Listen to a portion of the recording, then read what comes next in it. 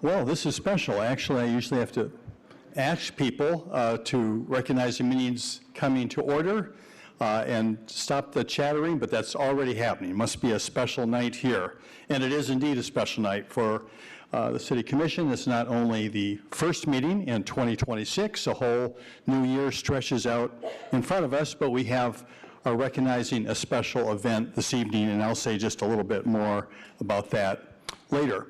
So, colleagues, nice to see you here again, and I want to call this meeting of the Kalamazoo City Commission to order for Monday, January 5th, 2026. First order of business, roll call, Clerk Borling. Commissioner Hess. Here. Commissioner Hoffman. Present. Commissioner Pradel. Present. Commissioner Slaby. Present. Commissioner Wilson. Present. Vice Mayor Duncan. Here. Mayor Anderson. Here. Thank you, Clerk Borling. So we are blessed this evening to have Reverend Mary Austin from the First Congregational Church here, and she'll be providing an invocation. Directly following the invocation is our opportunity for the Pledge of Allegiance. So I will ask everyone here in the chambers to stand for the invocation, remain standing for the Pledge of Allegiance. Thank you.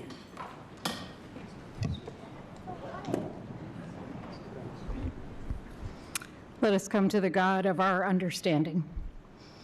Holy and living God, we give you thanks for carrying us each into this new year and praise you for the gifts of the old one.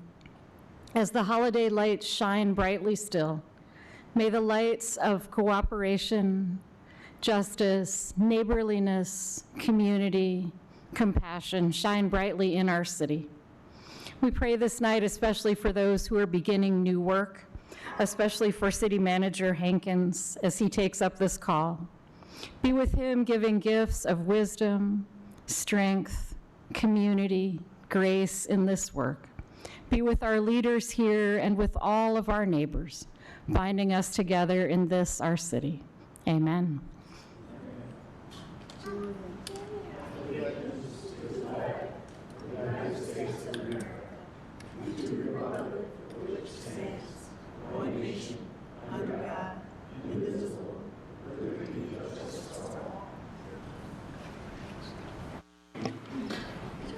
Thank you so much again, Reverend Austin, for getting us started. So this is next thing on our agenda is a special and rare item, which I hope will stay in that same category of being special and rare, and that is our full intention.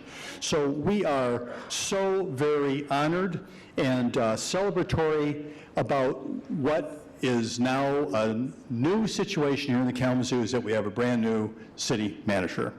And tonight, the first thing as we start off will be the swearing-in ceremony for our city manager.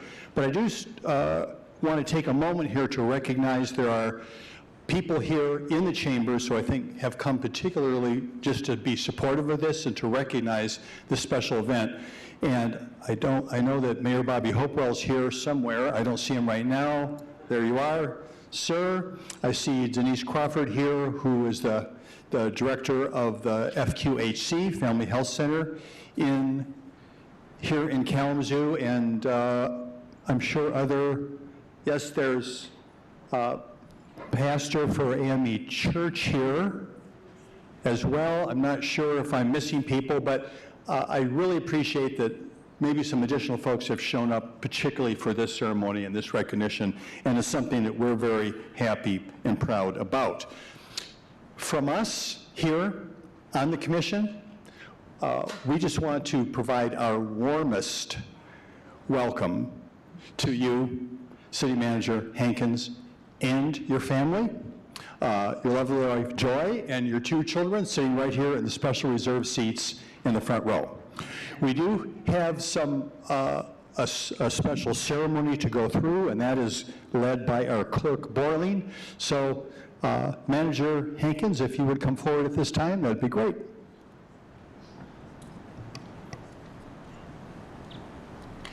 All right. Malcolm Hankins, please raise your right hand and repeat after me. I do solemnly affirm.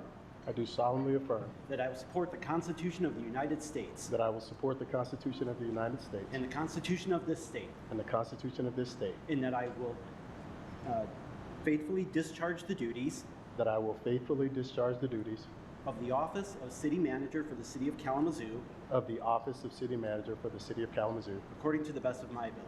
according to the best of my ability. Congratulations, sir.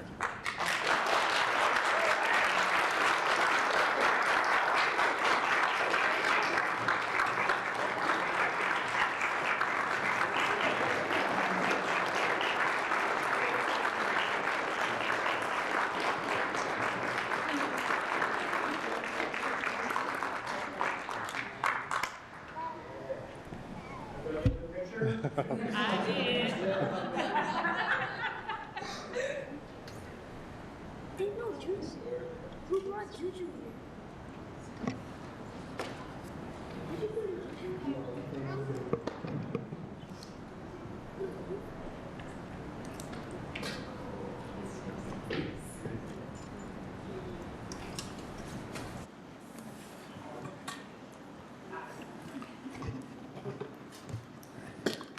Thank you, sir, and welcome. If any of you did come for that ceremony and want to leave, that will not offend any of us here as we get into our business meeting, but you're also welcome to stay around. Now I'm down to C, the adoption of the formal agenda. I know we have one item that was added. Is that correct, Clerk Boyling? Yes, I believe the city manager has that. Thank you, Mayor. I'd like to request an addition of an item to the consent agenda. The city is seeking the approval of a 3-year cooperative My Deal contract extension for small municipal and county government enterprise with Environmental Systems Research Institute, Inc., in the amount of $199,200. Thank you very much, City Manager Hankins. So that will be, in essence, item G11 on the consent agenda. Commissioners, are there any items on the consent agenda under G that would you like to move to H, the regular agenda? All right, seeing none, with that change, the agenda stands. Manager, do we have any communications this evening? Yes, Mayor. For me, I'd just like to share my appreciation to the commission, to the community for welcoming me to this role. I don't take it lightly. I have a script, but in the way I typically do things, I tend to speak from the heart. So thank you for welcoming me. Thank you for coming out tonight. I hope to be not only a servant in this community, but a part of this community for a long time. So thank you. Thank you so much. Now is the opportunity for public comments. Just a reminder, public comments are 4 minutes at our business meeting. Comment on any topic that you feel is important for the good of the order this evening. You please come forward. You'll have, once again, 4 minutes. State your name and whether you live in the city. Please.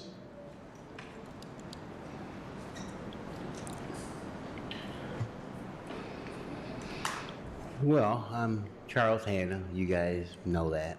I live on Dutton. One of the fortunate ones that was actually able to, obtain housing. Okay. Recently, this young man, Christopher Nuri, fine young man, 29 years old.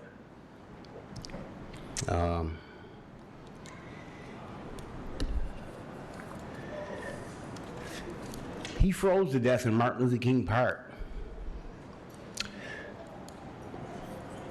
November 17th in 2022, so did James Earl Hughes, okay? I'm very grateful for what the Ministry with Community has done by allowing people to spend the night there, because it's desperate out here, okay? It really is. It's dangerous and it's desperate, so I appreciate that. But no one at any time should be sent outside wearing a pair of shorts and it's 10 degrees outside. Kalamazoo can do better than that, okay? Now, that's no reflection on you guys. None of you would have done that. I know that. In my heart, I know that. But this is a new situation at Ministry with Community. That means they have third shift staff now. These people are being hired off the street, okay? In a lot of cases, they have very little or no caring for the people that they're looking after, okay? I personally have went there myself at 2 o'clock in the morning and went inside and saw what was going on. And one of the workers was like, man, I can't turn the, I said, I know you can't turn the lights out. You better not. It's dangerous. So that area needs to be improved upon because lives are at stake, okay? The workers, the people that are being housed there, okay? I was born and raised in Kalamazoo, okay? I love Kalamazoo. I love the people here, okay?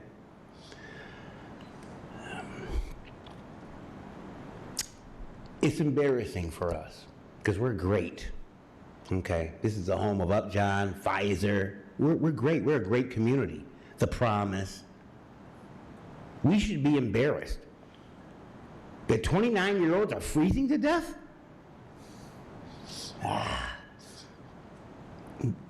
Please, exercise whatever power that you guys have on God. You know, this gentleman should not have to die for nothing.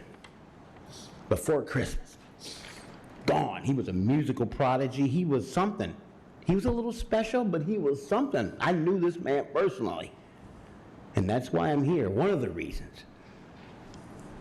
Also to honor you, Mr. Hankins, that's a tremendous honor, and I'm glad to have you on board. I know you're going to do a good job, I know, as your colleagues have.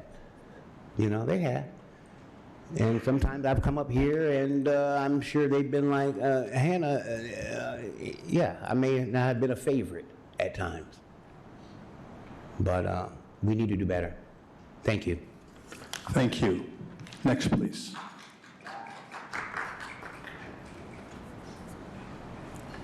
Good evening and Happy New Year's to Mayor Anderson and to our commissioners and to our new city manager, Manager Hankins. I'm also a Drake alum. I graduated from Drake University in 2003, so go Drake Bulldogs. But those who do not know me, I am Pastor Millard Southern. I pastor Allen Chapel AME Church here in Kalamazoo, Michigan. And I'm here to talk about the arts because in recent years, we have seen drastic cuts in arts funding, not only in big cities, but small cities as well. And these cuts that we have seen impact our children the most, providing less access to learning, a decline in educational opportunities, and especially limited resources for our communities in need. But when we embrace the arts and music and jazz and gospel and rock, they allow us to build thriving communities, and it gives our young people something to do, and most importantly, it speaks to our humanity. And we need this more than now than ever. And so with that being said, I have invited one of my great mentors to Kalamazoo to give a ticketed public performance, the incomparable jazz musician Wynton Marsalis.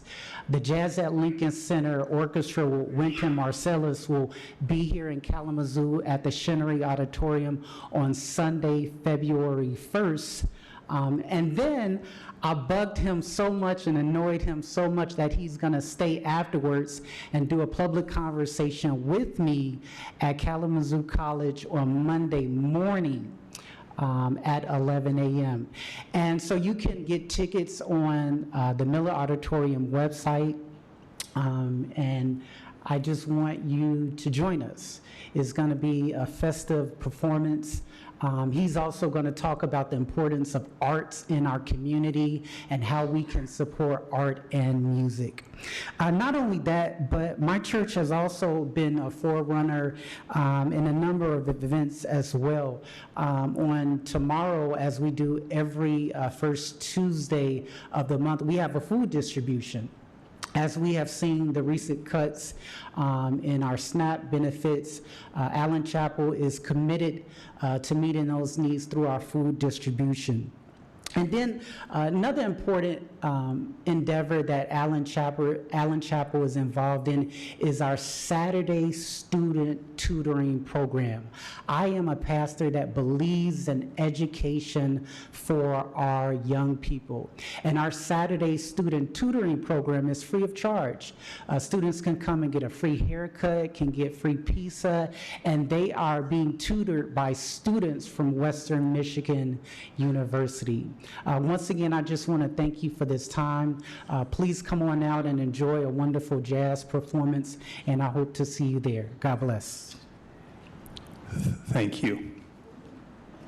Next, please.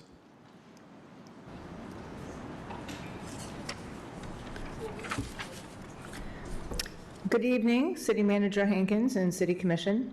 My name is Doctale Stevens. I live at 213 Elm Street. And last month, I brought you a gift of the book about Asylum Lake that was written in 1993. And today, I'm bringing you another gift. This is the poetry chapbook that was published this last year, not by me, but by other members of the community. I have enough copies for all of you and the city manager. And I wanted to share one of the poems. It's called Asylum by Elizabeth Ray Bomer. So many of us live between these trees, the echo of our footfalls squelching sodden leaves, our conversations clattering among branches rippling over water, the frequency of furrowed brow and shared concern imprinted in muddy treads along slick shorelines, laughter chipped into beaver-shorn stumps, our aspirations swish savanna grasses as our hopes bed down in bramble with deer. This land shelters the community, those who walk here, play here, and dream here. Harbors camaraderie of wool-clad ice fishermen calling out their catch, shrub-shaded kisses of new lovers, berry-stained grins of children learning to love nature, smiles exchanged between strangers. I have washed grief from my stricken heart in this stream, cast prayers over its pebbles. This sanctuary preserves more than wildlife and natural habitat. It curates our humanity more tangibly than any glass-walled museum display. I stop each day on my drive home from work, wander away from the urban edge of asphalt carrying chaos. I press my palm against the bare bark, feel Earth's vibrations swell to meet my skin, still believing if she reaches out to hold us, we will return her faithful embrace. The community loves Asylum Lake and is inspired by it. I know we're looking forward to your vote in a few weeks, and I wanted to share some of the community's thoughts and love for Asylum Lake with you. Thank you. Thank you. Next, please.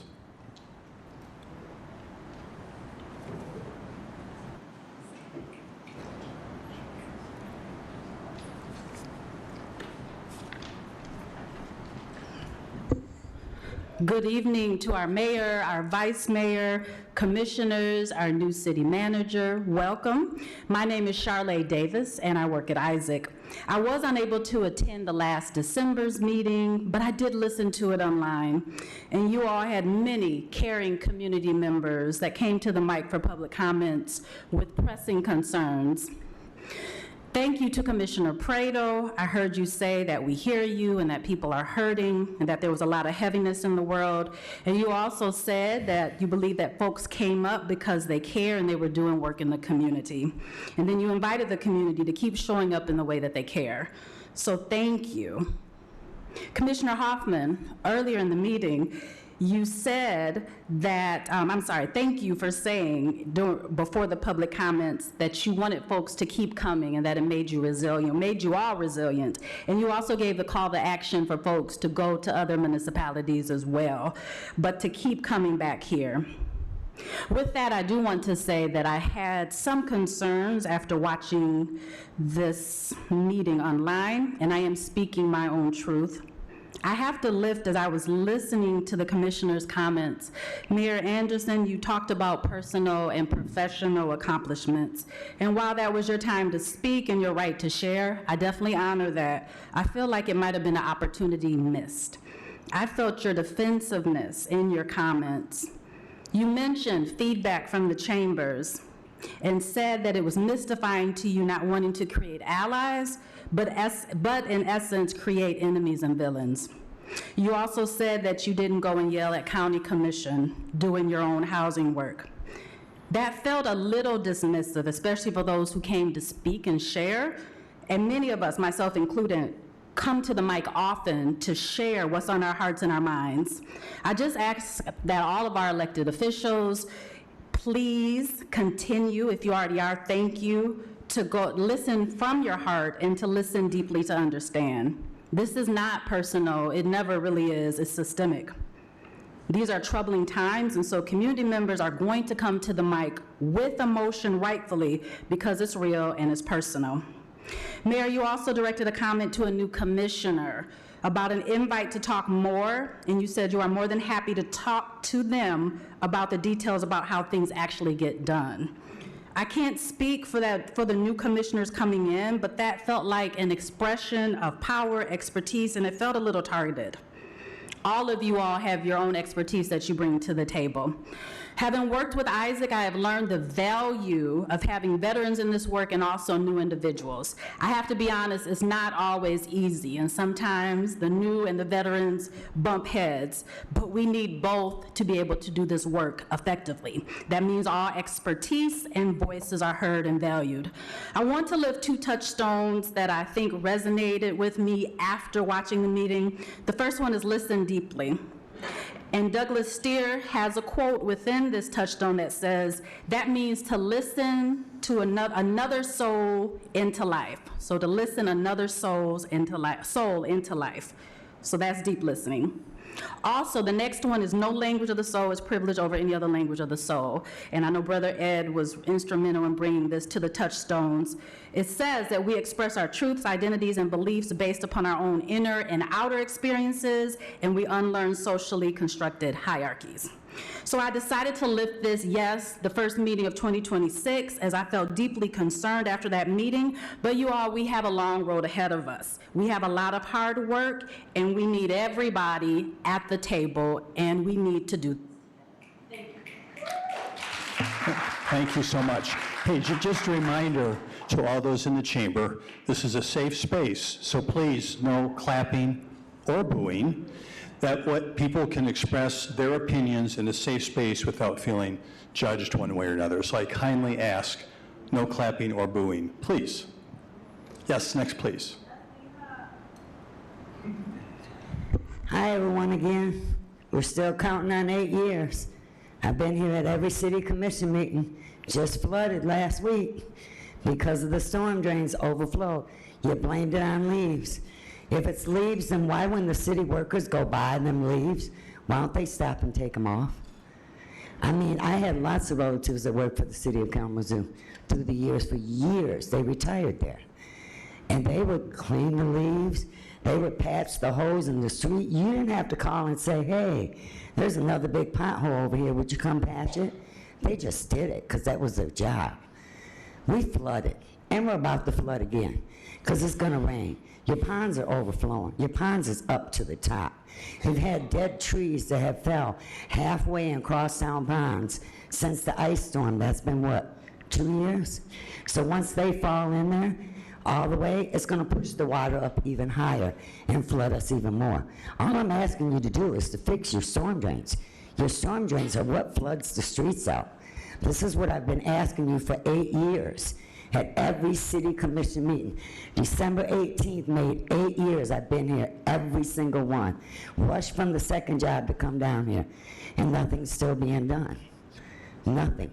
We still flood. I still have to keep replacing the furnace every 4 years. Furnace actually made it 5 years this time, and that's my 5th one since 2008. And I live right by the city yards. We're the ones that keep them storm drains clean, me and my neighbor David. Nobody else does. It's time to do something about this flooding. All you keep wanting to do is destroy the last natural green space I have left in my whole neighborhood, Lake to Stockbridge to John. If you destroy that, you literally put our homes underwater, just like what happens by Upjohn Park. Those people have water pouring in their basement from the street, just pouring in. I don't want that to happen. If you destroy that area, Mr. Anderson, for your Hawthorne project, you will destroy all of our homes. That's why I've been fighting this for 8 years. You can put it at DHS. There's so many other places. The building across from the Lake Michigan Credit Union, it's burned up. The guy set it on fire, what, a year ago? It's so bad that it's caving in. What happens if a child goes in there and gets hurt? You've got so many abandoned, burn-up buildings just sitting around, waiting for a child to wander in there and get hurt. They should have been torn down.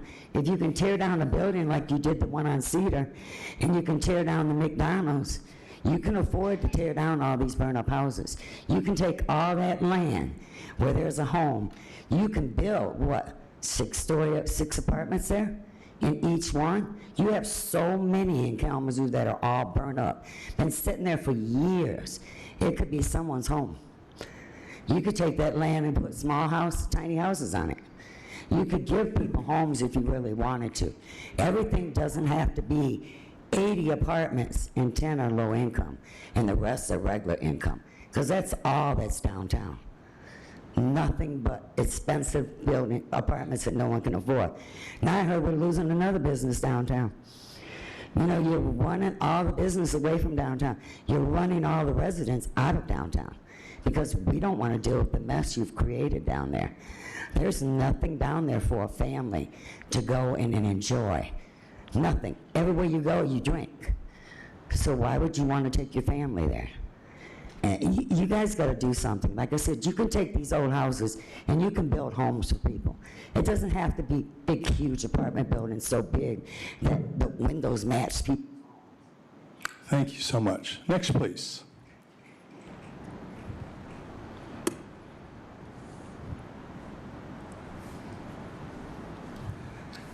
So welcome to 2026. I am so thankful that you all are here, and I also am a resident here. My name is Ben Brown. I live in Kalamazoo, and I wish I knew more than 2% of all that you do, and the only way that's going to happen is if I show up here more often. So I'm just warning you. So yes, I don't want to give you whiplash, but I'm going to do, you just heard a little bit of poetry earlier. I'm going to give you some prose now. Okay, so this is about my tiny house. So hot shower, cold food, an omelet, toast and quince butter, soup, light, communications and research. Not one of those things required in my home burning fuel on this planet. The nuclear power was a safe 93 million miles away from Earth. 4 days out of 7 this winter, batteries have also stored that power. You set me up to succeed. I'm still working on it. I can assure you it has enabled me to aid others. We can't afford to stop in all the various ways we try to aid one another. Thank you. Thank you. Next, please.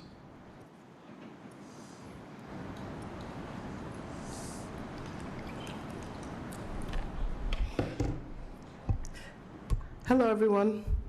Mayor Anderson, Vice Mayor Duncan, all of you lovely commissioners, and our newly hired City Manager Hankins.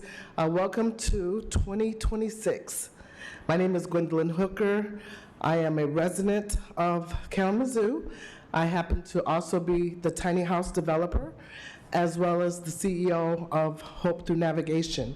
And the first thing I want to do is, I come here pretty regularly and talk about things that make me upset or frustrate me, but I wanted to just give an update on the last time I was here and the tiny house parking situation, and just for a change, give accolades to the city staff in regards to making sure that the parking signs were put up as they were supposed to have been, and there's now designated parking where there should be for my tiny house residents on both sides of the street, indicating when they can park on either side of the street, which is next to the homes that they pay rent at. So I'm very, very grateful for our Community Planning and Economic Development Department, Christina Anderson, getting those things done, as well as making sure that they happened according to a reasonable timeline.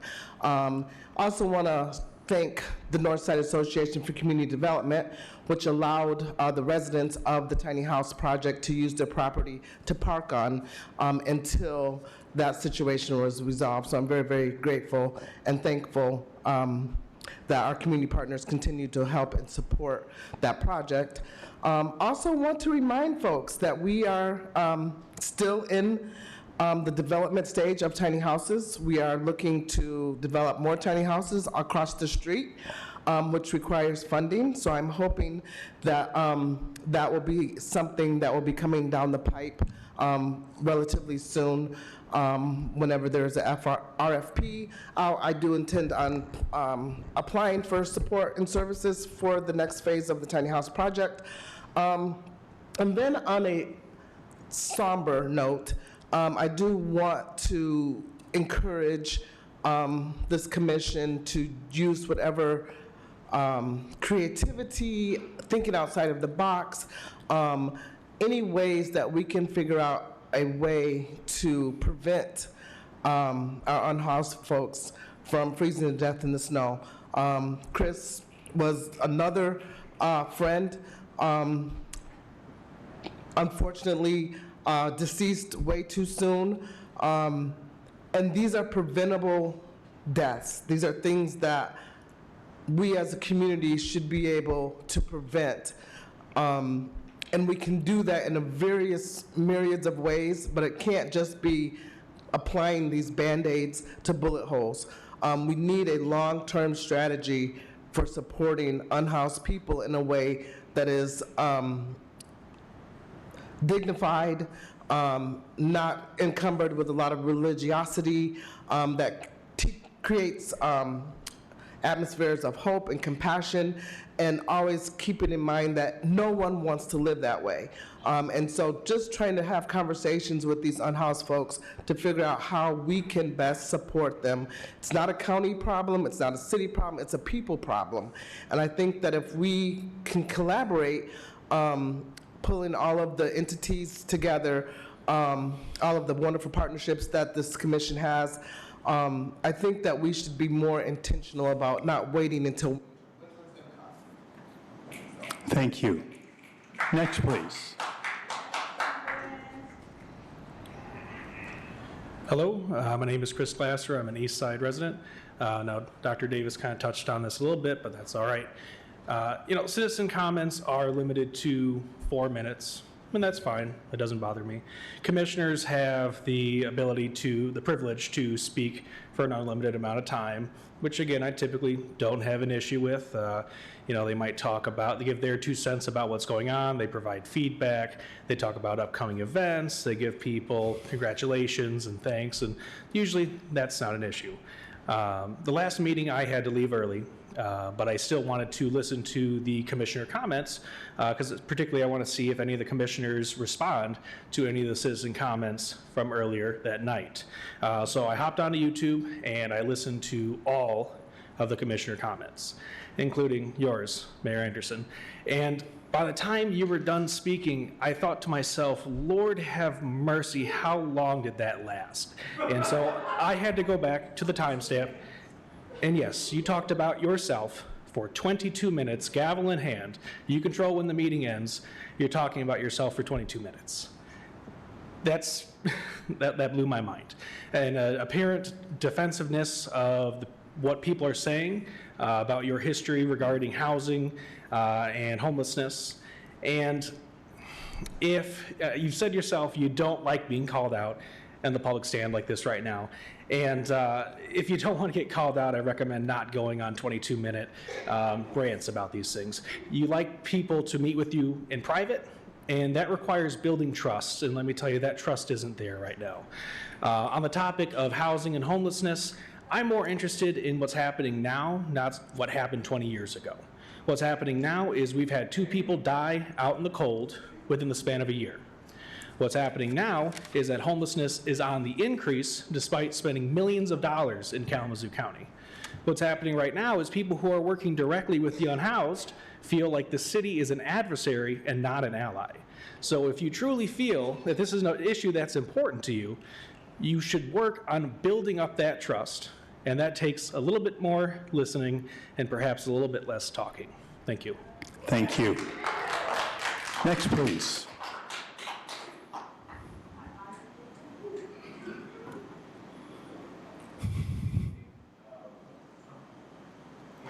Anderson, City Manager Malcolm Hankins, Vice Mayor Duncan, and the commissioners. One, congratulations, Malcolm Hankins. Thank you for coming and choosing Kalamazoo. This is a great place to be, and sometimes, there's not always positives, but, we all come together at some point to make it right. So thank you for choosing us, and thank you for being here. I serve as the Executive Director for the Northside Association for Community Development, other words named as NACD. And I have an exciting initiative that I want to share with you all, and I know you guys have seen it on social media, but I want to say it publicly here. And we are launching our annual fundraiser called Northside Day, which is going to be happening August 8th, 2026. And the only thing I ask for you guys to do is to just show up. I want you all to be there, and I want the community to be there. This is going to be a jam-packed day focusing on our workforce development, housing, and of course neighborhood revitalization. And I'm proudly prideful on those core initiatives that we do at NACD. And so the day consists of a 5K walk or run, so you don't have to run, you can walk if you want to.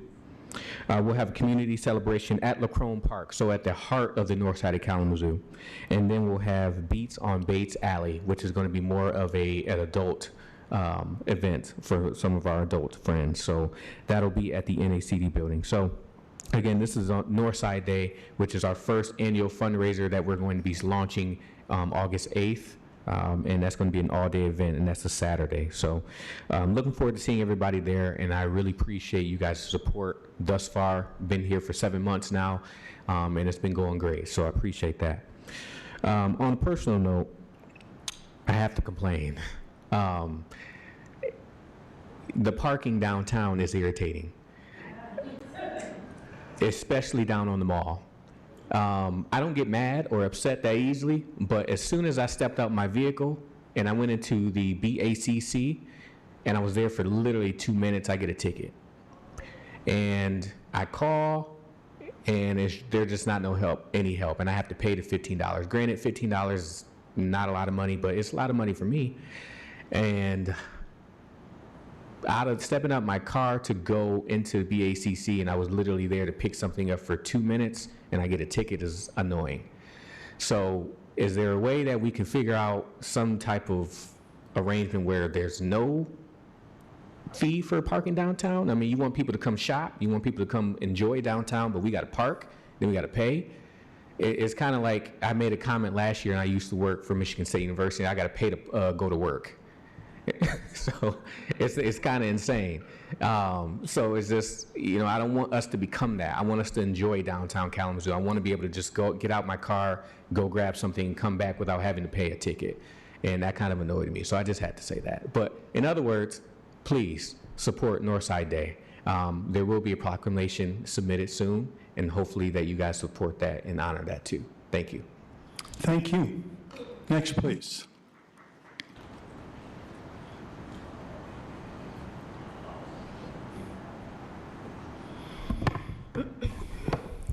I was going to talk about your speech, but everybody hit it on the nail. Wow. It's a long time coming. I just want to say that the reason why some of us don't stay long is not only because we have other responsibilities, jobs, and real life. Some of us have been going since 6 a.m. and still have to come here. But another reason is because the culture has definitely shifted between the community in this room, and that is much appreciated. But it doesn't mean that community is still just immediately going to trust the commissioners or the dais, because there's a willingness to now listen, because there's a willingness now to act, when we have been coming here and been treated as the enemies, right? As people who are creating villains, as people who are at odds with the city, when all we've been coming is bringing real life experiences, impacted community experiences. And so I just want to put that out there, right? Like, yes, we are willing to work with y'all, but at the same time, like, building trust takes time. And we really did not, we are not responsible for creating villains out of nobody. We are responsible for exposing villains to the community, okay? And that might sound harsh, but in these times that we're living right now, we don't have time for a mayor who is not gonna stand and take example from communities like Chicago, like LA, right? Because we're living very extreme. We're on World War III right now, okay? And a lot of the protections and policies that were in place for green spaces and for our environment and for everything is getting all pulled back. So our last defense is y'all. That's it. To protect us from everything that Trump is doing, right? That's a big responsibility. It isn't just like, we do not take that lightly either. That is why we are here, pushing back, pushing back, pushing back. And those who accept the pushback, we see it. We see y'all, like, you know, coming out, acting, and doing your part, trying to understand what's going on, but we also see those who are not. Right? And we have to be very real. Like, the culture really does need to change in this room, because you have a lot of work to do. And welcome to this community. Welcome to this shit show sometimes. But like, we really mean well. We really are out there active with the community.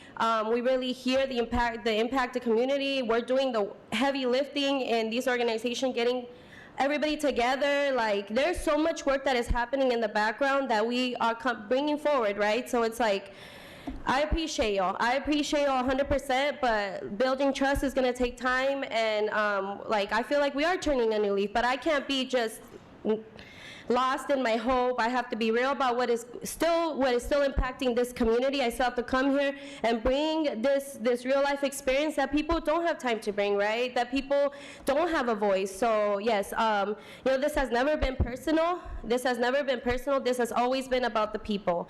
And if we fail to see the systemic issues that are happening, that's when we make it personal. That is why we have been at odds, right? When we fail to see how we are the ones working within the system and how we are the ones sustaining that system. Well, y'all, because y'all have that responsibility to this community, and it's time to step up. It's time to see the emergency. The house has burnt down. Okay, the house was burning in 2020 when they brought the Alice statistics here, and that was very, very distressing.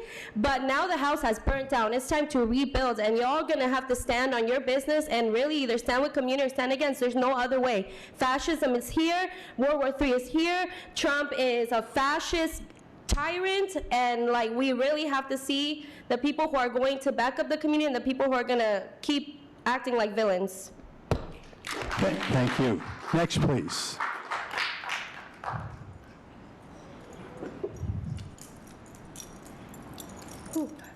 Hi, my name is Shona Espinoza. Last week was a pure example of the safety in this room. That whole white man that was up here going on a rant, you should have did something. You're too worried about us clapping for those that are standing up for what's right, but you let a whole white man go on a rant that many of us felt unsafe about, that you sat there and did nothing. The only thing you did that night was go on a rant about the stuff that you claim that you do. You should be ashamed of yourself. If you've been involved with housing for that long, you should have figured out you should have never ran for mayor. You should have resigned. You should have stepped down and moved out the way so somebody could take that position that really knew what they were doing and really gave a damn about this community. Because at the end of the day, our own house is out here really going through some crazy stuff, and so is the rest of this community.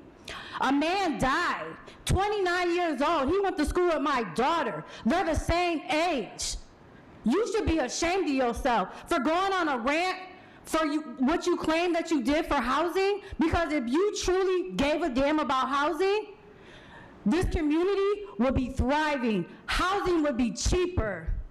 Our house wouldn't be out on the street. Our youth, our babies, our children, our vets, our disabled, our single parents would not be out on the street if you invested that much time into housing.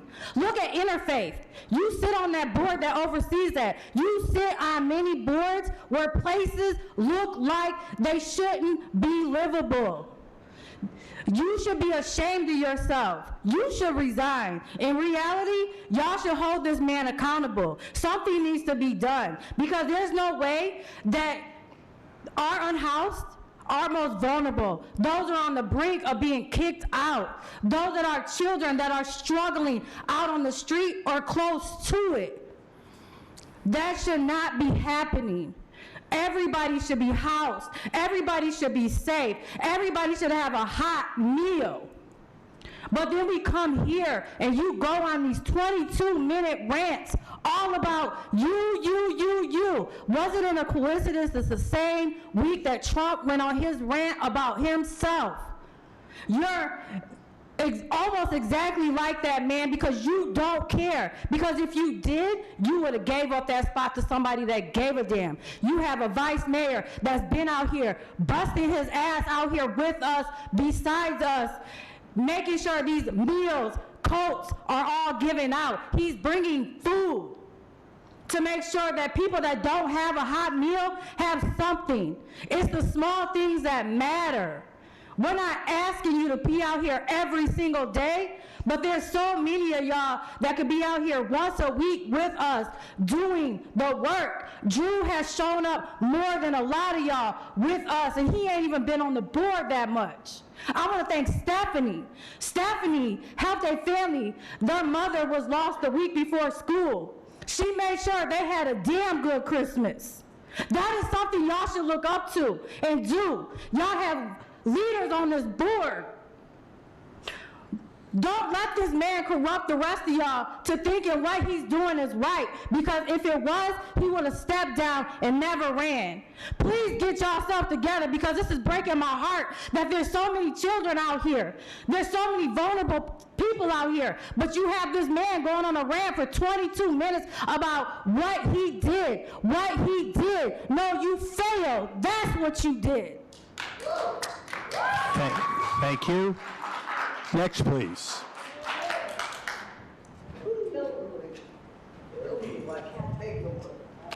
Is there anyone else in the chambers that wants to take advantage of this public comment period?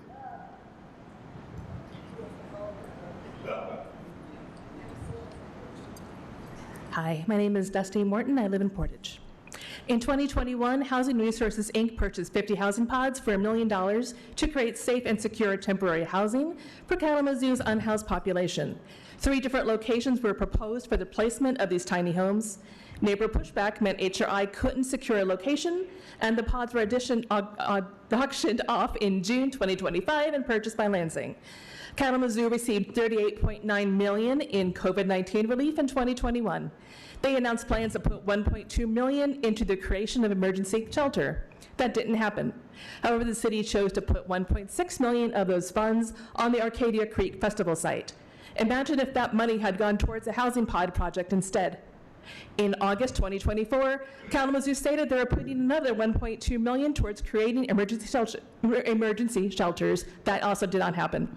In 2025, Kalamazoo announced the construction of a landing place, an 80-room transitional shelter.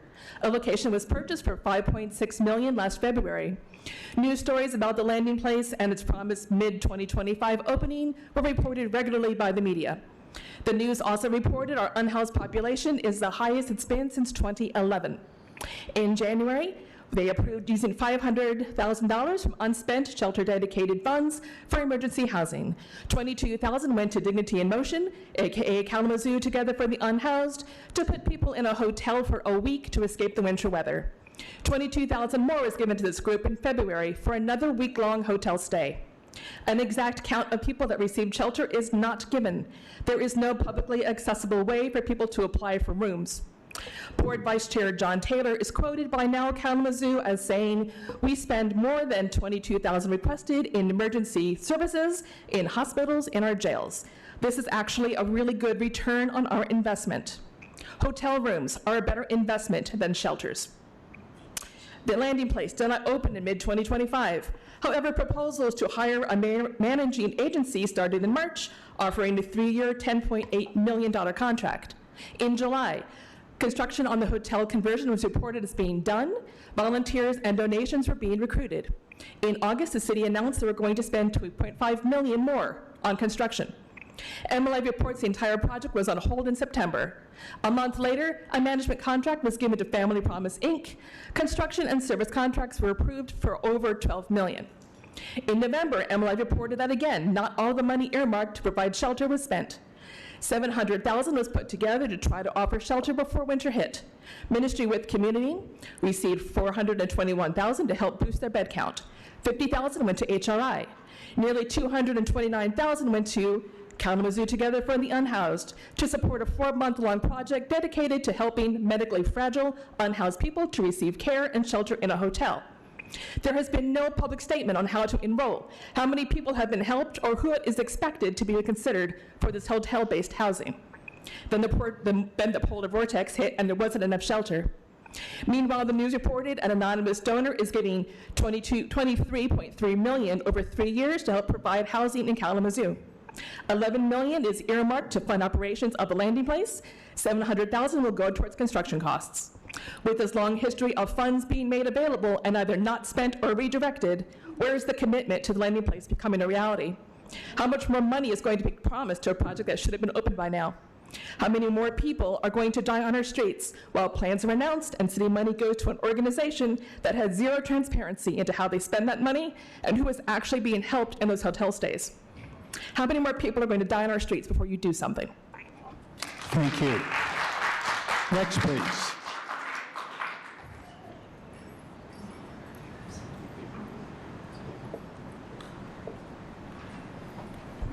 Hello, my name is Madeline Thompson. This is my first time being here, and I'm recognizing there's a little bit of nerves for me. So I'm making eye contact with all our commissioners. You guys are great. I'm very excited to talk with you. And also, I'm a social worker here in Kalamazoo. I work in community mental health. I'm also a member of the board of Ministry with Communities. I'm tired. I'm so tired. I have been serving our community members since 7 a.m. this morning. I'm here because I care about them and because I care about where they'll be next year if we don't make some changes. I work in a really unique position within ISK in which I go into the community, I go into people's homes, I'm doing case management as well as therapy, and I'm working within a system that really prioritizes social determinants of health. Social determinants of health being things like transportation, food, natural supports, utilities, housing. I have a client who is a refugee here in the US looking for education, and he is facing potential eviction. And when I tell you that I had to leave him in limbo as I left for holiday break, my heart shattered. I also put on my lawyer hat and called his private landlord, and we have a meeting coming up, so huzzah, thank goodness for social workers doing the job that we shouldn't always have to do, right? Again, I'm tired. Ministry with Communities is tired. I watch the social workers there work tirelessly, endlessly to get to their mission, to help the people that need help.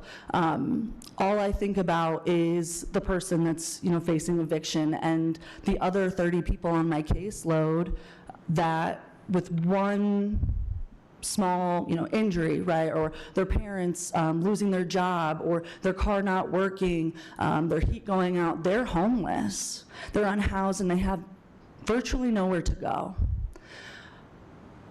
I live in the Vine neighborhood. I sit on my porch and I give out food. I give out boots to people that walk by. I give out free phone calls if they need social supports. I never stop my job. I never stop my job. And this is new for me. I'm new here. I've been in Kalamazoo for about 3 years now. I love it here. I love it here. I want to continue to love it here. I ask that while I'm doing my job all the time, you guys are doing your jobs all the time, right? And hopefully, if we all continue to do our jobs all the time, it becomes a shared burden. Right? And honestly, a shared gift. How cool is it that we get to provide for the people that need us, Those are our community members. Those are our neighbors.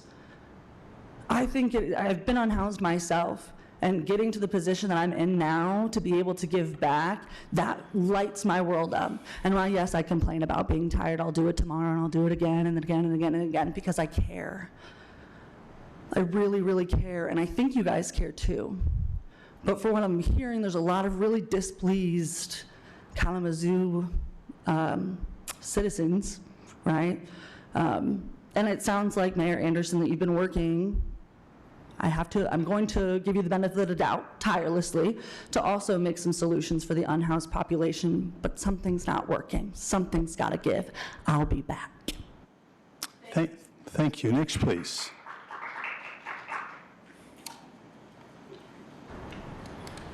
Hi, I'm Claire. I live in the Line.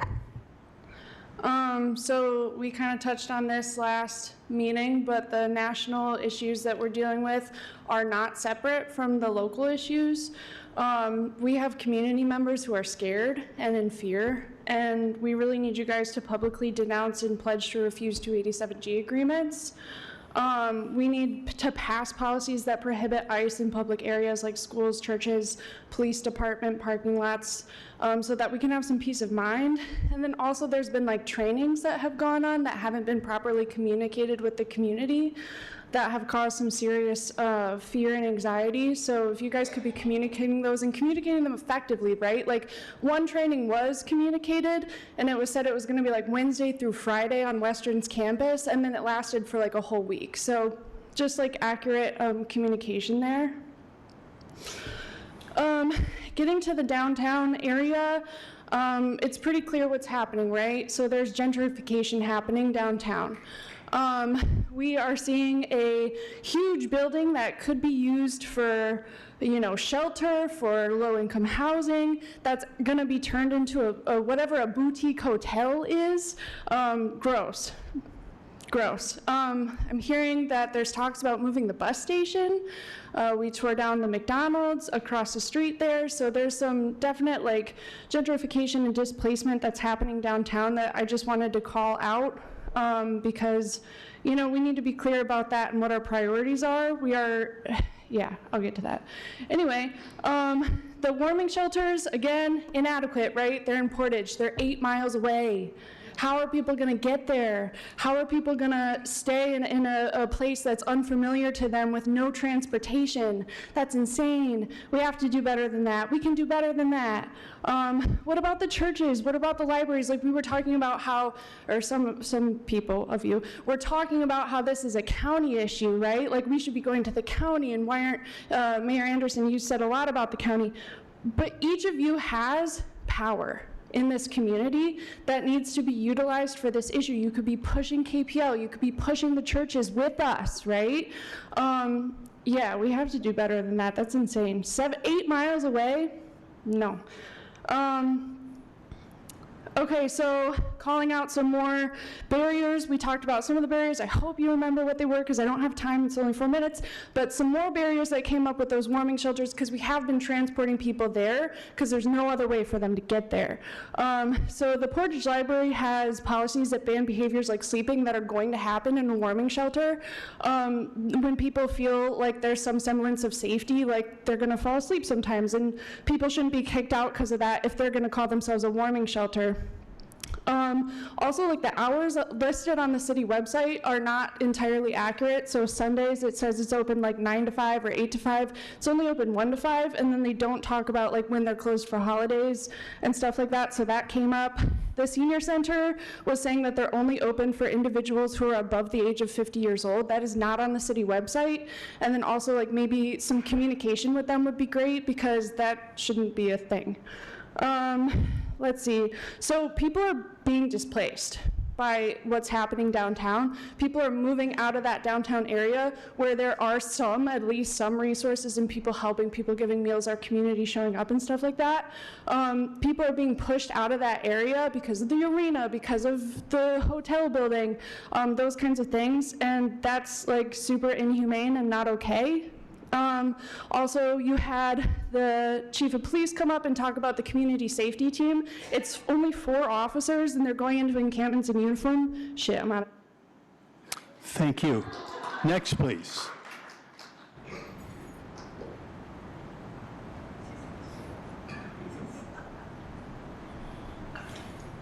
Hi, my name is Megan Gimbroni, and I work with the Unhoused downtown, and I had not planned on making comment tonight, but so many of my friends and colleagues have spoken tonight about the unhoused situation, and I want to put a spin on it a little bit.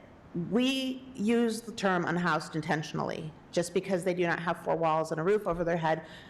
A lot of our unhoused community, when they go home, it is a tent, but then they do get up and they go to jobs.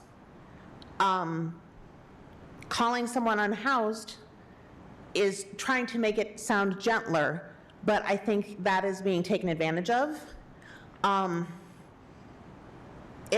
Most of the people that are in my friend circle, my family, are 1 check, 2 checks away from being homeless. An emergency, a medical crisis, a divorce, domestic violence. There are so many things that can cause a person to be unhoused. And I feel like Kalamazoo does a lovely job of focusing on the new and the shiny. And because we have the unhoused all lumped into this one word, that we'll get to them. Their moms, their dads, their sisters, their brothers, there are children.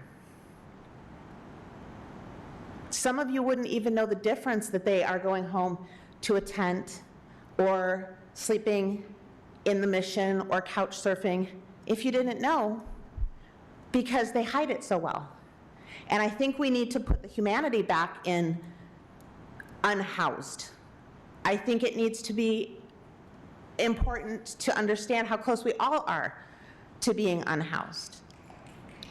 We need to break the stigma that they must be criminals. They must molest children. They have to have a drug problem.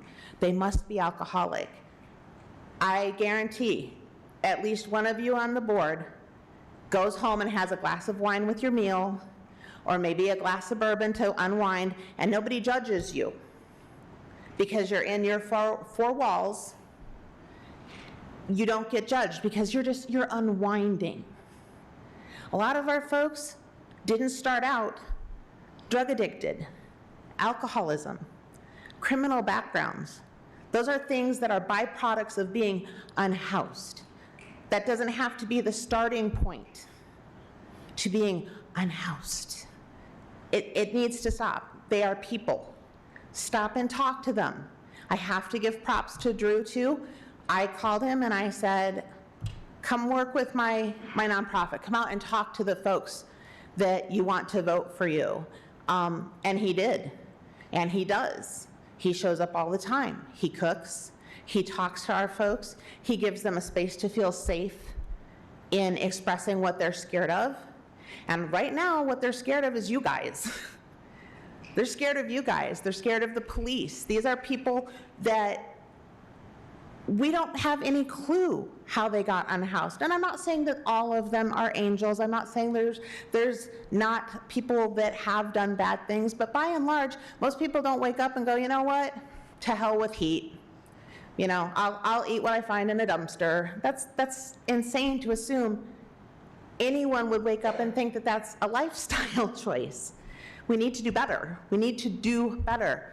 So many of our unhoused, once they get in homes, they turn around and come back and volunteer and work with other unhoused. If they're capable of doing that with so little of their own, why aren't all of us? This is not just an us versus them. This is a city representation problem. Thank you. Next, please.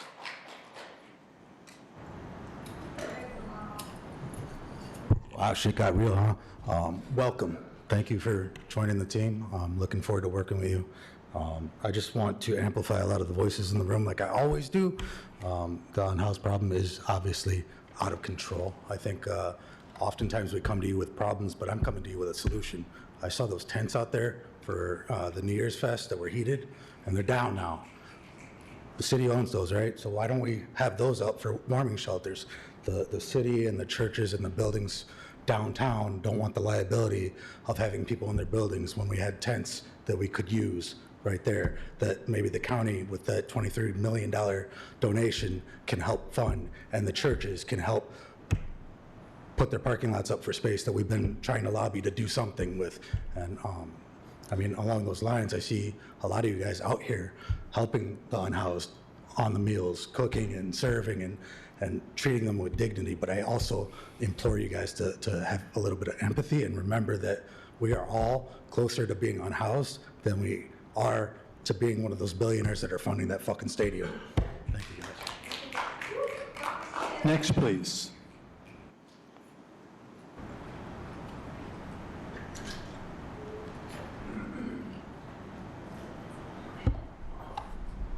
Hello, my name is Tori. I don't live in the city, but I do live just outside of it. I mostly came here to welcome you, Mr. Hankins. Thank you so much for joining us. There's a lot of us here who are really excited to see you. And I think you kind of get the gist from today about what we care about here in Kalamazoo, why we're spending hours of our time waiting to talk for 4 minutes. The homeless issue, and it is an issue that affects everybody. There's nothing I can really say truly that these amazing speakers have not already said over and over again. I just kind of wanted to highlight my 2 cents. Chris Nuri, if you're not familiar with what happened shortly before you got here, Mr. Hankins, we lost a member of our community. I didn't know him. A lot of people did, but he was a young man, froze to death with unstable housing. That's really disturbing for a lot of reasons. Hopefully I don't have to illustrate why. But I want to illustrate that the people here talking about Chris Nuri and about talking about our homeless community in general, there's a concept I'm sure you're all familiar with, the less dead, which is to say people who die and their deaths aren't investigated, they're not looked into because they don't matter, because they're drug addicts, because they have criminal records, because they are homeless. It's less dead. That's the concept. In Kalamazoo, we don't have a less dead. We are not going to let there be a less dead. We are not going to let people die quietly, in vain. These lives are valuable, and landlords maybe don't think that they're valuable except for in the name of profit. But the community here does think that those lives are valuable, and we're going to keep coming back and showing you how much we value lives. I'm going to ask explicitly for more warming shelters, and like one of my friends said, closer warming shelters to downtown Kalamazoo, which is, we know, where most of the folks live who are unhoused. Why they're eight miles away in Portage is, we can only speculate. We also need bathrooms, public bathrooms. That's a big ask. Everybody can benefit, honestly. Like, who hasn't been out and about and is like, shoot, I don't want to have to go buy a coffee for $5 just so I can pee.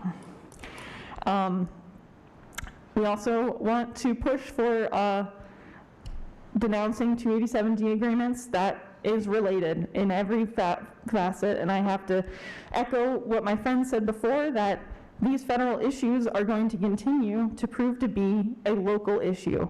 There is no divorcing these. It is a point of privilege to think that. Many people are scared. I work in agriculture.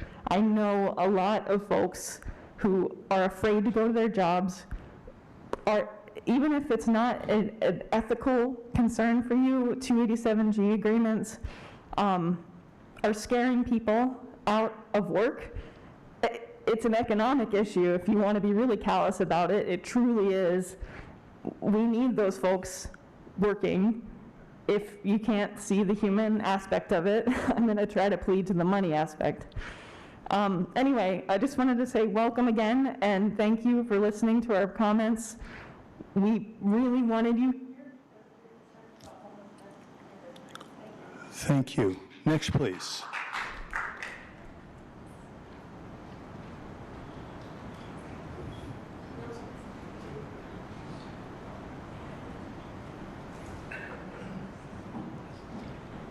Good evening, Commissioners. Welcome, City Manager Hankins.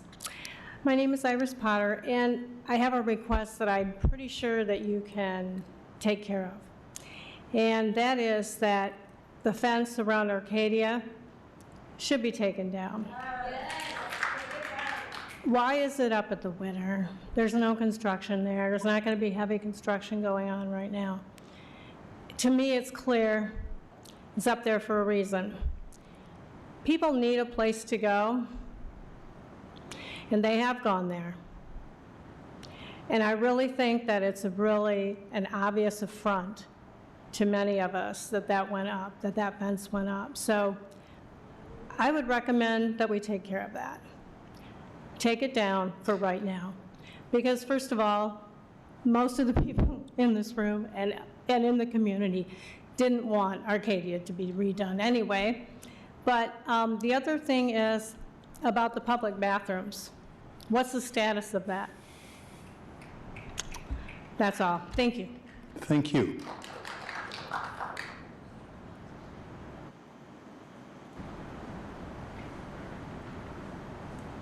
Hello, my name is Justin Suarez. I live on the north side.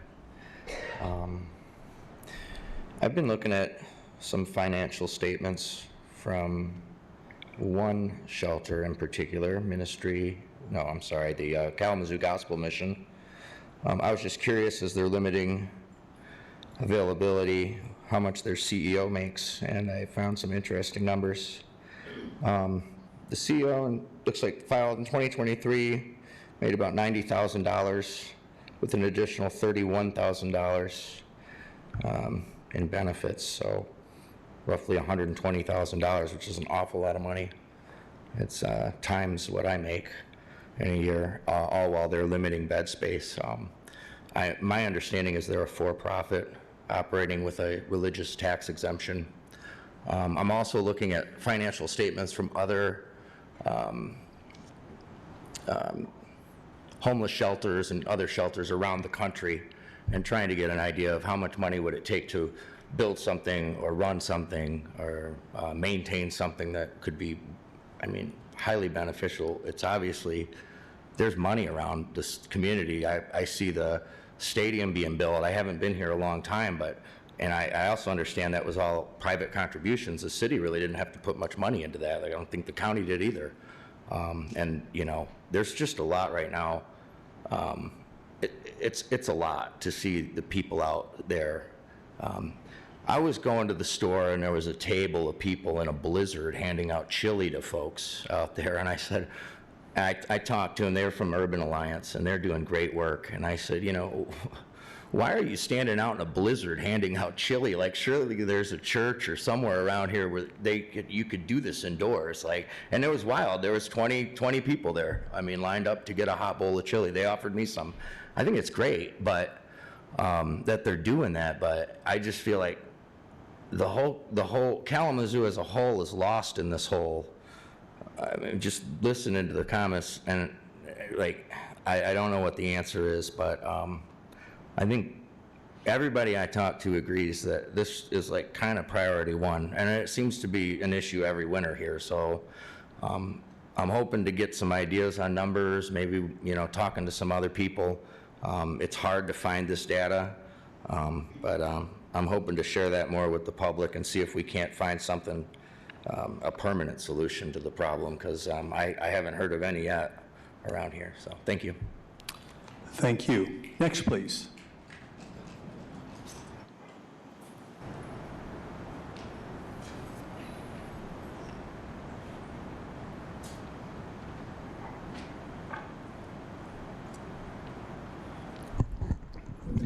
Good evening, Mayor, Vice Mayor, Commissioners. Welcome, Manager Hankins. Appreciate you being here. I promise I'm not going to be that long. I'm not sure if that's the welcoming that you was looking for, what you expected. What I will say is we have a lot of individuals in this city that is concerned about a lot of things at the beginning, and I think so many people lift up so many things, as well as it was lifted up systemic from the beginning. And As BIPOC individuals, we feel that and we understand that more. My ask is, I'm not sure if any of you have had the time or if you have seen 61st Street. It's on Netflix. I'm asking, it's 2 seasons, 8 episodes each season. Take the time and watch it, because those of you who may not understand, you may begin to understand if you watch it. And you'll understand why there may be so much animosity, why people are upset. And I've only heard a couple people that have come up here and said anything in regards to personal. And she's upset. It's 8 years, December 18th, 8 years of flooding. Everybody else is coming up here in regards to our community. You have a lot of people in this community that is truly willing to work with you to try to come to some type of solutions. Everybody that came up and spoke cares. I don't care how they delivered, they cared. So my ask is, watch that. And how I'm gonna know if you watched it, because as a commissioner, as mayor, vice mayor, city manager, I want you to let me know, let our community know what you thought of watching it. Whether you got into 1 episode, 2 episodes, and if it was something that caught you and kept you going like it did me. But I want to know what you felt from it, and if it impacted you. And if it didn't, this is not where you need to be. Thank you. Thank you. Is there anyone else in the chambers who'd like to take advantage of this public comment period? All right, see no one? All right, yep, please come forward.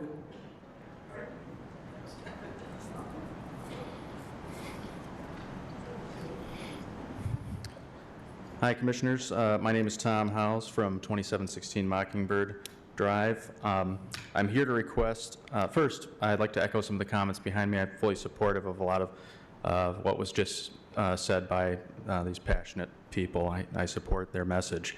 I'm here to request that the upcoming rezoning hearing for 4301 Stadium Drive next to Asylum Lake Preserve be relocated to a larger venue, more accessible venue, so that the public can fully and safely participate.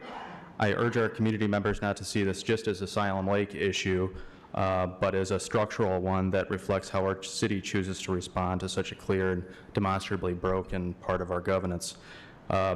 So I see, unless I'm misunderstanding, in tonight's agenda report that our new manager, with the support of city planning, has unfortunately recommended that the upcoming meeting nonetheless remain at City Hall. They say this because they have determined that City Hall is the only place that can realistically receive call-in comments. Respectfully, I believe this is uninspiring, uncreative, and frankly unrealistic to hear in 2025. This request ultimately concerns many things: accessibility, safety, and our ability to hear a full range of public comments before making a decision. For the process to be meaningful, it's important that the public and the commissioners' vote occur in the same meeting as well, so that the commissioners can hear the public input and respond in real time. We have strong evidence that the meeting will draw attendance significantly beyond the capacity of our current chambers. When this issue was heard in 2020, the public filled the room, spillover spaces, the lobby, stairwells, etc. Unsurprisingly, we only had more community members in our last meeting on this issue. There's no reasonable basis to expect turnout to be lower this time, and the lack of will to overcome issues with call-in comments is no excuse to put community members through the following. When a meeting exceeds public room capacity, a few problems occur. Exits become obstructed, creating safety risks. Many residents, especially older adults, people with disabilities, and those who cannot stand for long periods, are effectively excluded from participating. In a recent meeting, Commissioner Pradel said that these conditions, and I agree, are, quote, inhumane. Others may be forced to wait outside and cannot hear proceedings or know when their turn to speak is approaching. Indeed, I noted many people run out of patience in the last meeting. Many left before the commission even voted. They left because they were forced to listen on their phones, and their phones died after 2 hours of streaming video. Many people left because they could not sit on the hard floor in the hall. Many left because they could no longer stand. Others left out of apparent frustration, understandable frustration for the circumstances altogether. None of these conditions support transparent or equitable public process. Across this country, cities routinely relocate cities when turnout is higher than expected, not because of the issues themselves, but because this is just common sense. Relocating this meeting would promote safety, accessibility, and respect for our public engagement by ensuring commissioners hear a full and representative record of community input before voting. Doing otherwise harms public trust, not just in this case, but in the broader relationship between the city and its residents.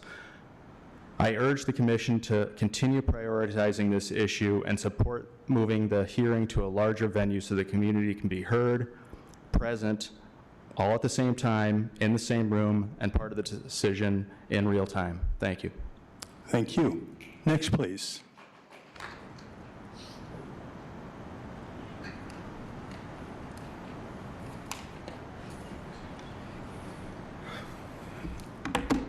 Hello, I am Albert. I live in Kalamazoo. I've been living here for almost 2 years. I really like this place and the community.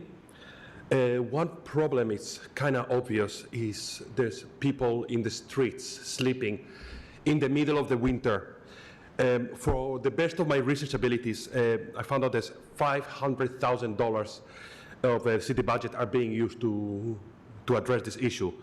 I'm sure you will say that's plenty, that's enough, that's all you can give. However, not long ago, they spent $9 million to buy a McDonald's, which is, I don't need to be a mathematician, 80 times the amount they spent of their house. So you could build a $100 million administration building, which is 200 times the amount of funds that are being used to help the most vulnerable people in our society, people that we all might join them if we all miss a paycheck or two. And we need affordable housing, we need shelters. There shouldn't be people sleeping in the streets because we could all be them within a couple months of bad luck. And if you all want to be extremely selfish and forget about them, building housing, it benefits the majority of people. 57% of Kalamazoo rent and do not own a home, so affordable housing will lower the rent, will mean more money in everyone's pocket, will mean more money in the economy, more money on people spending in local restaurants and shops and activities, and it will feed the city much more than buying a McDonald's for new offices. Thank you. Next, please.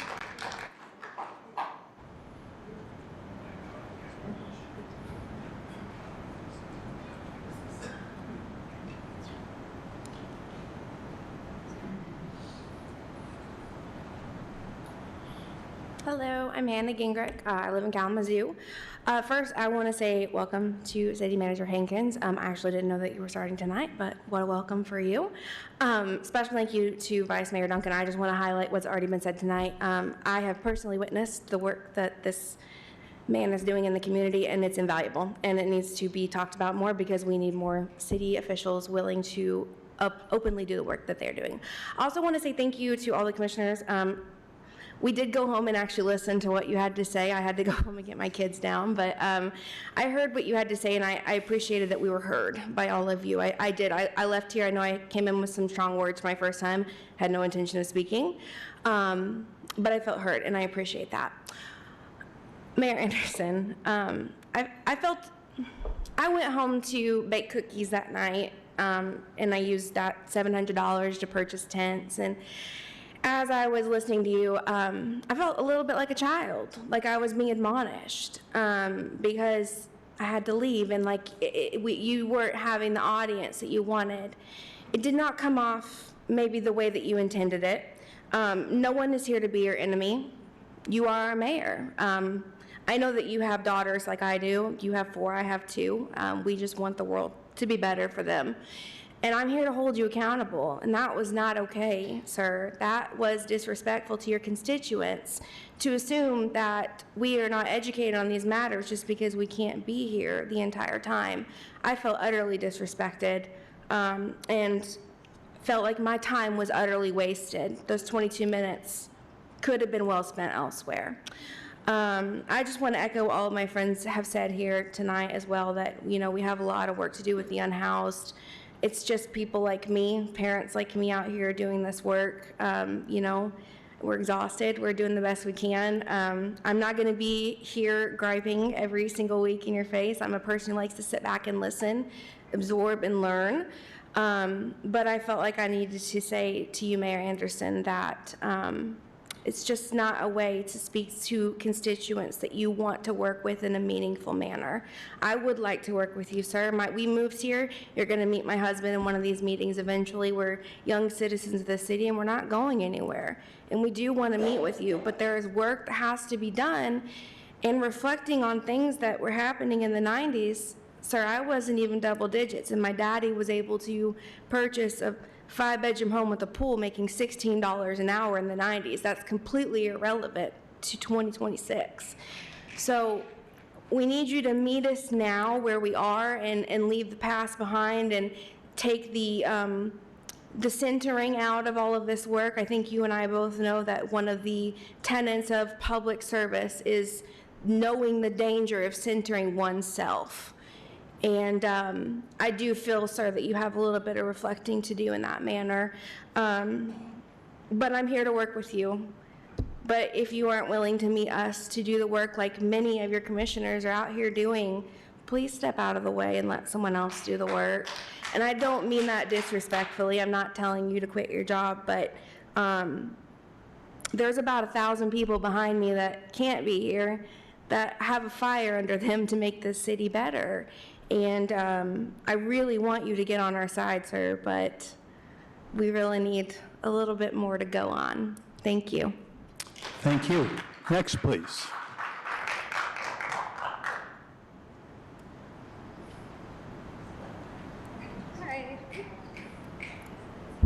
Hi, I'm Lexi. I live off of South Street. I just wanted to re-highlight some of the already said comments. To fix some of our homeless, fix some of the issues that we are finding in the gaps with serving the homeless community. There needs to be more public transit. We have our own community members that are providing their own cars, providing their own time to drive people to warming shelters during the day, just so they don't freeze when they're getting kicked out of overnight shelters. Providing for the lowest, the most vulnerable members of our community, I'm sure you know, would help benefit all of us. So I'm just confused why we seem to be more focused on profit-based incentives like the arena, like the hotels, like golf courses and stuff that bring in money but don't really help our community. Yeah, so public transit would be a great start. I also would like to know what the explanation for going towards the way of housing that we have. I mean, I wasn't around when many of these decisions were made, but it seems like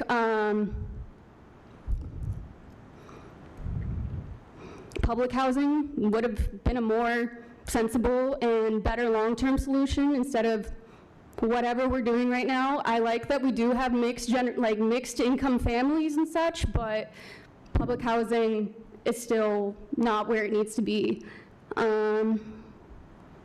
And then furthermore, the last thing I just wanted to touch on was just the bus station. Moving it just further takes our vulnerable communities away from the resources that they need. It's right next to all of the shelters. It's right next to a bunch of other resources. So you're asking people to reach destinations when they don't have most of them don't have transportation. A lot of it's based on volunteer work. I don't see why it needs to be moved to the bus station, other than just like displacing people, getting people away from that area of town or whatever. Yeah, that's about all I have to say. Thanks. Thank you. Next, please.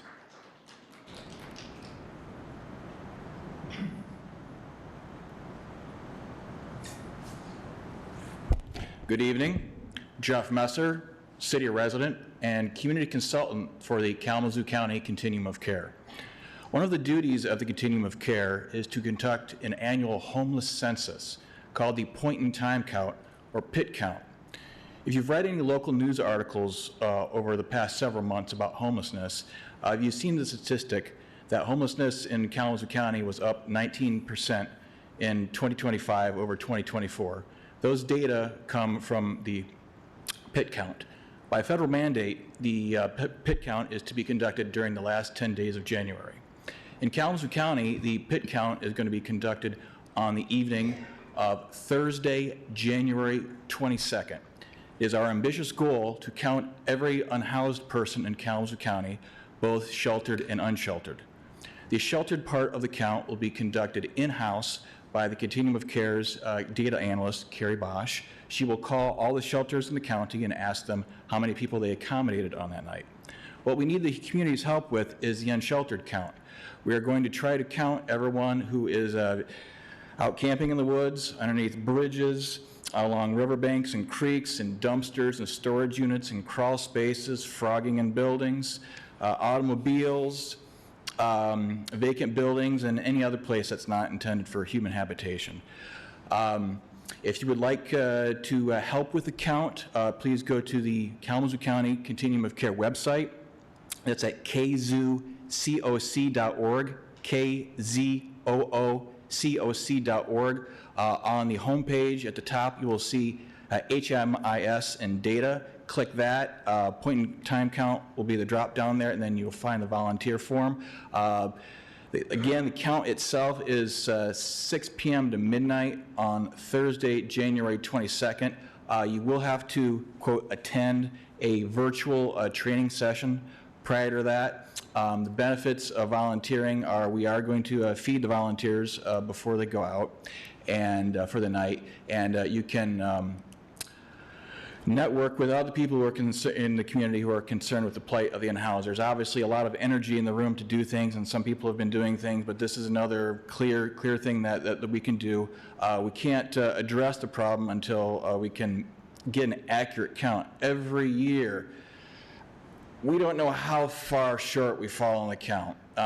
And a big part of the reason is because we've not done any outreach to the people we are trying to count to let them know that we are coming. So as I said, I'm a community consultant for the Continuum of Care this year, and I am getting the word out to the unsheltered population that we are doing the count.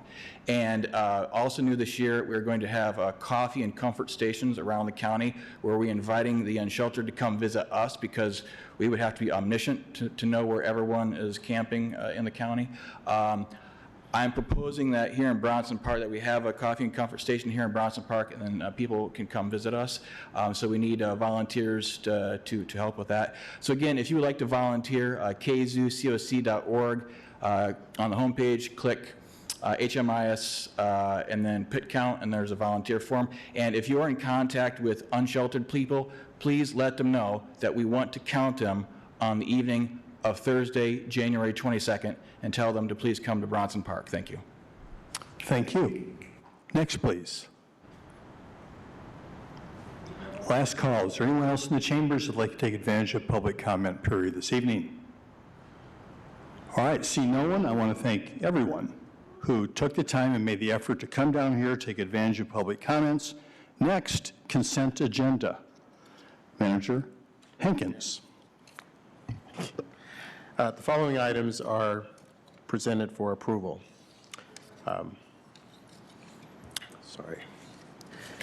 G1, approval of a sole source 3-year contract with VDA Labs for CrowdStrike Falcon MSSP for cybersecurity protection in the amount of $274,483.50.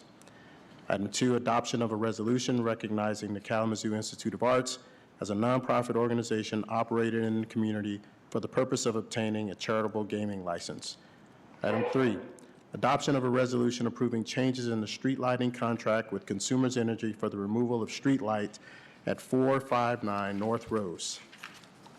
Number 4, adoption of a resolution approving fiscal year 2025 year-end budget amendments and authorizing the city chief financial officer to make intra-fund budget transfers. 5, acceptance of a donation in the amount of $30,000 from Kalamazoo Friends of Recreation for Verbeck Park renovations and approval of a budget amendment in the same amount. Item 6, acceptance of a grant in the amount of $50,000 from the Irvin S. Gilmore Foundation to support the Downtown Ambassadors Program. 7, approval and acceptance of a public utility easement with Green Development Ventures, LLC, for water main installed as part of the West Ridge Site condo development. 8, approval and acceptance of public utility easement with Standards Caddis for LDH ALP, LLC, for water main installed as part of the 508 Harrison River's Edge project. 9, approval and acceptance of public utility easement with SHOJ, LLC, for water main installed as part of the Sunset Point development. 10, approval of the minutes from the oath of office ceremony on November 17, 2025, and the City Commission meetings on December 1st, 2025. And 11, approval of a 3-year cooperative My Deal contract extension for small municipal and county government enterprise with Environmental Systems Research Institute, Inc. in the amount of $199,200. Thank you so much, Manager Hankins. Commissioners, the requested action is a motion to approve items 1 through 11 and authorize the city manager to sign all related documents on behalf of the city. Is there a motion? So moved. Motion made by Commissioner Hoffman. Support. Supported by Commissioner Hess. Clerk Borling, please call the roll. Commissioner Hoffman. Yes. Commissioner Pradle. Yes. Commissioner Slaby. Yes. Commissioner Wilson. Yes. Vice Mayor Duncan. Yes. Mayor Anderson. Yes. Commissioner Hess. Yes. Thank you, Commissioners. The items on the consent agenda are approved. Now we're at the regular agenda. City Manager Hankins. Thank you, Mayor. H1, adoption of a resolution approving and adopting the annual appropriation for the year 2026, setting forth the number of mills to be levied, approving an interim appropriation of the year for the year 2027, and establishing policies for the administration of the budget. Thank you, sir. Is there a staff report on this item? There's not. I don't believe. I see CFO Vicenzi's here. Available for questions? Yes. Commissioners, any questions on the budget? Yes, Vice Mayor Duncan. Yeah, I know that we went over this before the meeting with Commissioner Slaby, but I just wanted on the record. So the $88,000 from last year will shift over into the new budget for the commission fund, correct? Correct. The city staff every year prepares a carry forward amendment. We will include that as part of the process this year. That typically comes back in March of every year. Thank you, sir. Other questions for CFO Vicenzi? All right, thank you, sir. Seeing none. So I just want to remind people that, this entire packet does include a long list of items. Maybe it'd be appropriate to go ahead and read through those as well, Manager Hankins. Yes, sir. Approval of, under subsection A, approval of the proposed fiscal year 2026 Brownfield Redevelopment Authority budget. B, approval of the fiscal year 2026 Downtown Development Authority operating budget and the existing 2 mil DDA tax levy. C, approval of the fiscal year 2026 Downtown Economic Growth Authority operating budget. D, approval of the proposed fiscal year 2006 Economic Development Corporation budget as submitted by the EDC Board. E, approval of the fiscal year 2026 Northside Cultural Business District Authority operating budget. F, approval of the proposed 2026 fee schedule for the Kalamazoo Municipal Golf Association. G, adoption of a resolution approving the 2026 fees for various permits, hearings, etc., with the Community Planning and Economic Development Department. H, adoption of a resolution to establish the Department of Parks and Recreation fees and charges for 2026. And I, adoption of a resolution to establish the City of Kalamazoo cemetery fees and charges for 2026. Thank you very, very much.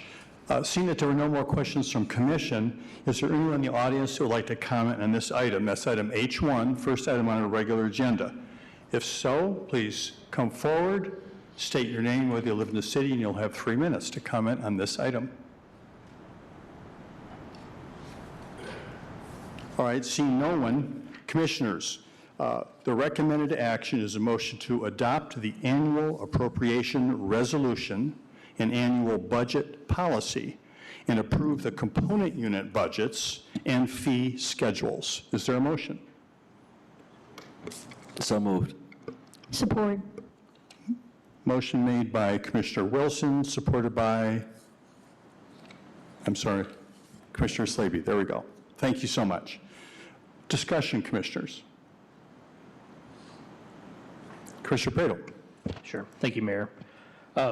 We've had a chance to hear some presentations and have a chance to ask questions with city staff as well, but this is a $344 million budget for the city of Kalamazoo, and there are a few things I just wanted to notate that I'm really grateful for in this year's budget.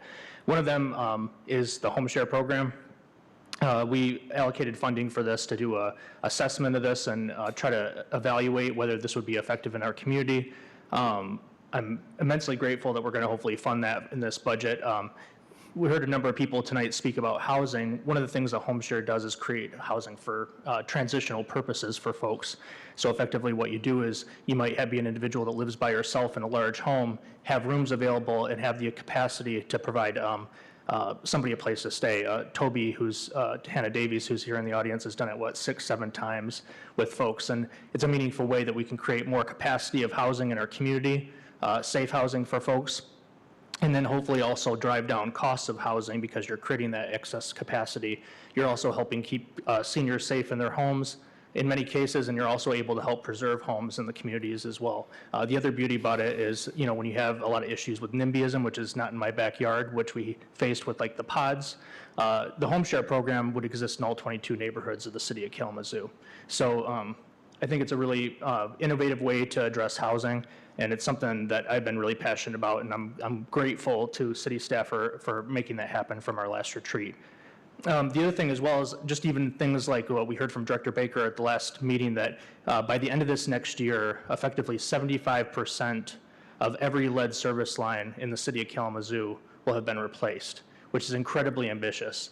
And the fact that we're keeping our foot on the pedal in that regard and trying to make sure that we're doing that important work is vitally important.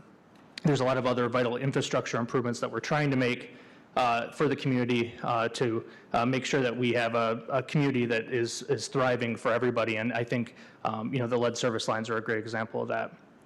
So anyways, I just wanted to share a couple examples of things that are in this budget that are going to make a big impact, including several positions as well that are going to assist things, including FOIA coordinator that we're now providing to provide more capacity so the public can ask for FOIA requests if they need to do so, to having a new downtown coordinating assistant to try to help work with our downtown community to support thriving and connecting resources for downtown. So I will be supporting this year's budget. Thank you, Commissioner Praedel. Other discussion about the budget, commissioners? All right, seeing none, I just want to say thank you very, very much to the whole city team that worked on putting this together. And when I say that, that is a very, very broad thank you, because basically this budget work starts deep in departments and works its way up ultimately to Steve Vicente and his team there and folks in our city manager's office. So it's been months and months and months of work. One thing I appreciate in particular about this budget is that by our charter, it is required to be in our hands by December 1st. I think we had it November 18th, sometime close to that if I'm not wrong. So I appreciate that we got it early. We've had several presentations on it. There's been an extended time for the community to look at it as well. One thing that has been concerning to me ever since I've been had the honor of doing this work is that for some reason, we seem to be the only entity that actually oftentimes approves our annual budget literally a month into the actual budget year. I guess there's other places that happens too, maybe if you look at the federal side of things, but by charter and by state law, we must have a budget approved, but it's by the end of January. So I'm very, very happy that this year we're getting this done at the close to beginning as January as possible. That will really help our departments function in the way that they should, know what the budgets are this year. So thanks to the whole team that did that work. And There'll be possibly a few months off, and then that work starts all over again as we talk about what our priorities are for 2027. A couple other things just to note is that we do amend the budget. In fact, that's not an unusual thing to do. We might likely have some budget amendment that will come to us a time or two through the year. And there was discussion about subcommittees and doing some special work that subcommittees working on related to special initiatives, neighborhoods, or maybe dealing with folks who do not have permanent housing, that sort of thing. Passing this budget tonight no way impedes the progress of that work. That line item, which Vice Mayor Duncan addressed last year's rollover, there's also an additional $100,000 in this year's budget, that those proposals for that spending will be coming back to this commission for approval when that committee does their good work. Just a little reminder here, and I don't want to target particular comments, just a reminder about the budget. The city of Kalamazoo did not buy a McDonald's for $9 million. That is the county of Kalamazoo that acquired that property. So we had nothing to do with that acquisition. That isn't in our budget, wasn't part of our budget. The city of Kalamazoo is not building a new administration building for $100 million. That's the county of Kalamazoo, meeting the chambers over across from McDonald's. So that is not part of our budget also. So I just want to make sure that people understand that. Neither of those expenditures is in the city of Kalamazoo budget. So thank you, city team. Clerk Boylan, please call the roll. Commissioner Pradle? Yes. Commissioner Slaby? Yes. Commissioner Wilson? Yes. Vice Mayor Duncan? Yes. Mayor Anderson? Yes. Commissioner Hess? Yes. Commissioner Hoffman? Yes. Thank you very, very much, commissioners. The motion passes. Next item, H2. Manager Hankins. Thank you. Adoption of a resolution adopting the City of Kalamazoo Safe Streets for All Safety Action Plan. Thank you so much. Is there a staff report on this item? There is, Mayor. So we have staff coming from Community and Economic Development. Nolan Bergstrom is here. Welcome. Thank you, everyone, for having me tonight to talk through this. Congratulations, City Manager Hankins, on your new position. I know you've gotten a lot of those this evening. My name is Nolan Bergstrom. I work in the Community Planning and Economic Development Department. With me tonight to provide some support as well is Mr. Dennis Randolph, who's our Public Services Division Manager, who's also helped a lot with this work. I will try to keep my presentation as brief as possible so we can open it up to questions. And this is really kind of at a higher level too, to just make sure we can get through what the safety action plan is. So I'm going to test this real quick. Okay. So what is the Safe Streets for All Safety Action Plan? So Safe Streets for All program is a federal program established under the Biden administration many years ago now. We started this planning and demonstration grant program, which basically is the development of the plan itself many years ago, with the idea that once we have this document, it's basically a key that unlocks the door to more federal funding to do more implementation projects around safety elements related to our transportation network. And it primarily focuses on vulnerable roadway users and the safety projects around those folks, and we'll talk a little bit about who they are. What the plan entails, it's pretty comprehensive. The final draft was included in your packet as well as the appendices, but it dives into multiple elements. So one of those elements is intersection upgrades, safety upgrades, pedestrian safety improvements, sidewalk safety improvements, lighting, and bus stops. So it's, comprised, basically each chapter of the plan focuses on those particular elements. And it's really interesting, having gone through this process over the past year, 2 years, on how tailored this becomes to your community. So really what you end up with is a product that can be very actionable for us as a municipality to focus on these areas. Who helped develop the plan? Basically, what was that project team structure?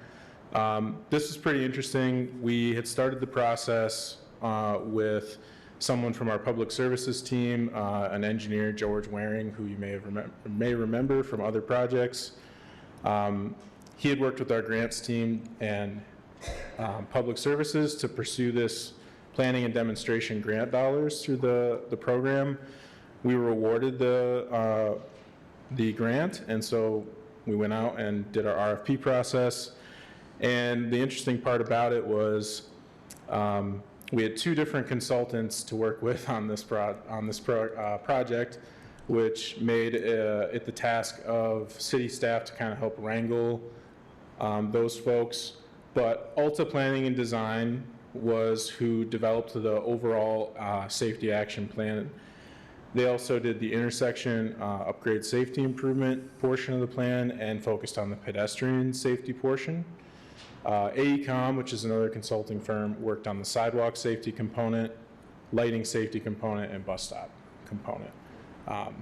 And all this together, along with the safety task force, which I'll talk a little bit about too, comprise basically the structure of the team for the project over the past year or so.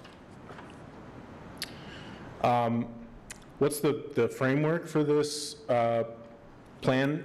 It is something called the Safe System Approach.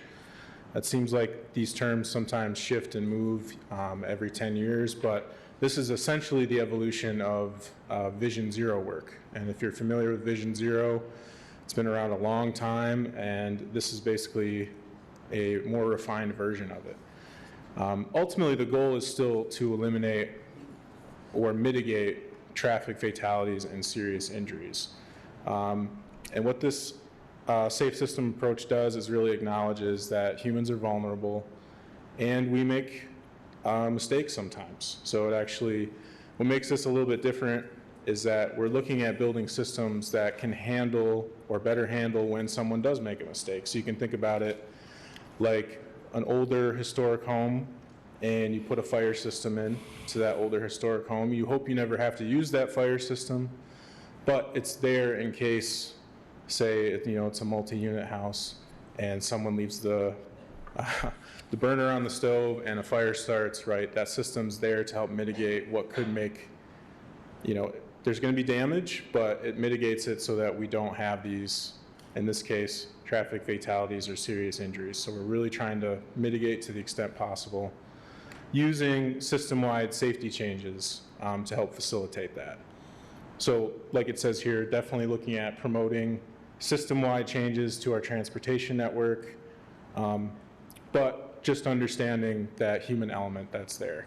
Sometimes we divorce the two, and it can be challenging when you implement design changes on our transportation network or safety improvements, and it doesn't always affect behavior.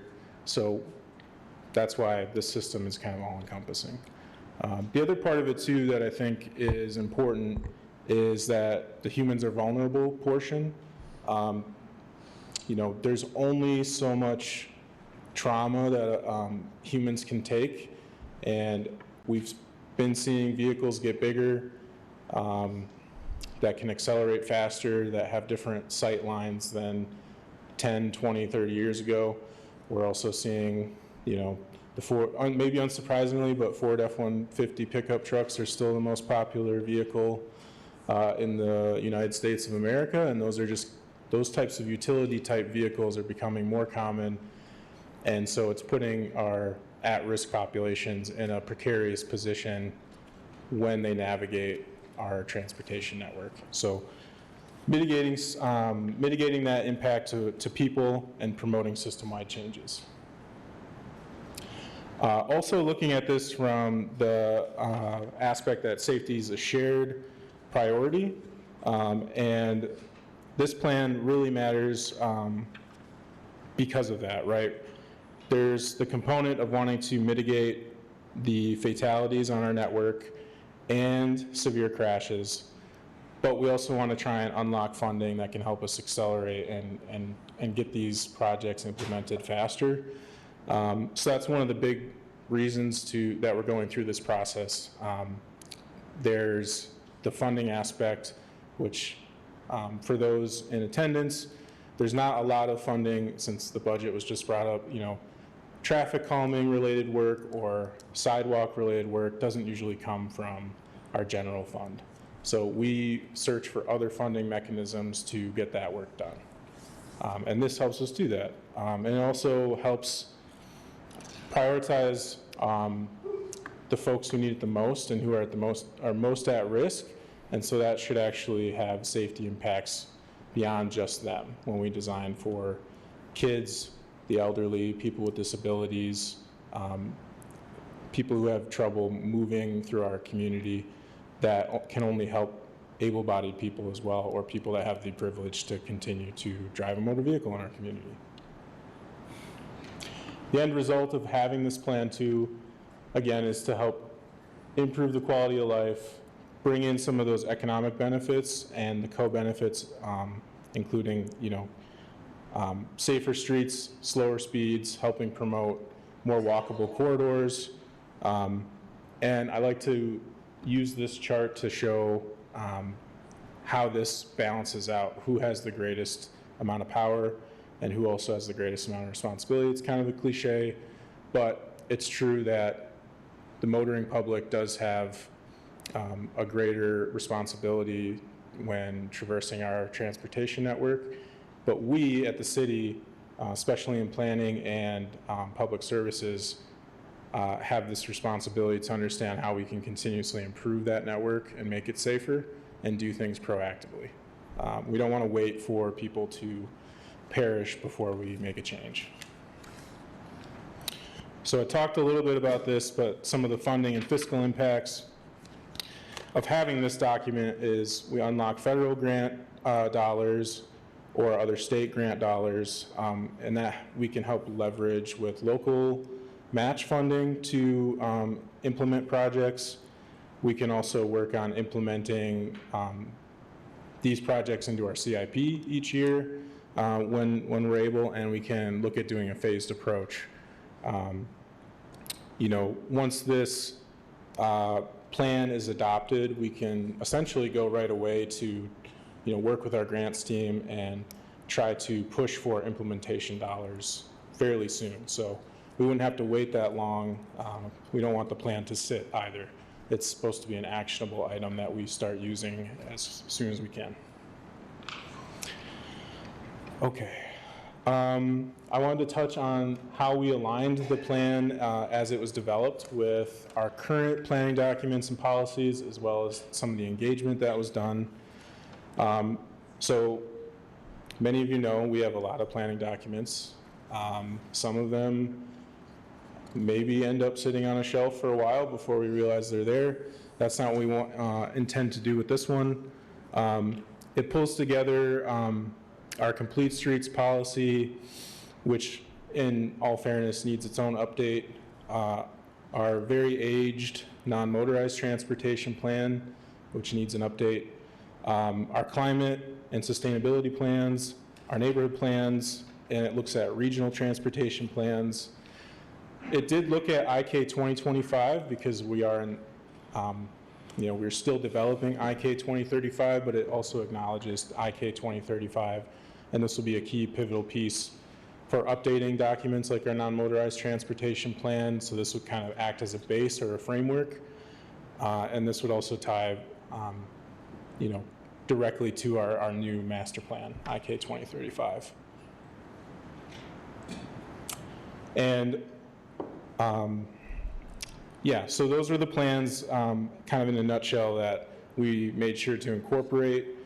And then for engagement, usually with transportation related items, we get a lot of engagement. It's definitely an area that brings a lot of voices to the table. Fully recognizing that engagement is a challenging effort. But in this case, we were able to gather over 1,000 participants in 2 phases of engagement. We definitely didn't do, it was a multifaceted approach for engagement. There's always hindsight for later saying you could have done more. In this case, we utilized some interactive online mapping tools. We also had the consultants at a event in the summertime, and we had them speak, do a short sort of webinar that was recorded and posted on our city's YouTube page for people that wanted to learn more. And this was sort of to balance the quantitative portion and with the qualitative, right? So balancing the voices that we hear or heard during these engagement phases with the data analysis that the consultants were going to be undertaking. So that was really interesting. Phase one was sort of the listening and learning portion, which really focused on having folks use that online map to map out their top intersections or sidewalk gaps, or damaged sidewalk, or areas that lacked lighting, or bus stops that need improvement. There was also a more traditional survey. And then phase two, which kind of came after the data analysis portions were done and the draft plan was out. That was more to have folks look at the draft plan and the priorities in that plan and kind of as a double check. We also had conversations with the safety task force to help guide those recommendations. That task force, I forgot to mention that, but we invited representatives from Oakwood Neighborhood Association, Vine Neighborhood Association, Edison Neighborhood Association, NACD and Stewart Area Restoration Association, as well as the 3 colleges, Disability Services, Open Roads, Dignity in Motion, El Concilio, YMCA, Discover Kalamazoo. Communities and schools also reached out to the school board president to see if they would be interested. Not everybody participated, but we did have a good cross-section of folks to rely on for our safety task force, which was really good to help us ground a lot of this in the community, and it was also good for our consultants to be with them at the table to talk through some of these items. And I just mentioned this, so basically being able to provide, the safety task force was able to provide that local expertise and collaboration and give us some strategic input for the plan. So what were some of the key findings? So there, again, each section of the plan was broken out into separate areas. There was a pedestrian safety study analysis done by the consultants, looking at high-stress corridors, and they were finding that overall for the city, about 3/4 of our streets are designated as low stress, so that's, places that are comfortable for you to walk or bike, or places where you feel safe, maybe the lighting is adequate. But a lot of our high-stress corridors do isolate certain parts of the city. So if you think of Park and Westonhage, Kalamazoo Avenue, Michigan Avenue, just as the big examples, but you could also think of like Gull Road, King Highway, even roads you might not think of like Kilgore can be isolating in the fact that they're overbuilt and have these corridors where people like to drive fast, or they're straight corridors where people like to drive fast. So that was, kind of grounding, the data helped ground down to, what the community was telling us, right? Intrinsically, or, we were hearing from people about these certain corridors, and the data helped support that. Then for intersections, the consultants looked at providing a list of top 50 intersections to prioritize safety work, and then they gave 5 detailed design concepts for the highest priority intersections. And then for bus stops, you determined that many of our bus stops lack safe crossing points or adequate shelters or ADA boarding areas. And that section was done in tandem and in collaboration with Metro staff. So they were at the table talking to the consultants through this process. Lighting, unsurprisingly, we've had inadequate illumination along some of our higher crash corridors. And we gathered that lighting data. It was kind of an interesting partnership during this process, but we worked with Consumers Energy to make sure we had accurate lighting data that the consultant could use to help with that analysis. And then for sidewalks, in particular, we looked at gaps along major roads near transit or schools. One of the limitations we have with our sidewalk data was that we don't have all of it mapped out to what the condition of it is. We can determine the location, but we don't have all that data drilled down yet to say, well, this piece of sidewalk is, 5 out of 5, this one is 1 out of 5. We don't. So they focused on the gaps in our network in particular. Okay, so some of the key findings. We were seeing some common issues at intersections. We had high turning speeds, visibility challenges, and some complex signal phasing. We also had some high-risk intersections that overlapped with bus stops and lighting deficiencies. And so this map kind of shows just some of the priority intersection areas. And when they did the analysis for the intersections, they looked at crashes basically within a 250-foot radius around that intersection. So they looked at the conditions kind of in the immediate area of the intersection. What this sort of doesn't capture is any of the issues we might have along a particular corridor. And then for sidewalks, this is a very busy map, but again, looking at where our sidewalk gaps are present and looking at where we're having pedestrian crashes with sidewalk gaps to understand, like, do we, where should we be starting? We do sidewalk work every year, for the most part, every year. And if we have this ability to say, yep, we've got it zeroed in, we know that this is a gap, let's just start working on all the gaps. It helps us better understand, okay, we've got some crash concerns here, or in this immediate area, we've got gaps in our sidewalk here that correlate. Let's start moving on that sooner rather than later. Because again, we don't want to wait for people to get injured to take action. Lighting, so there were segments that were put together by the consultants to look at areas to focus on, updating our lighting. You'll probably notice the giant red line on the map. That is the I-94. So that is an area that's a little more complicated than some of the other parts of the city. But nonetheless, it's on here as a priority. But you'll see like Drake Road, Howard Street, and then we've also got intersections mapped where lighting is needing to be upgraded. And then bus stops.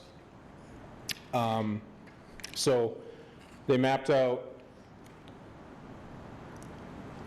the fatal and serious injury crashes happening within 250 feet of a bus stop, and also went and used a prioritization scoring method with weights to help understand what bus stops need to be prioritized first.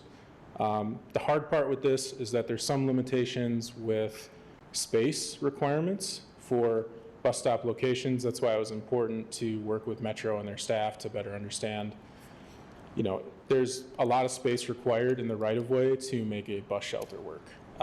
So what are the other options we have available to prioritize bus stop improvements? Okay.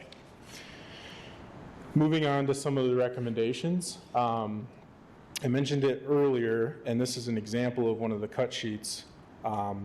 There were 5 priority intersections that they focused on and gave us these cut sheets with cost estimates. What that does is it helps us just be a little more flexible and ready to move on these projects sooner. And they looked at the existing conditions, they looked at the intersections and the crashes, and they provided these options at these various intersections. The one on the screen is West Main Street and Piccadilly Road and Sage Street. And you can see proposal of like pedestrian median islands, hard curb, expansion of the sidewalk, better crossing locations. What's not kind of shown on here is like other signage that would be here. We'd probably have rectangular rapid flashing beacons with LEDs that would illuminate pedestrians at night, other things. This is sort of just high-level conceptual stuff that gets us just a little bit closer to, there's a little less work involved with, we have this concept to work with, and that can help us when we look to go for funding for these. But these are also intersections that we really need to focus on sooner rather than later. So another example intersection is Kilgore and Lovers Lane, which is over by Millen Park, by the high school. We're also already doing work like the road diets coming up on in and around that part of town. So some of this will carry over to work we're already doing. And then they also ranked sidewalk gaps, high, medium, low, and they mapped those out for us.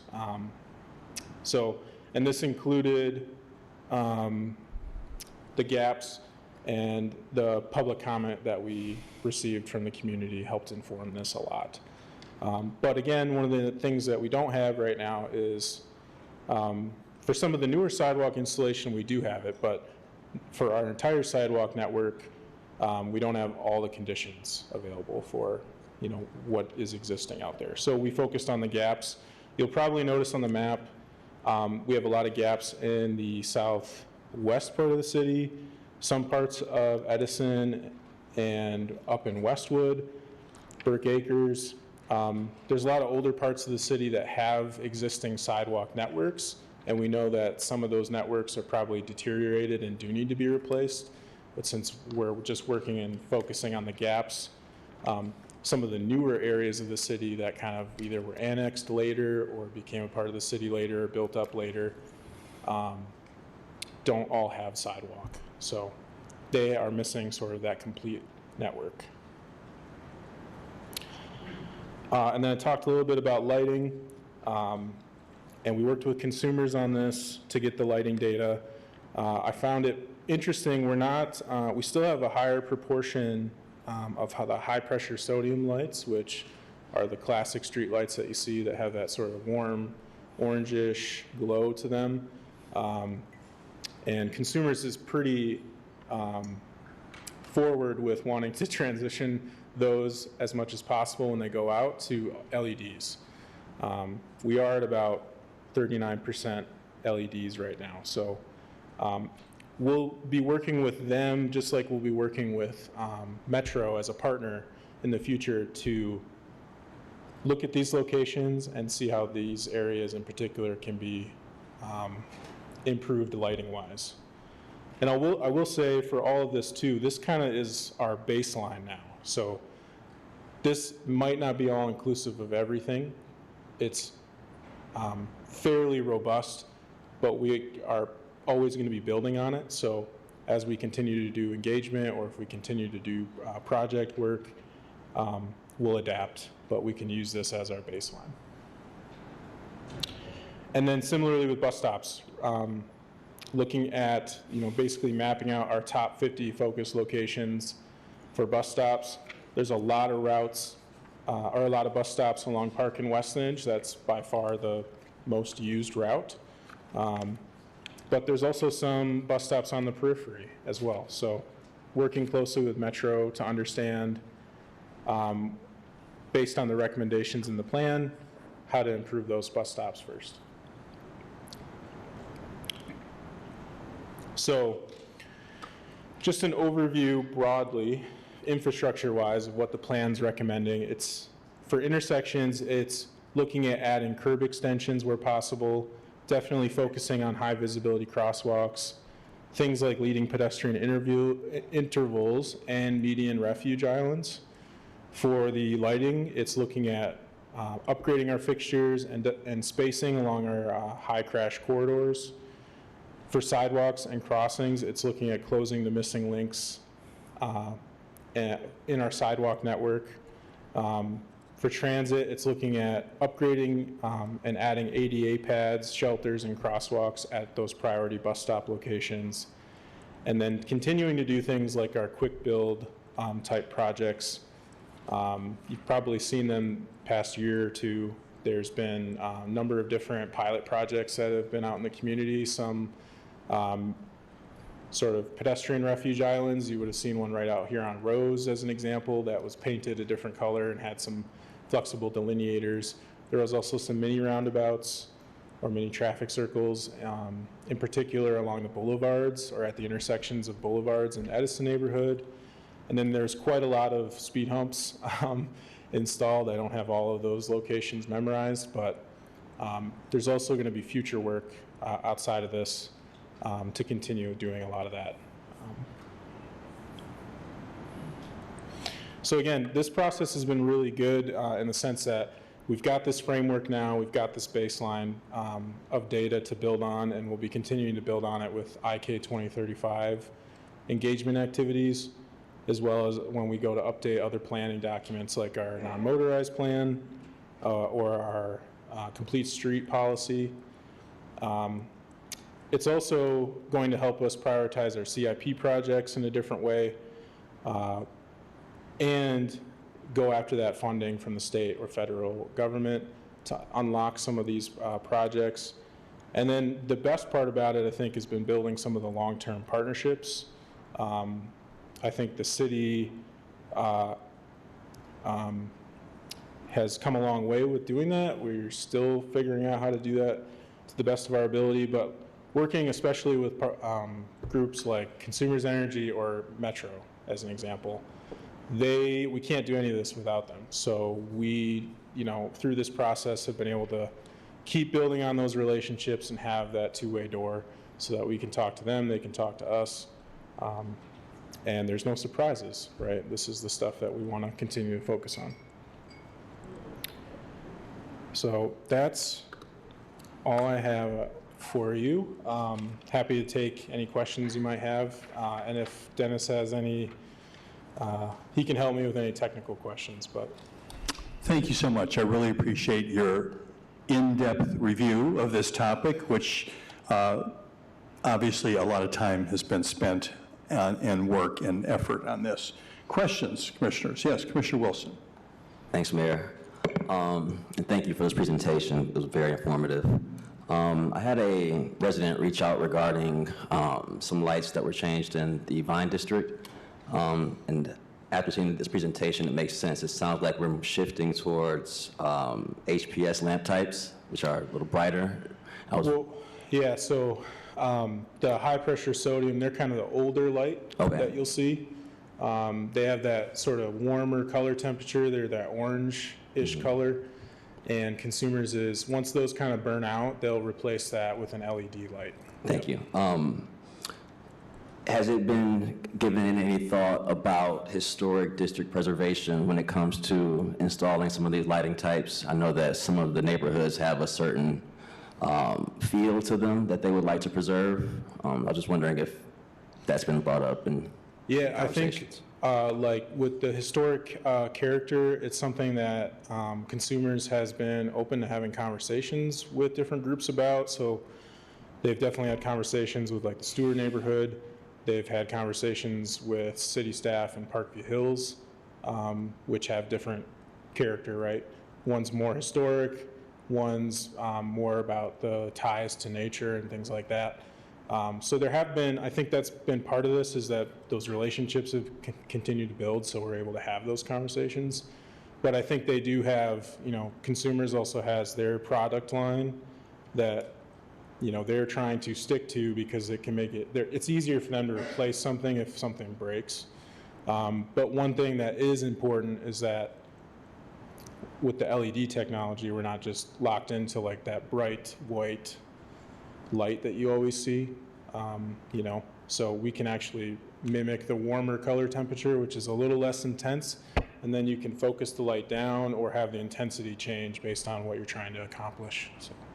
Okay, so it is, can make changes to the LED lights to kind of resemble some of that old feel that we had. The color temperature can stay the same. They also have the shields for different lighting types that can help direct light in a certain way. Yeah.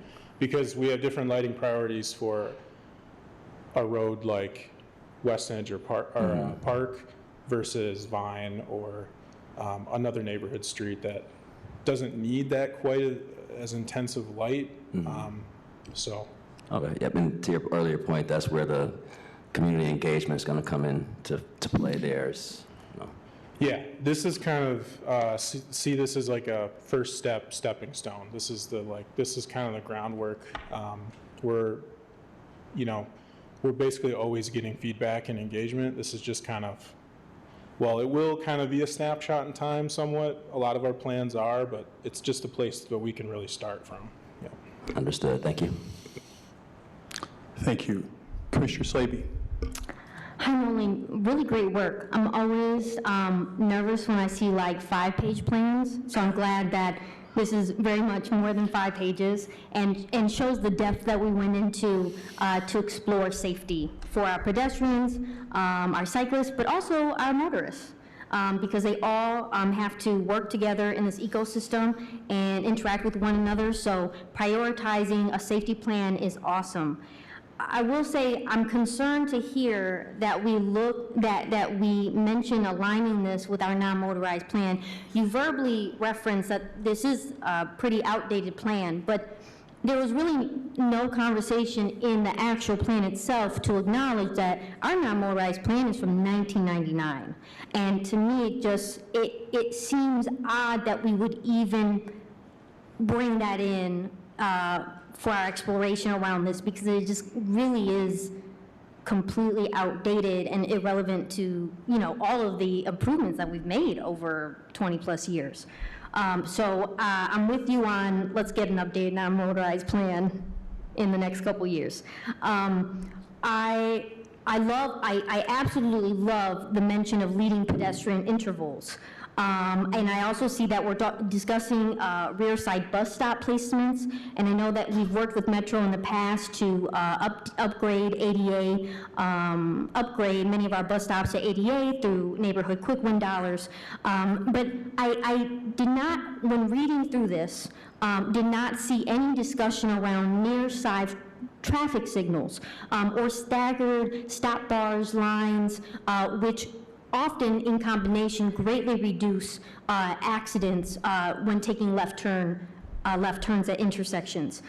So I'm curious to what discussion, if any, was around that, whether to include it or not, or is there potential to explore that further to add those? I guess I wish this would have been presented to us in a way where we could have had some time to process such a large plan together as a commission and then come back at a later date to approve it and not do it in one fell swoop. Because I know that I was present at the Planning Commission when you presented this, and there was a lot of comments by the planning commissioners around snow removal on sidewalks and how that may or may not be incorporated in this plan, because essentially, especially during our winter conditions, those pose great safety concerns for people that utilize our sidewalk network to be able to get to and from critical resources, jobs, schools. And it didn't feel like that was part of the scope at the time when presenting it to the Planning Commission. And I see that this may have not been, maybe there was a discussion internally that it would also not be incorporated later. But I would just lift up the Planning Commissioner's comments about that, because that is one of the top things that we hear when it comes to sidewalk safety from our residents. And I know we went through the Bloomberg program and studied what could be a sustainable model to do the removal a couple years ago, but I just think being able to communicate that would be awesome for the transparency of the community on what our vision is. And I know that in this plan, we do mention maintenance of bus stops, which is the only reference to snow removal. But again, I would hope to see that explored more broadly across our entire sidewalk network. I think I'll leave it at this one last thought is, I look at the bus stops that we've prioritized, and I'm a little surprised that the Alamo and Alamo Hills Drive stop wasn't on the list. This is the one right across from Fox Ridge Apartments, and we know that on a regular basis, kids are waiting there for a bus stop. Lots of people are utilizing that bus stop from the apartments and the rest of the Douglas neighborhood. And I've personally seen, you know, it could be 20 people at a given time waiting for the bus, and they're spilling over into the street, which can pose a great hazard. And there's I mean, it's a weird, there used to be like a closed street or sidewalk there, and it's like on a hill, and it's certainly not ADA accessible, and it just is really in need of some serious investment. So I loved, and you know, I was present when this task force was being put together, and I loved how you got that cross-section of people providing input in this. But I'm curious, you know, we considered factors around prioritizing stops near parks and schools. What role did multifamily housing play into prioritizing these stops, particularly in working with Fox Ridge or Interfaith or any of those that, of course, would most likely have a concentrated population of transit users at these stops, which may contribute to the evaluation of prioritizing which stops are most important.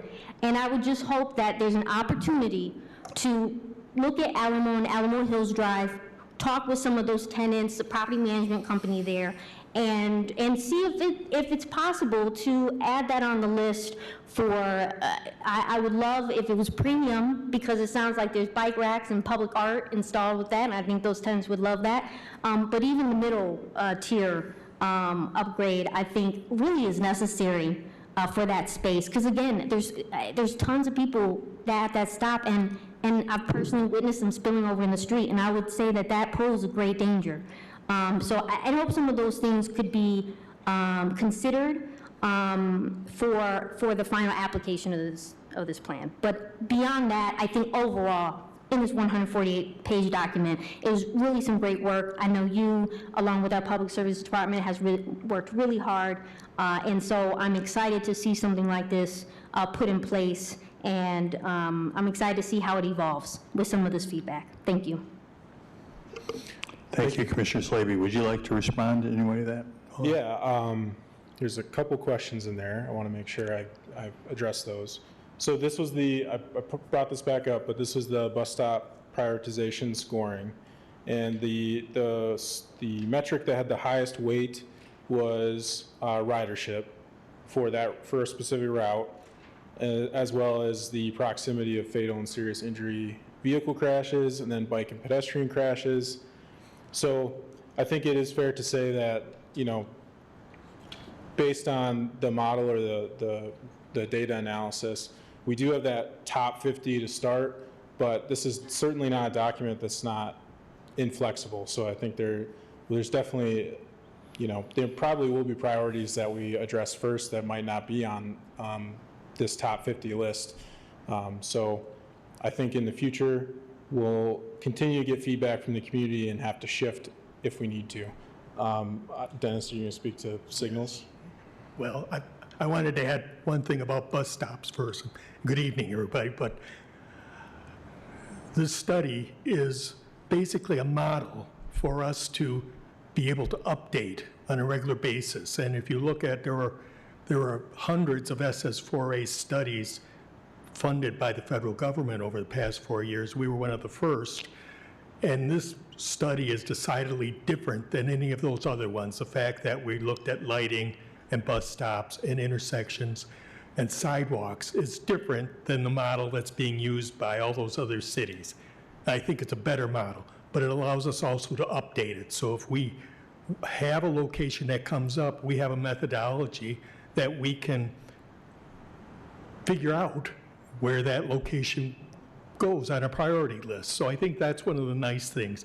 I think the second question was about traffic signals. Traffic signals are expensive buggers. But as part of all of our federal aid projects, where a lot of our signals are, we are changing them over. We're working on that. In my past signal experience, I always had near right, far left signals, and we're looking actively at that. We're burdened right now yet with some old highway department signals that just don't serve a city like ours, that we're going to change. So I think we're going to be taking care of that over the next 5 years as we rebuild our streets, especially in the downtown area. I'd like to have one last thing, kind of close. I came into the office this morning and opened up the state police crash file, and they had all the 2025 crashes there. During the time we've been doing this study, we've been doing things out on the field. We've been testing things, we've been trying things out. Before we started this work, the average annual number of crashes in the city of Kalamazoo was 2,753. That's our before. In 2025, and this is still a little tentative, we had 2,286 crashes. We had 467 crashes less than we would have expected based upon all our past experience. When I came here 5 years ago, we basically had one crash a day extra compared to all of our peer cities, Grand Rapids, Battle Creek, Jackson, all over the state. About 360, 70 crashes extra a year. As of this year, we have 467. So we've eliminated that great disparity with other cities, and we've gone 4 years in a row with the decrease. With the safety action plan, I expect that number is going to continue following, and especially with all the work we've got planned over the next 5 years, that we should see that number get to, we'll never get to zero. That's not the way people are and the way cars are. But we're going to get to a number that is, I think, beneficial for the city. We've already kept 215 people out of the emergency room at Bronson. That's great. That helps the whole community when we don't have to have people in the hospital for totally preventable problems. So I think, again, the safety action plan gives us that model for the next 4 years. It also gives us insight or opportunity to get money, and Congress is working on a new highway bill right now, and we know already that they're going to be funding on the safety side of things those communities that have plans like this. So if we set ourselves up to get more funds over the next few years to handle more and more of our problems. So I think that's good news for us and the plan, and Nolan led a real good project. I think the plan sets us up for the future. Thank you, Dennis Randolph. Another question, Commissioner Slaby?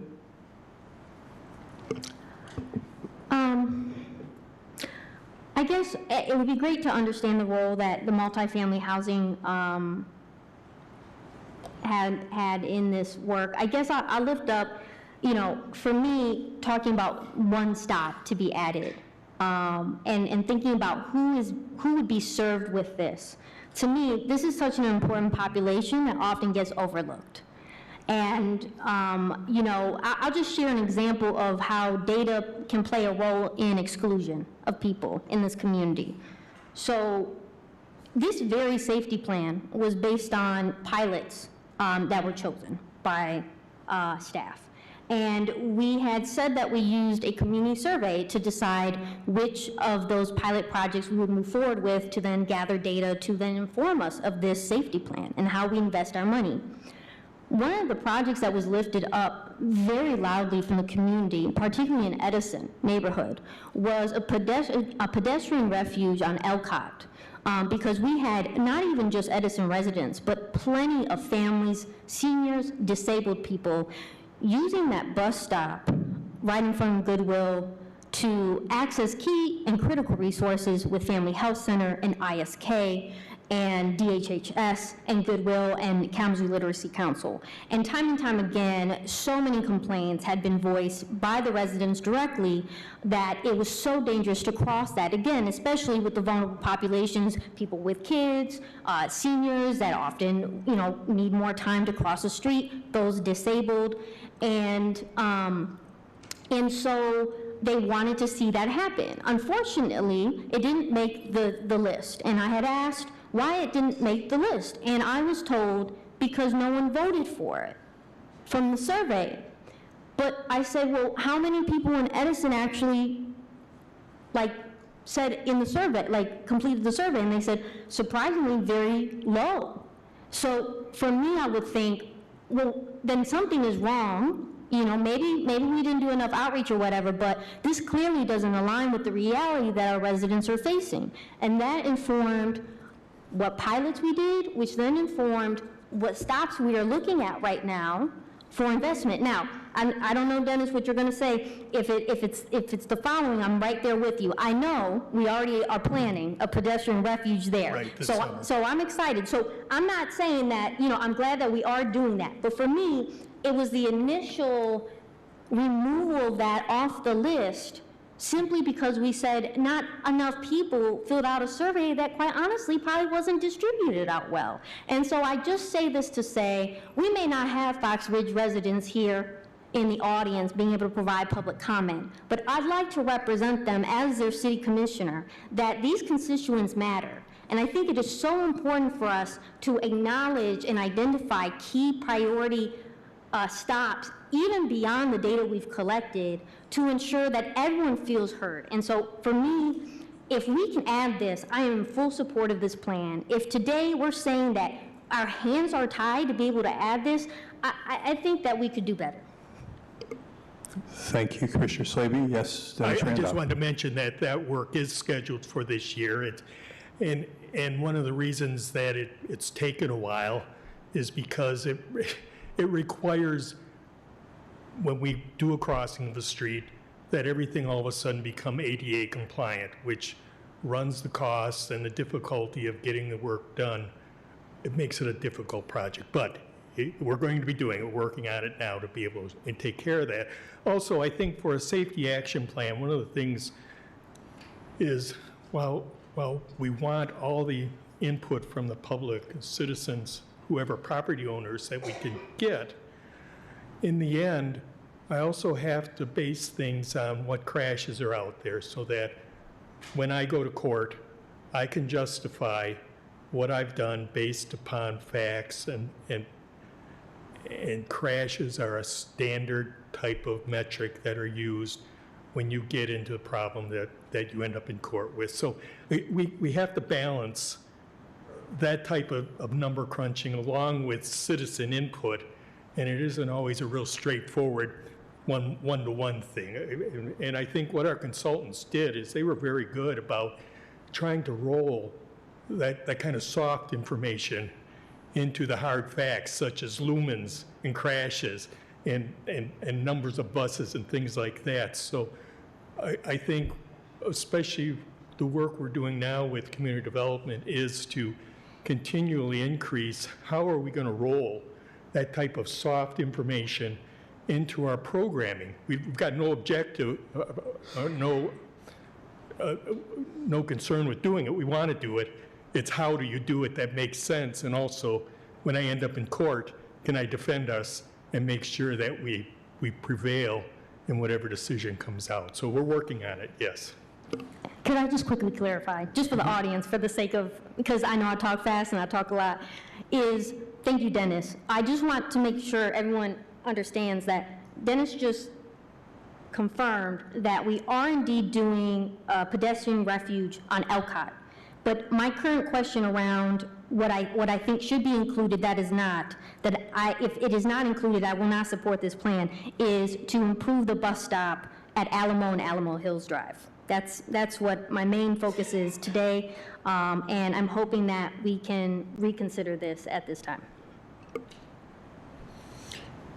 Yeah, appreciate that feedback. As it stands, this is what the plan says right now, but I mentioned it earlier, this is just kind of our starting point. So doesn't mean we can't prioritize other locations, but this is just based on the analysis that our consultant team worked on and completed for the plan itself. So this is going to be our ultimate starting point. It doesn't mean that we're necessarily just locked into these all the time. The plan has to be flexible in order to do the work. Commissioner Slaby. But if I understand right, one of the reasons why we put plans together is so that things that are written here, documented, and then officially approved are then leveraged to get additional funding to support this work. Therefore, when we do not include stops and we say things like this is a starting point, but there's not a clear process on how we can officially get things added over time, what we're essentially saying is these things actually don't get put in place to be able to be part of the opportunity to be funded. And again, this is why I'm asking for that to be added, because I believe that these residents should be able to be supported just like all the other residents around the city, and this is one way we can do that. Thank you, Commissioner Slaby. Vice Mayor Duncan, did you have something you wanted to say? No? Okay. Other commissioners? Yep. Commissioner Hess. Sure. I do agree with the Alamo Hills bus stop. I drive by there almost every day, and it is busy, and it probably is in need of attention. And so if that can be added, that would be awesome. I agree with you on that. First of all, I noticed in our budget that streets are up to over 1.5 million from about $489,000 last year. Is that part of what this project is going to be? Do you know? Dennis might know better than me, but most of our local funding will go towards like street maintenance activities, not this type of work. Yeah. Big part of the difference is due to the fact that the state legislature changed the Act 51 funding, and they've moved some of the sales tax money that had been going to other purposes over to roads. So that's what we put into the budget, anticipating that additional money. And hopefully it will come through during 2026. Thank you, Dennis. I hope it does. And I have another question for you. As a driver in the city of Kalamazoo, my vehicle has been hit 4 times in the last 20 years. A different vehicle, of course. And always by speeding, distracted drivers.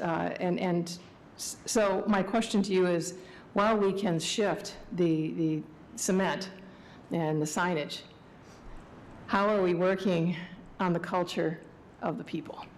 The people, because driving is, and using a roadway as a pedestrian, a biker, or a driver, there are certain responsibilities that come with that. How are we educating the public? Because driving is, and using those right-of-ways is an act of trust. And how do we get that trust into our people? And I have to do it myself. I have to be a safe driver. I have to, but it's hard to be a safe driver driving down West Main at the speed limit when I'm being chased and passed and flipped off. And so I don't think there's enough, and a lot of people will say, well, then we need to have more police stopping these speeding drivers. There's not enough police in the world that are going to stop the speeding drivers in Kalamazoo. I love that we're doing streets projects that are helping people be safer. How are we as a city? And I'm thinking about me, how can I help people be safer and pay attention to the law and follow the law on the roads? Because signals and signs mean nothing if people don't pay attention to them, if people don't respect them and their fellow citizens. We've been doing 2 things. I think one is, and you see me too much on Channel 3, but I think what we've been trying to do was raise the level by working with Mike Smith and his crew to get publicity out there, to get media coverage on what we're doing, because I think that helps.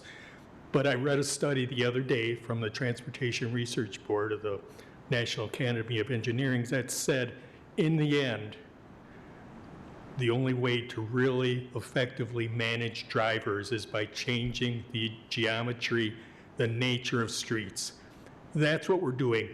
Now, the first big set of changes is going to start hopefully this spring as we redo Kalamazoo.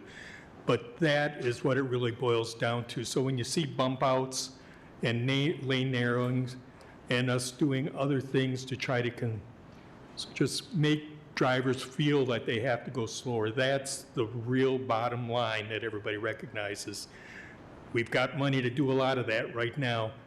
It's been a fight to get to this point, but I'm starting to see the result. Again, I think the crash numbers are showing that it's having some impact, and that's why I'm hoping over the next 5 years, as we implement a lot of these big changes for folks, that those numbers will keep falling. I would love to say they go to zero, but if I can lose another 100 or 200 crashes a year, I'll be thrilled. But that's the real solution, and that's what we're working on next. Thank you, Dennis. I appreciate that. Let's continue to work on that, everybody, and just work with our public information, our education program, and really get the word out about safety. Thanks, Commissioner Hess. Vice Mayor Duncan. Thank you, Mayor. So some concerns and a question. So South Bend, where I'm from, did a similar pilot to our smart streets, or whatever we're calling them. So I have concerns around the amount of community input that was taken on the plan.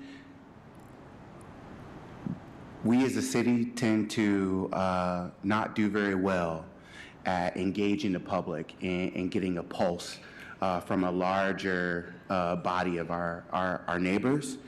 So I'm really concerned when I hear things today like, oh, we can get that added later, because as a commissioner, the way that the city is set up, I can't come direct you to put something on the docket or change what you're pointing at. So after we vote tonight, you know, there's no recourse for me as a vice mayor, commissioner of the city, you know, if I don't see something in the plan. So that's like really, really concerning for me. So moving forward, you know, I hope that all the staff, you know, hear me when I say this. Like, I would have liked to have seen this before today. This is a large plan. I would like to see how many people were contacted on the plan. And then my question, so when we're planning to switch these streets over, it's coming. Have we done any looking into how we're going to protect the neighborhoods from the deterred traffic, right? So when somebody goes from being able to go 60 down West Main to, you know, under construction 25, whatever, they're now going to speed through the neighborhoods. I've seen this happen all over the Rust Belt when they change these streets over. So a lot of places tend to have some type of temporary speed bumps, some type of traffic calming ready for the neighborhood. So have we done that? Have we planned for this? Is there a plan for it? Thank you, Vice Mayor. You want to answer, Dennis Randolph? I could do it quickly. We have a really great speed hump program. We've been putting them in, and we've been measuring, and they've been working. I think for some of our new work, such as the two-wing projects, we have made deliberate plans, for example, on our Kalamazoo job and what happens to the Stewart neighborhood, to protect that neighborhood, not only from the traffic that it gets abused by right now, but future traffic because of the event center. So we are purposely implementing specific design changes to the streets to do that. And I think I'm real pleased with that, and I think it's a model that we can follow for the rest of the city. So I would say we aren't afraid to put speed humps in. They work. We put lots of stop signs in. We have been putting those kind of devices that people ask for in, and they have been working. So there's no reason not to keep doing it at this point. Vice Mayor? Sorry. So will the understanding be the neighborhood will have to request it, Or have we preemptively looked at the neighborhoods that are going to experience heightened traffic from the streets changing? When we do, for example, our downtown two-waying jobs, we've had extensive community participation and input. We don't go out just once, we go out 2 or 3. It's been a lot of times to show folks, first of all, at the beginning, this is what we're thinking about. What do you think? Where are the problems? We come back with designs reflecting those ideas, and then we come back again after we get their comments and say, this is where the whole design is falling at that point. So I think we have been very aggressive. Again, we have a public participation program that community development runs that we have been sticking to, and we have a group of consultants that have really bought into that plan, and I think feel very good about going out and meeting with the public. We have a lot of people that come to our meetings, and we're going to continue doing those. Not everybody likes what we're doing. Not everybody wants to slow down, but that's the only way to make things safe. And we are getting real results, and I think that's the bottom line. But I'm very pleased. Of all the places I've worked, 3 cities, 3 counties, long time, this has been one of the most aggressive public participation programs I've ever been involved with. And I'd like ending my career doing this kind of work because I think it really is meaningful and it's helping. Commissioner Pradel. Sure, Dennis and Nolan, thanks for your presentation, all this work in the plan. It is very thorough, and it is a lot to digest in a short amount of time. I was very lucky that I get to hear your presentation at the Planning Commission as well, so that helped me a little bit along as well. One of the things I thought Commissioner Slaby referenced this as well, but I think one of the most important things is to emphasize the all part of Safe Streets for All.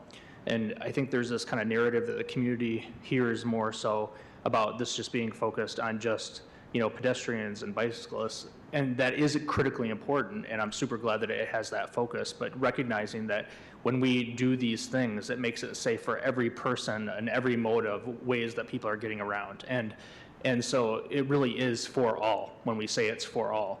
When we're making these safety steps, if people are slowing down 20 miles per hour, it might prevent somebody from being killed in an automobile as much as killed on a bicycle or killed walking to a bus stop. So I think we'll get more community buy-in as we make sure that people understand that they're all so interconnected. And when we say the word all, we mean all.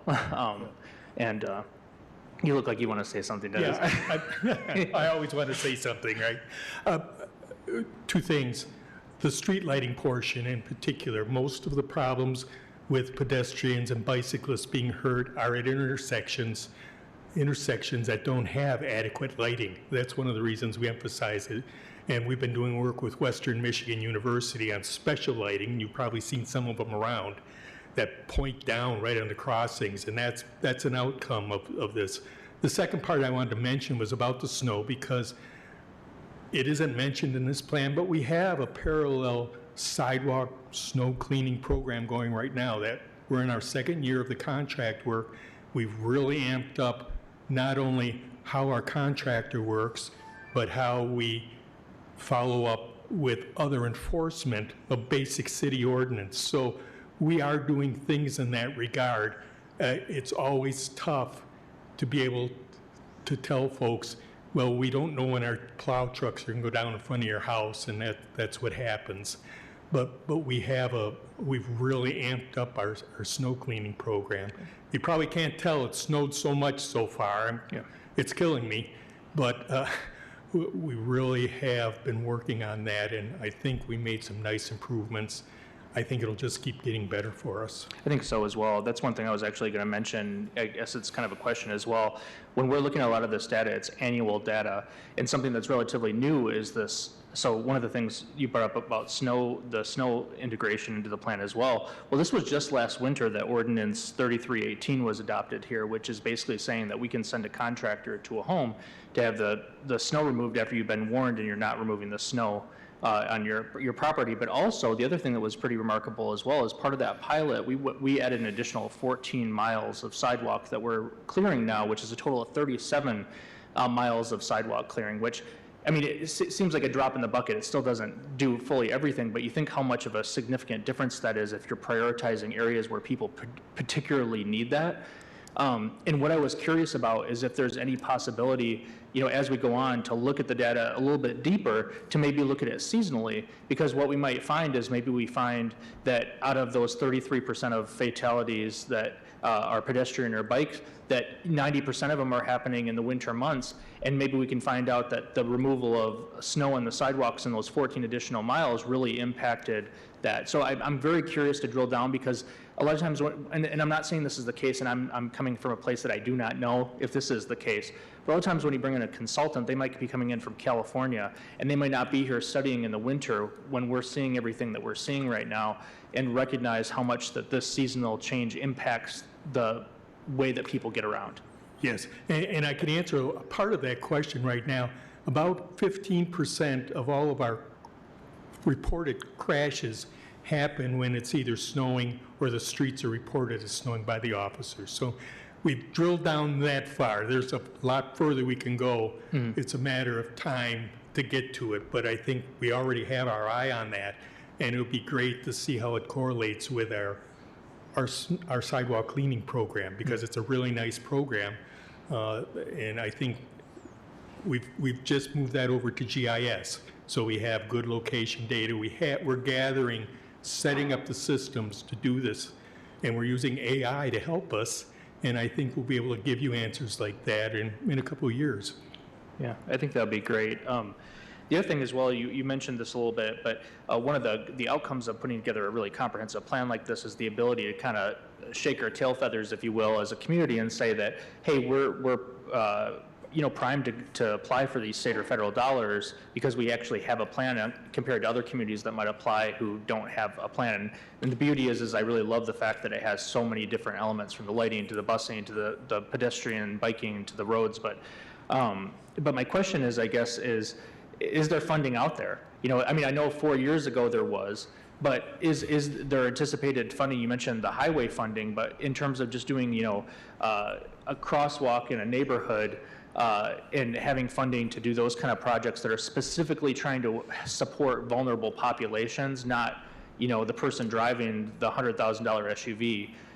Sure. Are there dollars to support that work? We're getting some funds right now from FFE. Yes. Yep. Yes, which is very helpful. Target, we're going to be doing a whole bunch of sidewalks this coming summer with that money. Again, Act 51 has been kicked up, hopefully, and we know right now, we are talking with lobbyists in Washington about the highway bill, and in particular, targeting money to us, because we are ahead of everybody. And one of the things you'll hear from the highway department is how aggressive we've been in getting I think they're a bit jealous of us, but that's a good kind of jealousy. We've got money and we intend to keep following up, but it needs hard data, it needs studies like this for us to be able to convince our representatives and our senators to be able to vote for a bill that targets money for us, but we are doing that. And kind of along those lines is a question as well. So let's use the example of Kilgore and Lover's Lane, which is kind of interesting intersection, very dark because you've got Preserve and you got Millen Park there. It's a busy intersection there. Is that kind of work in the funding to do that type of project? Is that going to be a project typically, I'm just using that as an example, is that the type of project that would be used when there's already a planned construction work being done at that intersection or on those roads? Or would some of these things happen even if it's not a big, construction roadway contract that's coming through?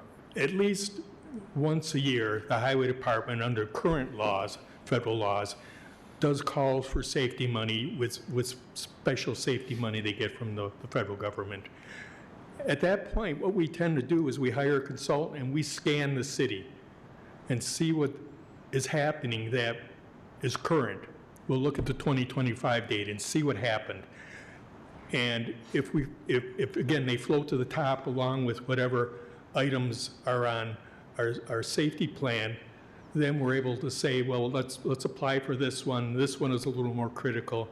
This one just floated to the top. So that's how we generally handle it.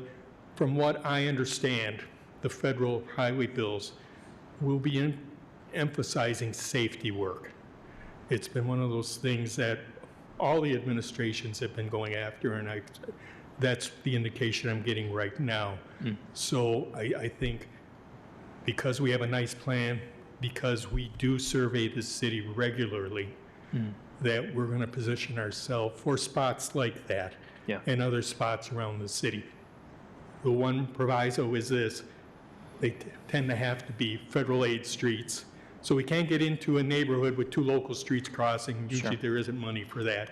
We have to use our own money, our Act 51 money or FFE. We're always pleased to take that. And so it depends on the location to a certain extent, what kind of money we can use. And I really want to thank you and appreciate the prioritization, especially around schools, as much as possible. It's something that really stresses me out as a parent with young kiddos. I mean, parents have enough things to worry about, and like having our kids just cross the street or walk around their school shouldn't be one of those. But I am especially appreciative of, especially there's 2 elementary schools on Portage Road, one in Edison, one in Millwood on the corner of Cork and Portage. Those are incredibly dangerous roadways. In one case, if you're going to that elementary school on Cork and Portage, I can't remember, I think I counted there's something like 7 different crossings that you could go to get to school. And it's so complex that they have 2 to 3 crossing guards at any time when they're at school. So if you have one crossing guard who doesn't show up for work, it's really dangerous. So I'm really, really appreciative that it's in the plan, but also prioritized in work and funding that we're doing. The one that I did not see that I would ask that we not lose sight of is on Howard for folks that are crossing to Maple from the Vine. I know that's been brought up by a number of residents and concerns, and especially because it's at the bottom of the hill, that is one that continues to be on my mind, and I continue to hear from people on, and so I just wanted to make sure to lift that one up. At Merrill. Yeah. We have Safe Route to Schools money for that. It's been hung up for the better part of 5 years for NEPA problems. We've solved those. That project to fix that crossing, put, I think, a rapid flash in an island is scheduled for February to be bid. Excellent. And right now, I see that we'll be starting there to do work, and then work in the other part of that grant is for sidewalk on Winchell. And we'll be doing that later. It has to do with trees and when we can cut trees and things like that, but also it's the higher volume street. But we've got money. That's amazing. It's finally going. That's great, and I really appreciate that, because I'm telling you, if you go on any high traffic periods when there's school and you see the kids trying to dart across traffic on Portage Road in Edison, where it's curved like that, it's frightening, and there's adults that do it, people with mobility issues and whatnot, but when you see the young kids who are doing it, it just freaks the hell out of me. So I appreciate just making sure that we have the funding to And one do that thing work. about Howard, and you see our radar sign there, and also the one on Westnedge and Vine, what we've really noticed, short of constricting a road, people really do slow down when the smiley face comes on. The smiley faces are highly so we're effective. Keep doing that. Frown even though people it's all not day, manual. shame them Yeah. into driving safely, but it does really work. So it's a Yeah, very they effective, really do creative way to work. get people to do it. So thank you. Thank you, Commissioner Praedel. Commissioner Slaby. Yeah, thank you. So I do always love to be able to ask staff these questions ahead of time. I also wanted to, with the holidays, wanted to respect that many people are out of the office and it may be hard to be able to respond. And I just want to be clear that I'm actually very enthusiastic and passionate about transportation and safety for everyone here. And so this is really me expressing my joy in being able to discuss this with you all. So, Mayor, I'd like to make a motion to postpone this item. I want to ask a question first, if you don't mind. Okay. What is the time frame for approval? Is there something driving the time frame for approval before we jump to that? So we will have to have final approval of the plan before the end of January. We have final reporting due related to the plan, I think mid-February. So what is the last final approval date for this particular? Dennis, do you remember? I believe it's the end of January. It's the end of January. It has to do with the agreement we have with the federal government for the grant, the SS4A grant. Okay. So we have one more meeting that we could postpone it to. That's one question. Thank you. I'm going to jump in here a little bit. What Once the plan is approved, what is the process for amending it? That's a good question. I mean, it's effectively our plan. So, did Dennis, do you have any input on that? Yeah, I would think if we wanted to look at the plan once a year, if that's what the commission would like. Again, I like to work with a whole years of crash data, so at the end of 2026, we'll have another year of data to show us what's happening. You know, a year from now, we could do a scan and see how it fits with the study. I don't think it's a real So there's no problem. statutory-driven requirement relative to an amendment process? No, we're also at like the perfect opportunity for this work because we're about to embark on our master plan. And so we have all these neighborhood meetings coming up where we're using this data as the baseline conversation for conversations with neighborhoods.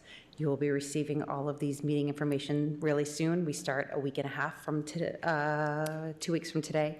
And this provides that base. So we have the opportunity to dig in with Douglas, with Stewart, with any other neighborhoods and say, here's what we heard. This is our baseline report. We can ask questions with the community, have them draw on maps for us, and we can catch anything that, in addition to this, that may not have gotten captured, that can go into the master plan, which is also an implementation document. So just another way I wanted to let you know, Nolan and I have been spending a lot of time coming up with our transportation activities for these neighborhood meetings in the design phase, and they build off of this work. So relative to that, there's a time frame. I'm not entirely clear about the process of amending, other than saying, well, we could bring it back once a year. So my question is more, I guess, the process of amending. For example, a great deal of work went into this. That's the basis for the plan. But you bring a plan here, and one commissioner suggests, well, here's a critical space, or another commissioner suggests, here's another critical space. And in thinking about that more broadly, I could even think of more places adjacent to multifamily properties that might be important also. So how is it for the plan to be valid or to be data-driven? How can in the amendment process, how can the plan be amended by just a commission decision that says, even though this didn't come through in whatever data collection, we are asking for this to be added? Is that an acceptable amendment to a plan that gets submitted for federal funding? Just asking. I guess my first thought regarding that is this, and I look at it as having to go to court when we are sued because of a crash. And what I found over the years in testifying is that when I have a plan that's in my hand that has listed priorities that were determined using numbers, a rational process, then I can convince a judge and a jury that we did the right thing. That would be the overwhelming thing. Now, I think it'd be a good discussion to have with the city attorney regarding how he saw that being put in. I like the idea of updating, especially with all the tools we have nowadays. We can do that. But again, I want to make sure that if something happens in the future, the traffic engineer can go to court and say, this is the rational process we use. It was more than just a popularity contest. Sure. And that's not derogatory. No, I understand that, Dennis, relative to the traffic lanes in particular and or sidewalks. But I guess, some of the points that were brought up here were, say, for example, bus stops, which I don't think falls in the exact same liability potential category, I wouldn't think. Number two, relative to that, the city doesn't install bus stops. That's Metro that installs bus stop equipment, not us. So how does that play into this plan when we are not actually responsible for installing bus stops? Yeah, my vision for the bus stops had been as a first step around the city, wherever there's a bus stop, to put up a series of special warning signs that said nothing more than bus stop ahead, so people knew that something was going on. that they might have some awareness. Now, again, signs don't mean a lot to some folks, but I think they would be different enough. Just specific, Dennis, just to my question about, we don't install bus stops. We have a plan relative to bus stops. We cannot plan for Metro Transit. So how does the planning in areas over which we don't have jurisdiction, how does that manifest, in a plan when we literally don't have control or funding to do that? Yeah, I was gonna add, the interval for reviewing the priorities in the plan could be set, whichever interval the commission is comfortable with, if that's annually. What's that got to do with the bus stop question? Well, I'm just saying, if we're doing an annual review, folks like consumers and Metro have to be a partner as we do this implementation, so we can work with them to understand if there's other priorities that might need to be added, and because the bus stop portion and the lighting portion are other entities that do that work. The bus stop portion of the plan itself was worked on. The consultant team worked with Metro through the process as well. So. Seems like that should be Metro's plan. Just a second, Commissioner Slaby, I'm just sorry. Just wanted to get this one question clarified for me. It's a little odd. I mean, we wouldn't be planning something for the city of Portage or planning something for some other entity over which we had no jurisdiction. So how's the interaction go there with the plan and planning in areas over which other entities have jurisdiction and funding? Right now, we have regular meetings with Metro regarding transportation things we're doing. I think it would be an easy step. And I think we're doing it to a certain point. We're going to Metro and saying we need to make these changes because they're important to safety. And then we get to the question of who's going to pay for this, how could we do it, what kind of scheduling. But we already have started some type of process like that, and it might be a matter of really fleshing it out and making it more regular. But I know Sean and the folks over there have been more than willing to sit down with us once a month. They've asked us, and we're doing it now, and talk about transportation, traffic, and their system. So I think it's an easy jump. Communication and cooperation. Commissioner Slaby? I really just wanted to help clarify your question, because I think they were talking about prioritization, but Dennis answered the implementation piece. Again, I will attempt to make the motion to postpone this item for consideration of adoption until January 26. So potentially we could get more feedback on exactly the implementation from Metro, and potentially some further review on the Alamo and Alamo Hills Drive, and maybe even snow removal. But I think I really would prefer us to make this, to consider the motion I just made, so that we can have time to process over these next couple weeks. So I guess I made the motion, so someone has to second, so. I second that motion. All right, discussion.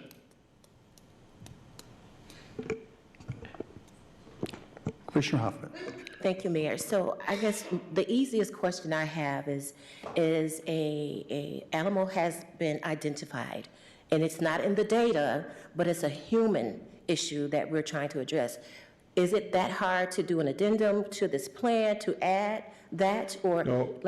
So it can be done before we vote on this? I think it could be considered as a part of a motion to add that to the plan before adoption, if that's the case. And then we could look forward to what, if it's an annual review process, what that process looks like for the document itself. Again, this is really meant to be the baseline, the framework. So don't think of it as like something that's solid in stone and like inflexible, cannot be changed or adjusted. This is just that starting point. So we could potentially add this to the starting point, is Yes. what I'm hearing. Okay, thank you. Further discussion? Commissioner Brader? Generally speaking, I appreciate more time to dive into something like that. And so I generally would agree. I think the part that I'm struggling with is you mentioned that it has to be done basically at the end of the month. We have one meeting left, which is January 26th, which is our Social Justice Awards night. On a best case scenario at the Planning Commission, the meeting got done at 12:04 at night. So if you're talking about community participation by evaluating a plan at 2 in the morning is going to be kind of counterproductive, but it also still gives us time to look at it and digest it a little bit more. So I'm kind of struggling there, if that makes sense. I'm sorry, just a second. I was going to jump in here just a little bit. So just about motions in general, like this, which, you know, is fine to make, is for discussion. But one thing I think we have to do absolutely clear about is that if we're postponing, we should be postponing for some very specific things, not general things or update or more community engagement, which there's not going to be a great deal of community engagement between now and the 26th. So I would just hope that if we ask for a postponement, that we're seeing because we want this specific thing, and that specific thing.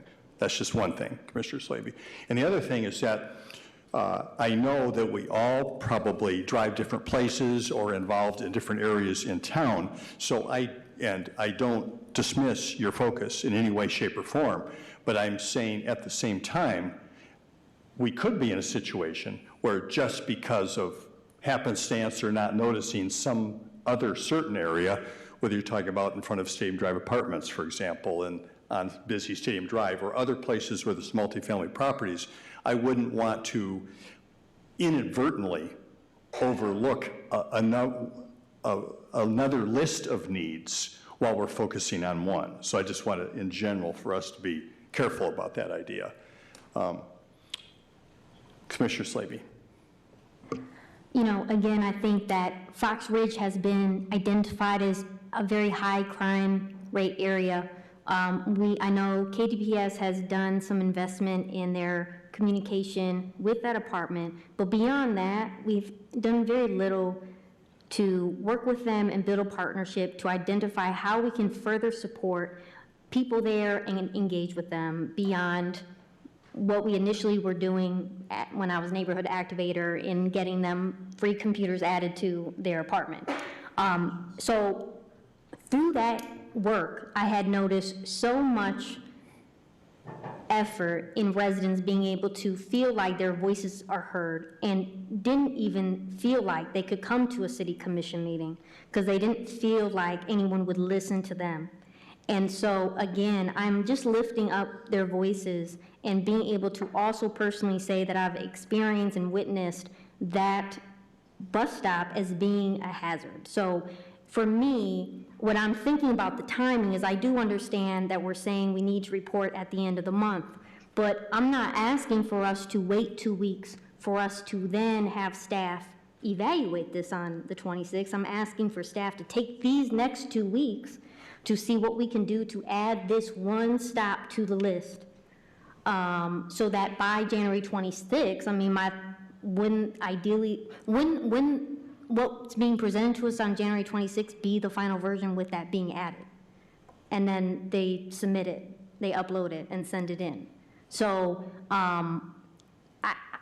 again, I'm one vote, and I'm saying that, you know, if we vote this postponement down, which is everyone's right to be able to vote how they vote, and someone makes a motion to consider the adoption tonight, I will vote no, because I think it is it's very important to make sure that people are represented in this plan, and quite honestly, I think it's really odd that we're hesitating to add this stop that would support many multifamily residents. I didn't even provide a list of 20, I just said this one.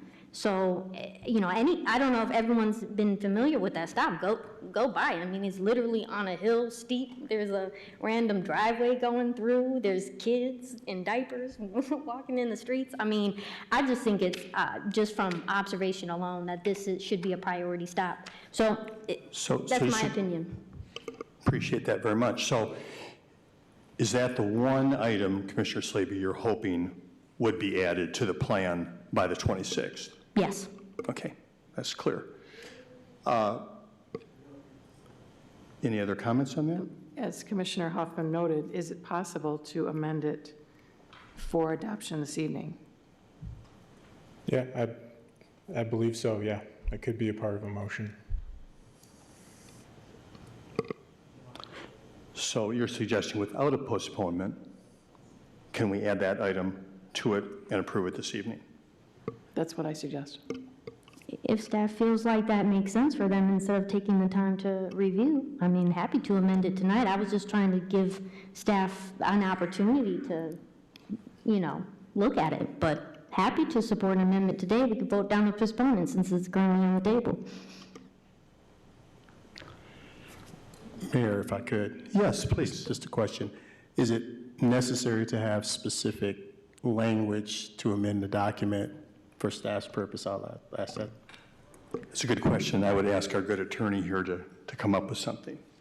Usually that is the best route to take so that the information is written down and actually staff can walk away after this item and follow it.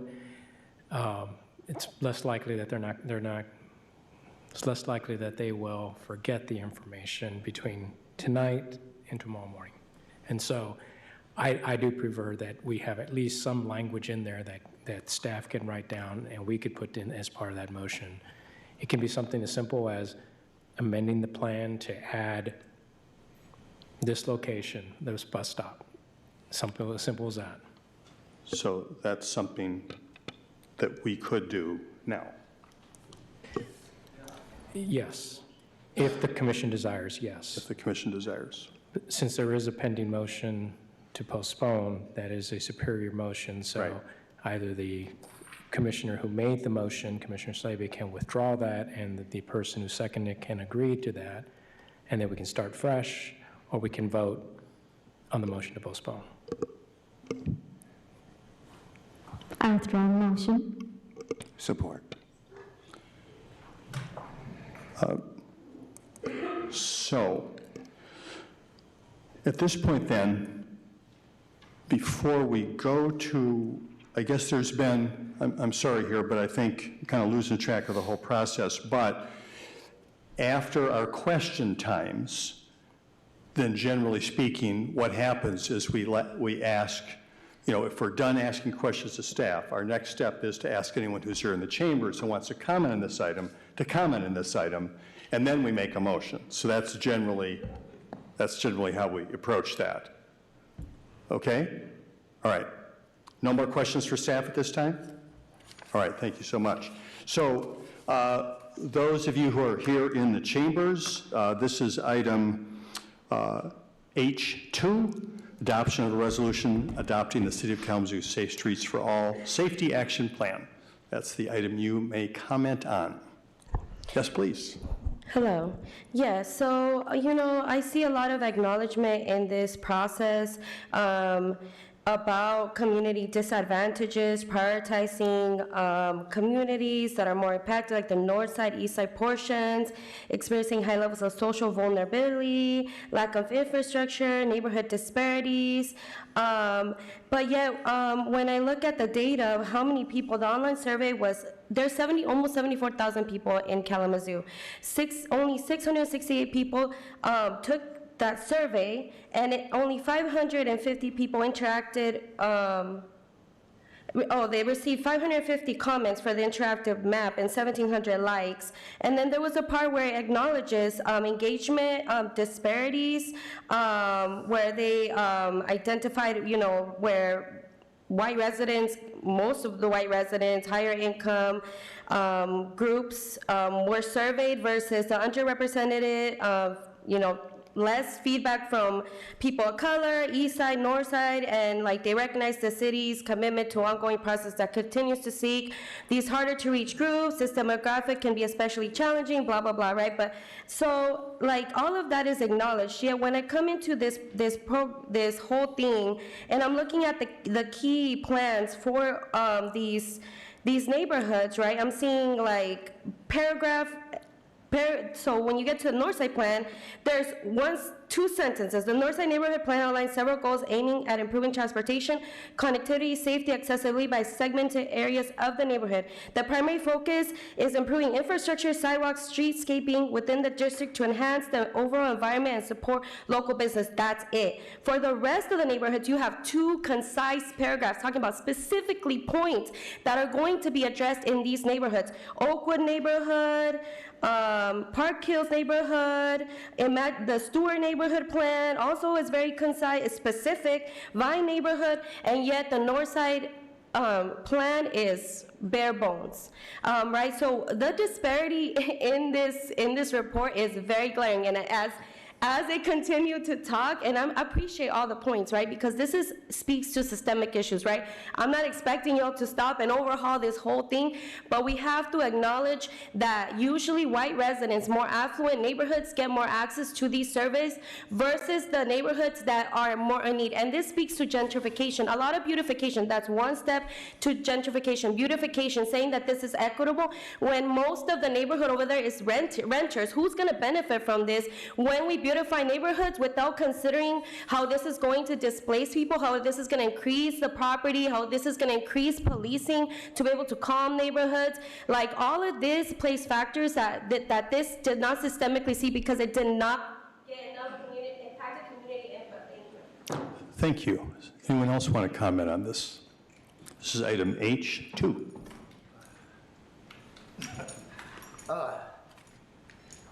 Hello, everybody. I'm Creed Stiegel. I live in the community. One of the concerns I had to consider, will you be able to vote on this and then add an amendment? Because we have so many new apartments being developed right now, there's going to be a new landscape, you know, especially on Gull Road, where they have this roundabout. There's going to be 2 apartments there. You've got Burdick and Vine. You've got Burdick and Frank Street, where Mount Zion has a couple of places. Then Tammy has a place on, well, there's 2 apartment buildings right there. It's going to be pretty crowded, and those are narrow streets that really need some type of lighting, traffic lights, or you got more traffic. You got more people that's going to be in that area. So if you vote on this and then run into those problems of you got maybe 600 more people with those 3 apartments. Then you've got a new ecumenical center. So you're going to have more seniors involved in ecumenical center with the lunch program and dealing with computers. So will there be a way to amend it? If you vote on this, can you amend something else after that? That's the concern that I have, because you got a lot of people. Thank you, Creed. Next, please.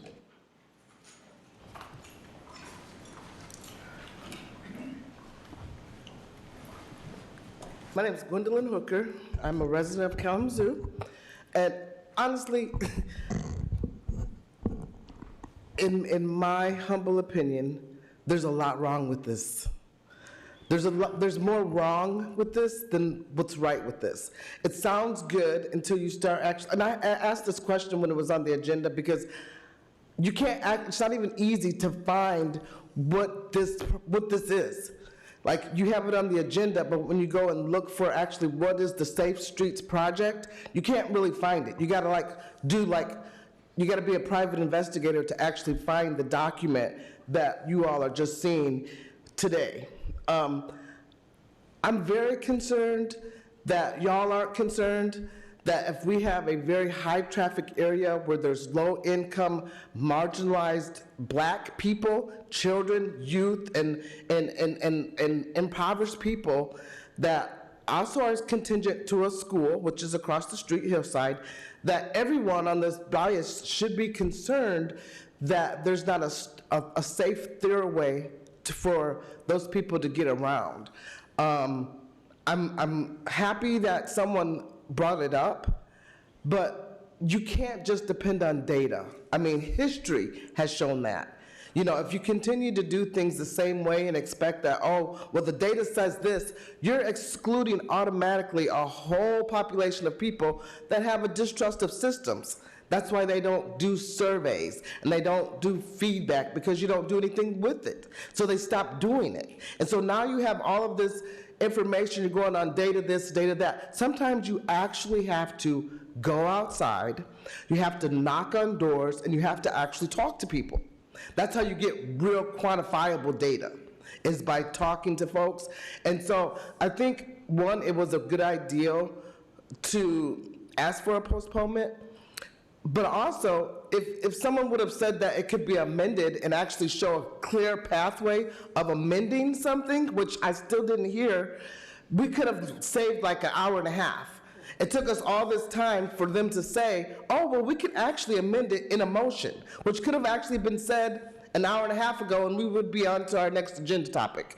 I think that, you know, to use a rush to expediency and to hurry up and do something, it has also been historically proven is something that systems use to do things the way that they want. Because there's no way that you should just be getting a document today that's 100 and something pages and be expected to vote on it in good faith without actually having really a reasonable amount of time to look at it, because you are now in a hurry. You were in a hurry you could have presented this in December, and we wouldn't be rushing to figure out how to get it approved. But Thank you, Gwendolyn. Next, please.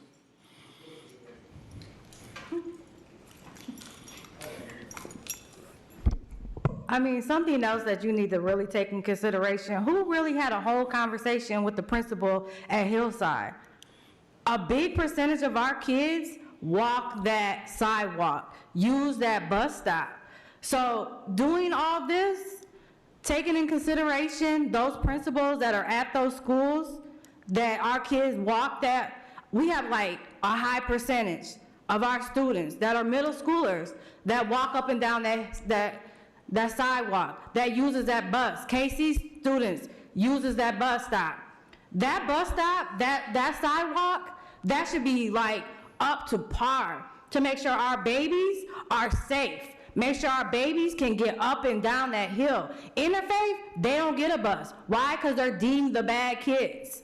So y'all need to take, like, all that needs to be taken in consideration, because they might only be middle schoolers and high schoolers, but their safety is extremely important. That's how they get to and from school.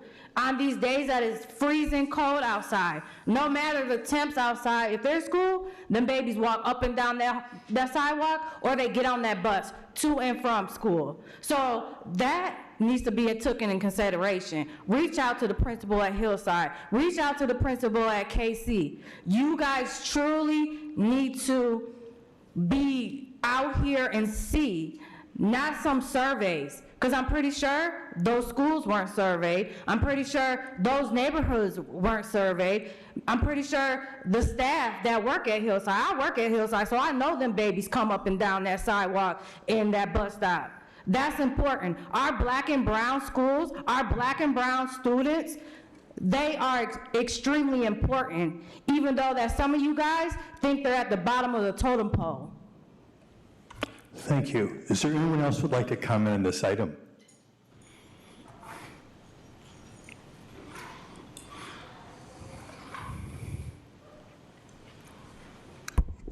Good evening again. Kathy Faison, live in Township, work predominantly in the city. What I want to kind of go back to, first off, I do want to say I really do appreciate lifting that, because conversation took so long, because I felt like it was a lot of runaround. When it was asked about change, it said, oh, in a year. So now when it's like it's pressed, now we can make some changes. Metro used to be city. I know this because I was a Metro driver. Metro buses went into Alamo. City buses and school buses went in. I've watched so much get pushed out. Buses won't even go in there anymore. So now that you put them on the street, what is being asked is, can we keep them safe? And I don't think it's that hard to do, because like I said, when you deem the place in categorize people. It's like systemic. I'm looking faces where people were frustrated because things aren't going through. And I don't mean up here as far as commission, I mean the ones that have done the work. I understand there may have been a lot of work put into it, but I also feel like it was brought to you last minute. This is my opinion. You should have had time to go over this just like the other stuff that you went over to be able to make solid decisions. So if it's not about postponing it, I would say make sure that it is on record that it will be implemented to where taken care, because it's too much. We are left out too much, and now it's time to make sure it's equitable. Thank you. Anyone else in the chambers want to comment on this item?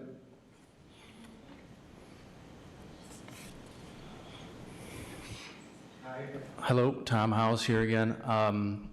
So I guess I heard a couple of commissioners express pretty valid concern that it's unusual to see such a large document and vote on it very quickly in one night. I then heard not so subtle persuasion that putting it off even a week or two is maybe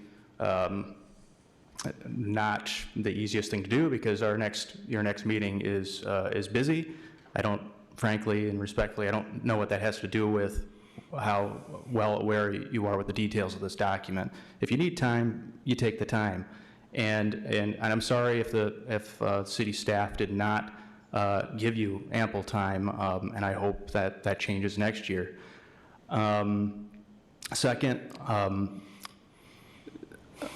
I support the amendment, but I also think that we in the audience, when commissioners speak up one way or the other, that tells us that we know that you're listening, that you care about the issue on the agenda, and for those that you have been speaking up consistently, we appreciate that. At least we know where you stand and that you're invested in the issue enough to have a dialogue about it. I guess I'll leave it at that. Thank you. Thank you. Anyone else who would like to make a comment on this item, H2?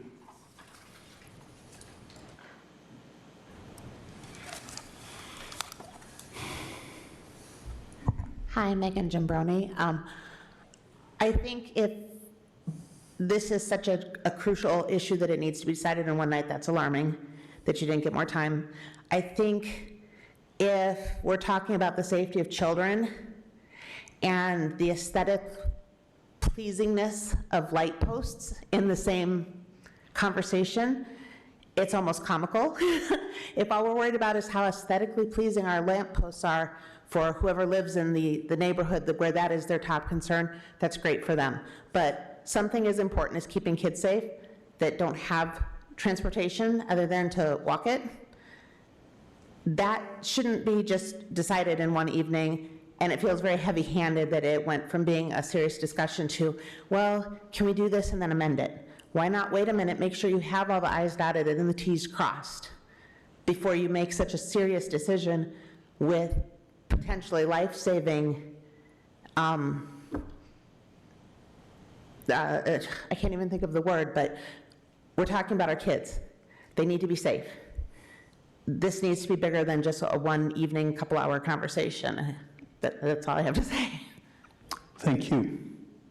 Anyone else who wants to comment on this item? All right, thank you for taking the time. So now we're back to motion time, commissioners. Is there anyone who would like to make a motion on this item?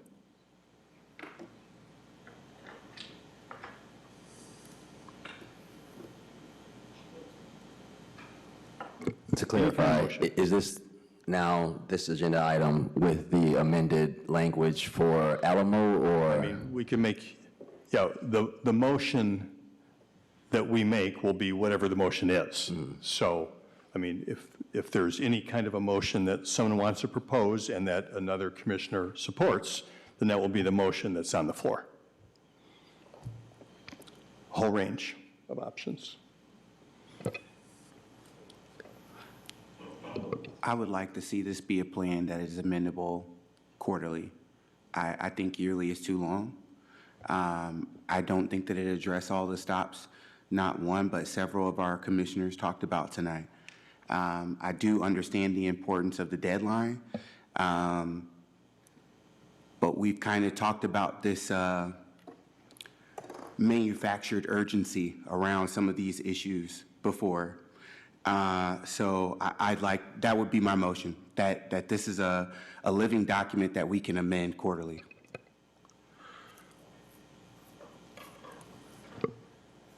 Question? It's not 100% clear motion to me before we get onto that. I mean, if we pause a second here, I think a motion needs to be an action. Amending quarterly is fine, but I think that it needs to be an action, which can range from, I move to postpone this to the next meeting. There's a motion. You know, I move to approve this and add this and this and this. There's a motion. So we have a variety of options here that would be specific actions. You know, we can certainly in discussion talk about, you know, extend a motion. I think for now, this is an item to act on. But when we do act on, you know, the motion itself, the motion can be extensive. You know, I'm just proposing ideas. A motion that includes these items and is reviewed quarterly. You know, there's a motion that people can act on. Commissioner Slaby.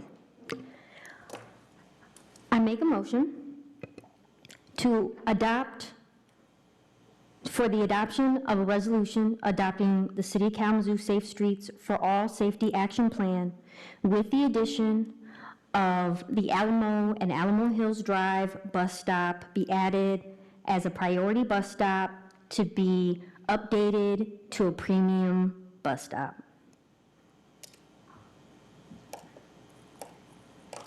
Is there support for that motion? Okay, there's no support for that motion. Any other motion that someone would like to propose? I don't know if I'm like ready for exact motion language. Okay. But the part that I was not meaning to diminish the safety of kids, because I just finished talking about how my concern is especially around school areas and kids' safety. My concern is that there is a finite deadline that this has to be turned in. And how do we make sure that we don't lose sight of those important things that we have not had time to add, but also recognizing that there is a deadline that we have to turn in the plan? Because the alternative is if you don't turn in the plan, then there's no anything.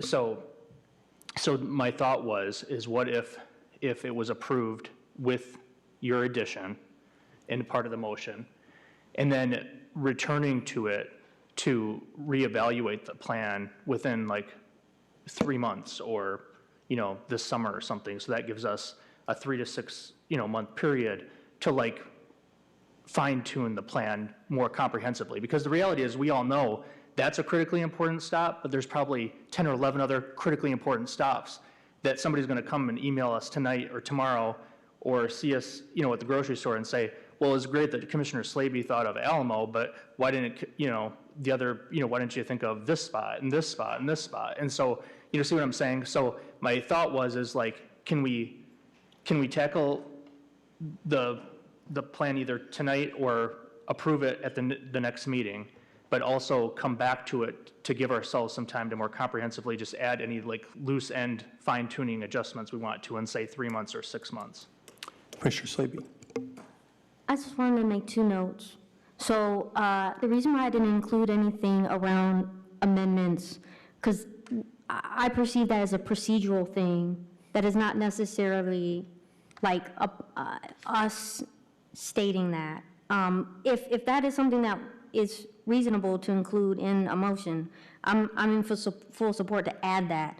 But I do want to note that I appreciate that. I mean, we could sit here for the next 5 hours and I know, but also like basically we could say every intersection needs improvements, right?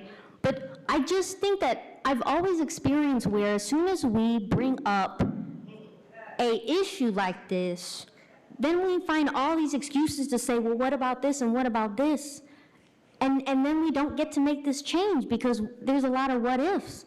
And we always seem to bring this up when we're focusing on making a decision that will impact usually the most vulnerable populations. So I'm not saying anyone's doing that intentionally tonight, but I just find that in my experience, when we try to lift something up like this, that is when all the things come out to try to make it seem like it's way harder than it is. And I'm not even asking us to explore like different interventions. I'm just saying add Alamo and Alamo Hills Drive on the list, and then next to it, if we look on the list in the 148-page plan, basically what it lists the bus stops, and it lists which improvements we're going to do, and there's 3 tiers. There's the basic, there's the second one, I can't remember, I'm sorry, and then there's premium. I'm just saying Alamo and Alamo Hills Drive premium, and that is what we, I don't even know if we even have to very much research or calculate, or like there's no turning radius or traffic signals. We're just adding that to the list, and that's so I don't think that really would be a huge lift for staff if we're specifically focused on this addition. And so I just think it's important, and I think this sends a message to the community that we're thinking about this intentionally, and we know not every plan is going to be perfect. Let's not allow perfect to get in the way of good, but this can certainly be better than what it has been presented originally to us.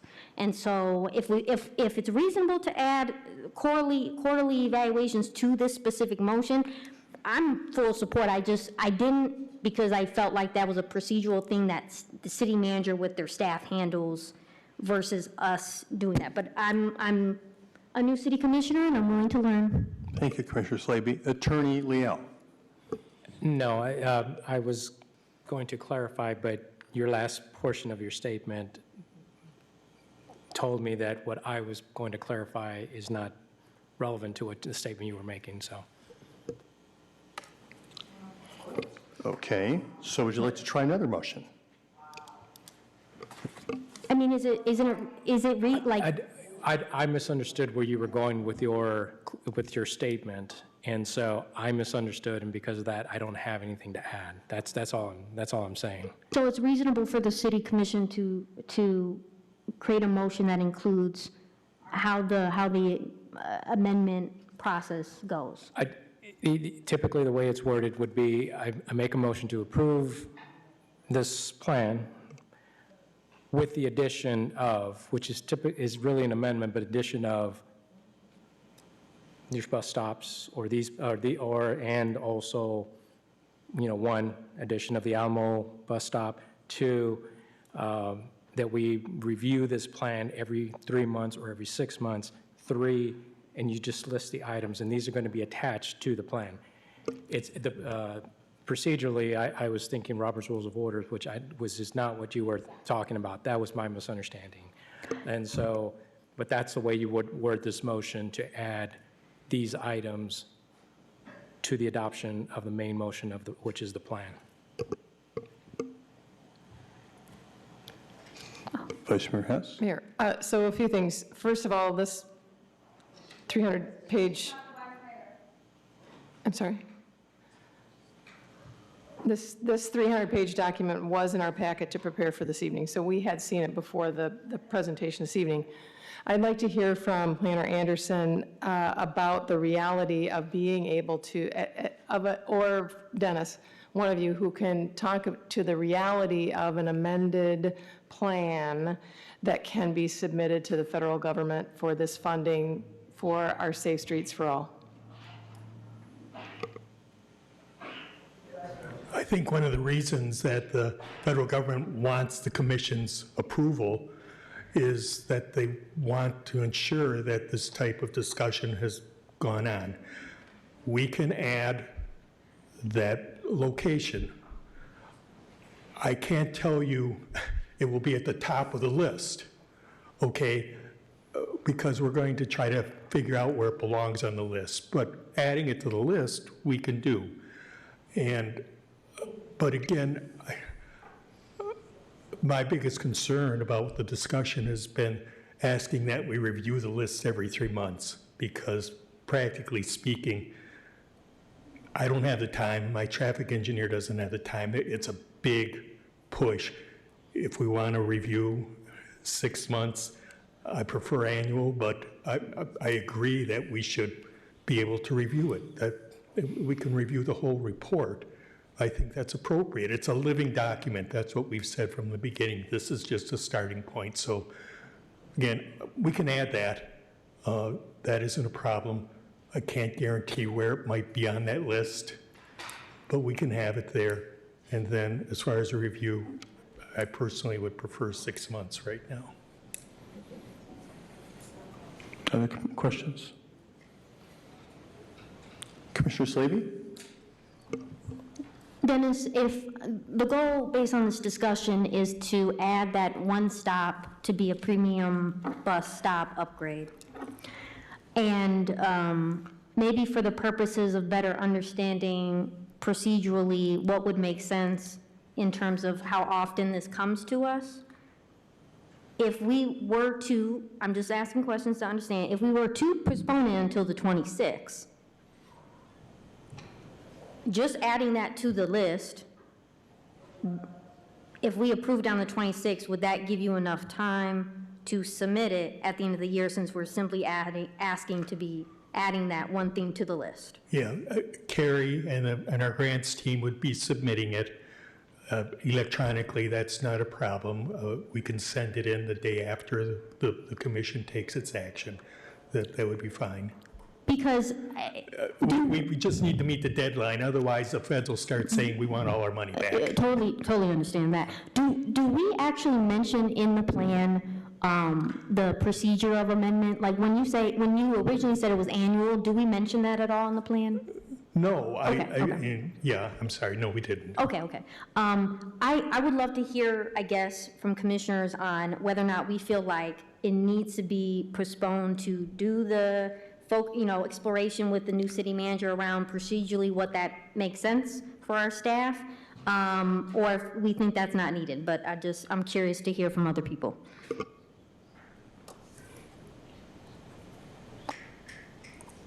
I am personally comfortable voting for your amended approval of this plan.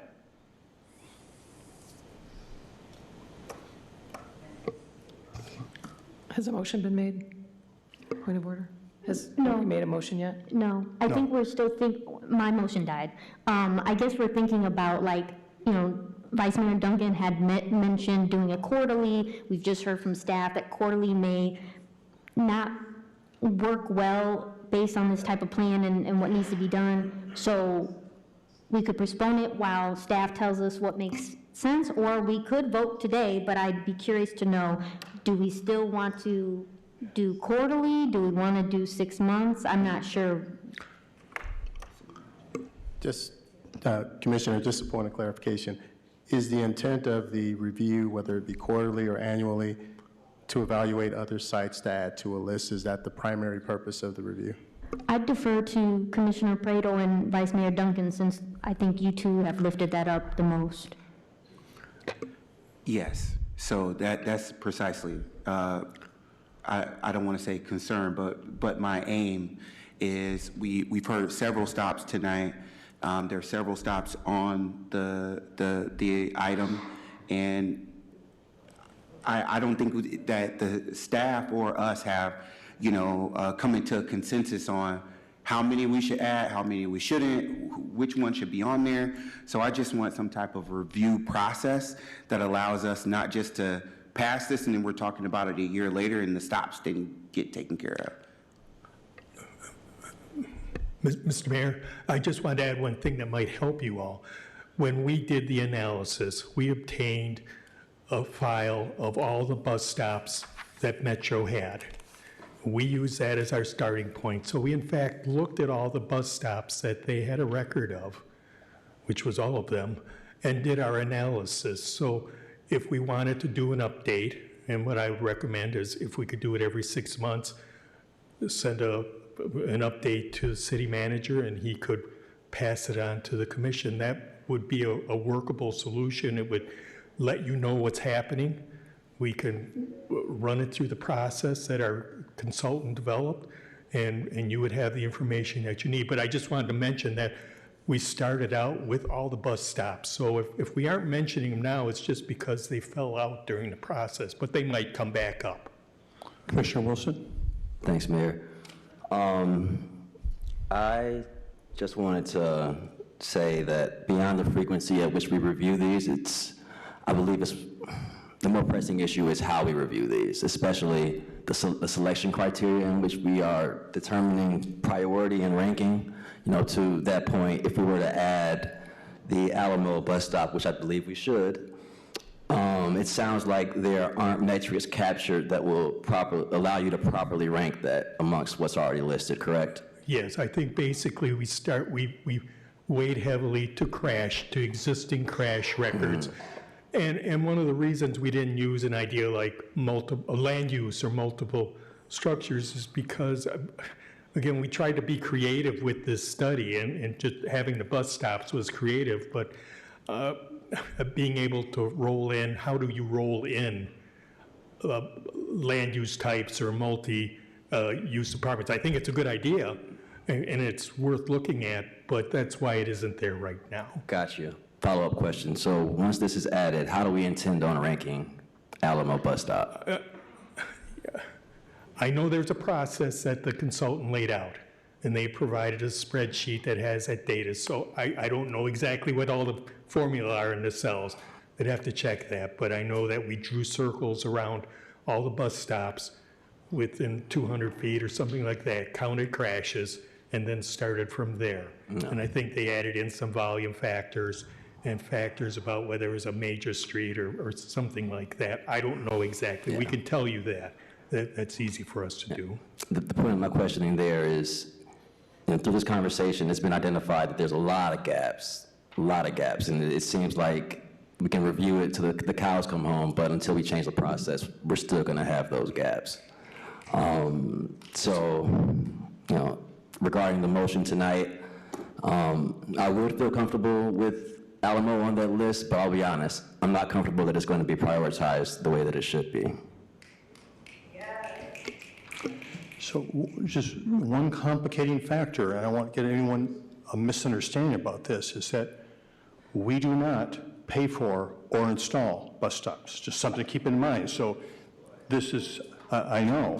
So from our perspective, this is hugely valuable and important, but basically it is just us sending a message across town to another separate legal public entity with its own board. And I'm not dismissing how important that might be, but I'm just saying that this action, I don't want anyone to misunderstand that this action we might take is saying, okay, we're in charge of bus stops, we install bus stops, and we're going to put a bus stop in there. I don't want there to be a misunderstanding about that.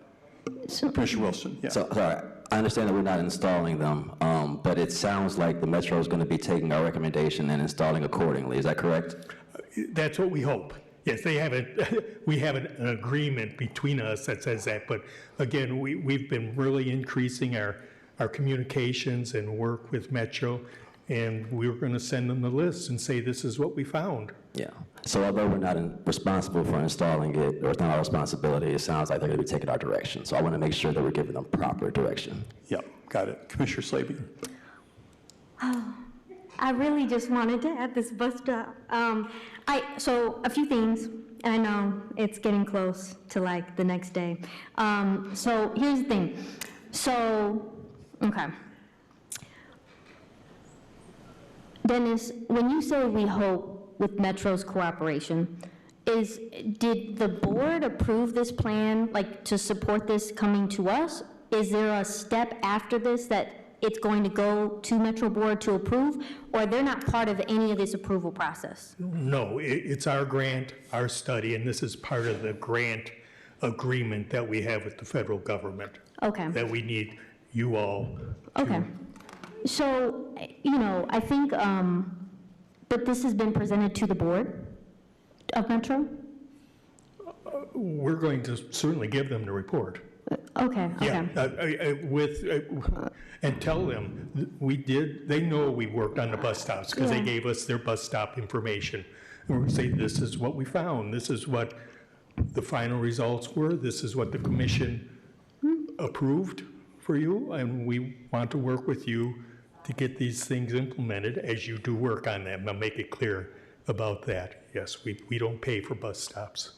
Dennis, I can just to add to, I don't believe Metro's board was involved, but their executive director was involved as well as our operations staff were connected to the consultant team. So I will say, when we worked with neighborhoods to identify projects they wanted to use neighborhood planning funding for a couple years ago, Winchell had identified upgrades to their bus stops. So of course, we don't have the authority, but through the cooperation, Nolan and I reached out to the facilities director at Metro, and they were so happy. Now, we use the neighborhood planning funding to add benches and upgrading at least two of the stops to ADA compliance. And we did that with our money, and we helped, and then Metro just ran with it, used their vendor, et cetera. So I think that it seems like very simple and welcomed by Metro, especially since we know that having it in a plan, we can leverage it to get funding, and that includes Metro receiving funding to support this. So my thought is this, because I know that, like I said, I think that just bringing this up has opened up a can of worms that then unintentionally derails the process of approval for this. So again, let's not allow perfect to get in the way of good. I do appreciate City Planner, Deputy Director Christina Anderson's point that, obviously we have our master plan. There's I would hope, because we did not see this in IK 2025, so I would hope in IK 2035 there's discussion around public transit, because our ridership is only at 2%, which means such low ridership, even though most people that ride it are our most impacted, vulnerable, underserved populations, it often means they're overlooked in the support that is needed. So I think that there's opportunities to continue to add to some list, to some plan. We still have half the neighborhoods that need neighborhood plans, which is also an opportunity for us to identify explicit bus stops. I do, let's think about it like in practice. We could update this every quarter, which we continue to add to a list, but basically it's like every bus stop needs to be improved. So then basically what we're saying is just add the whole list.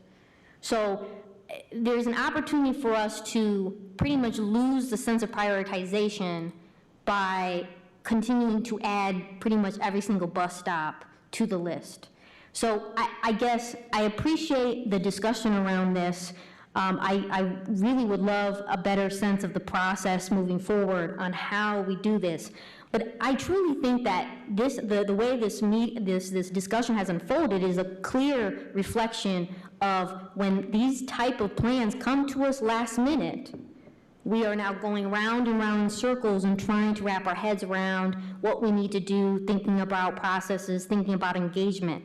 So I'm open to postponing it, but right now I will make a motion to adopt the resolution adopting the City of Kalamazoo Safe Streets for All Safety Action Plan with the following additions. 1, to add the Alamo and Alamo Hills Drive bus stop to the priority list to receive a premium bus stop upgrade. And 2, to evaluate this plan every 6 months. Support. There's a motion on the floor, motion made by Commissioner Slavy, supported by Commissioner Hess. Discussion, commissioners.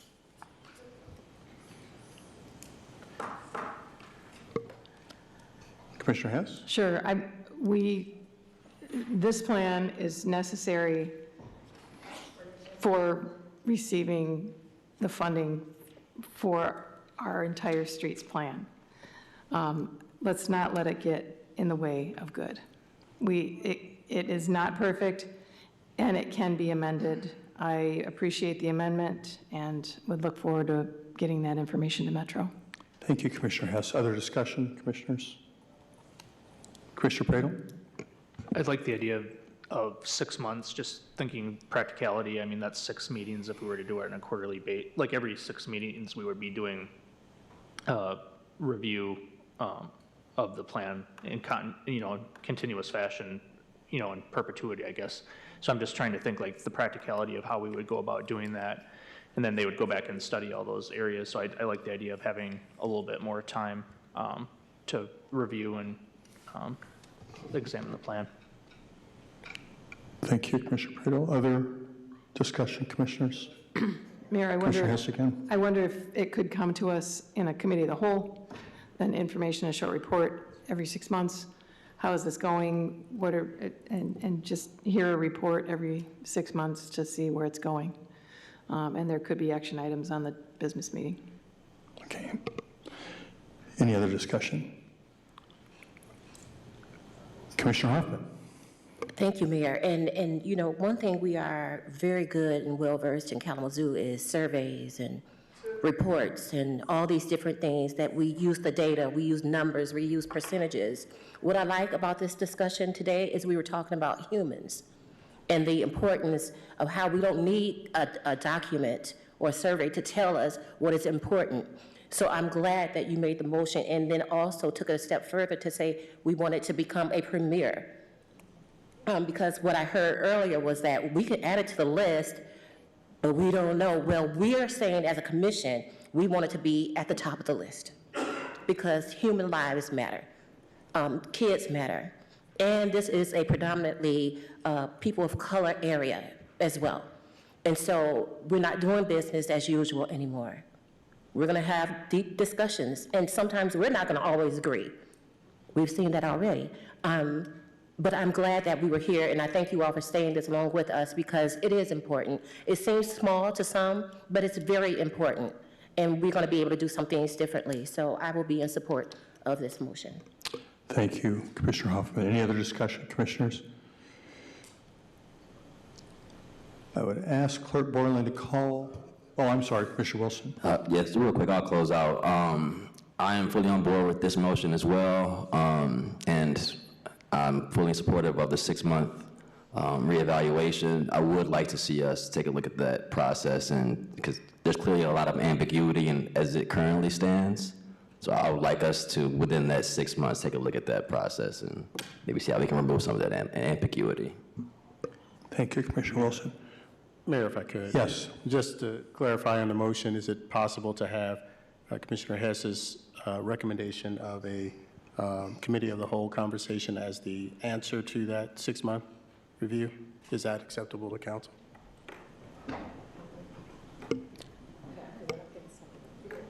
Okay. I think so. Just to clarify the motion, would that be acceptable? So we would like to amend it to be explicit that it's going to occur during community hall? I don't think that needs to be done. I mean, it's going to be reported, whether it's a COW or regular business meeting, it will be reported. Other discussion? My dear colleagues. Okay, seeing none, Clerk Borland, please call the roll. Commissioner Slaby? Yes. Commissioner Wilson? Yes. Vice Mayor Duncan? No. Mayor Anderson? Yes. Commissioner Hess? Yes. Commissioner Hoffman? Yes. Commissioner Pradel? Yes. Thank you, Commissioners. The motion passes. Next on the agenda, was there anything else, City Manager, from your report? Just a very simple reminder, given the timeliness of this conversation, is clearing our public sidewalks of snow for the purpose of the safety we just discussed for people who use it within 48 hours. So, thank you. Thank you. Very good reminder. Appreciate that. We do have a city clerk's report tonight. Clerk Borland. Thank you, Mayor. Mayor, Vice Mayor, Commissioners. In my clerk's report is attached the report of determination from the Local Officers Compensation Commission, and I do have one of the members of the LOCC here, Creed Stiegel, to just make some remarks and kind of present the report, comment on it a little bit. Welcome, Creed. Thanks for all your efforts and your work on the LOCC. Yes, for those who don't know, LOCC is the Local Officers Compensation Commissioner, and we have a report for determination. We kind of figure out if it's necessary for the commissioners and mayor to get some type of increase in their stipend. We look at your pay as being a stipend instead of a salary. And this is how this report started. The Local Officers Compensation Commissioner, LOCC, has determined that the compensation for the mayor, vice mayor, and city commissioners of the city of Kalamazoo, that the increase of the following: the mayor, $11,000 per year; vice mayor, $9,900 per year; and the city commissioners, $8,700 a year.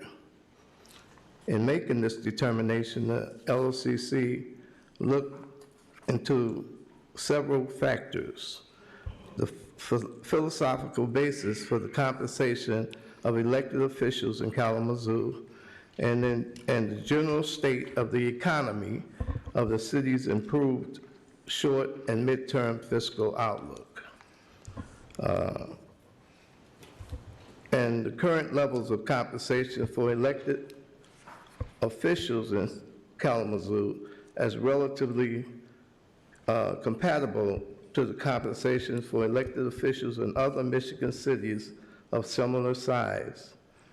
The chart compensation rates for various Michigan municipalities, December 2025, is included in this report by reference.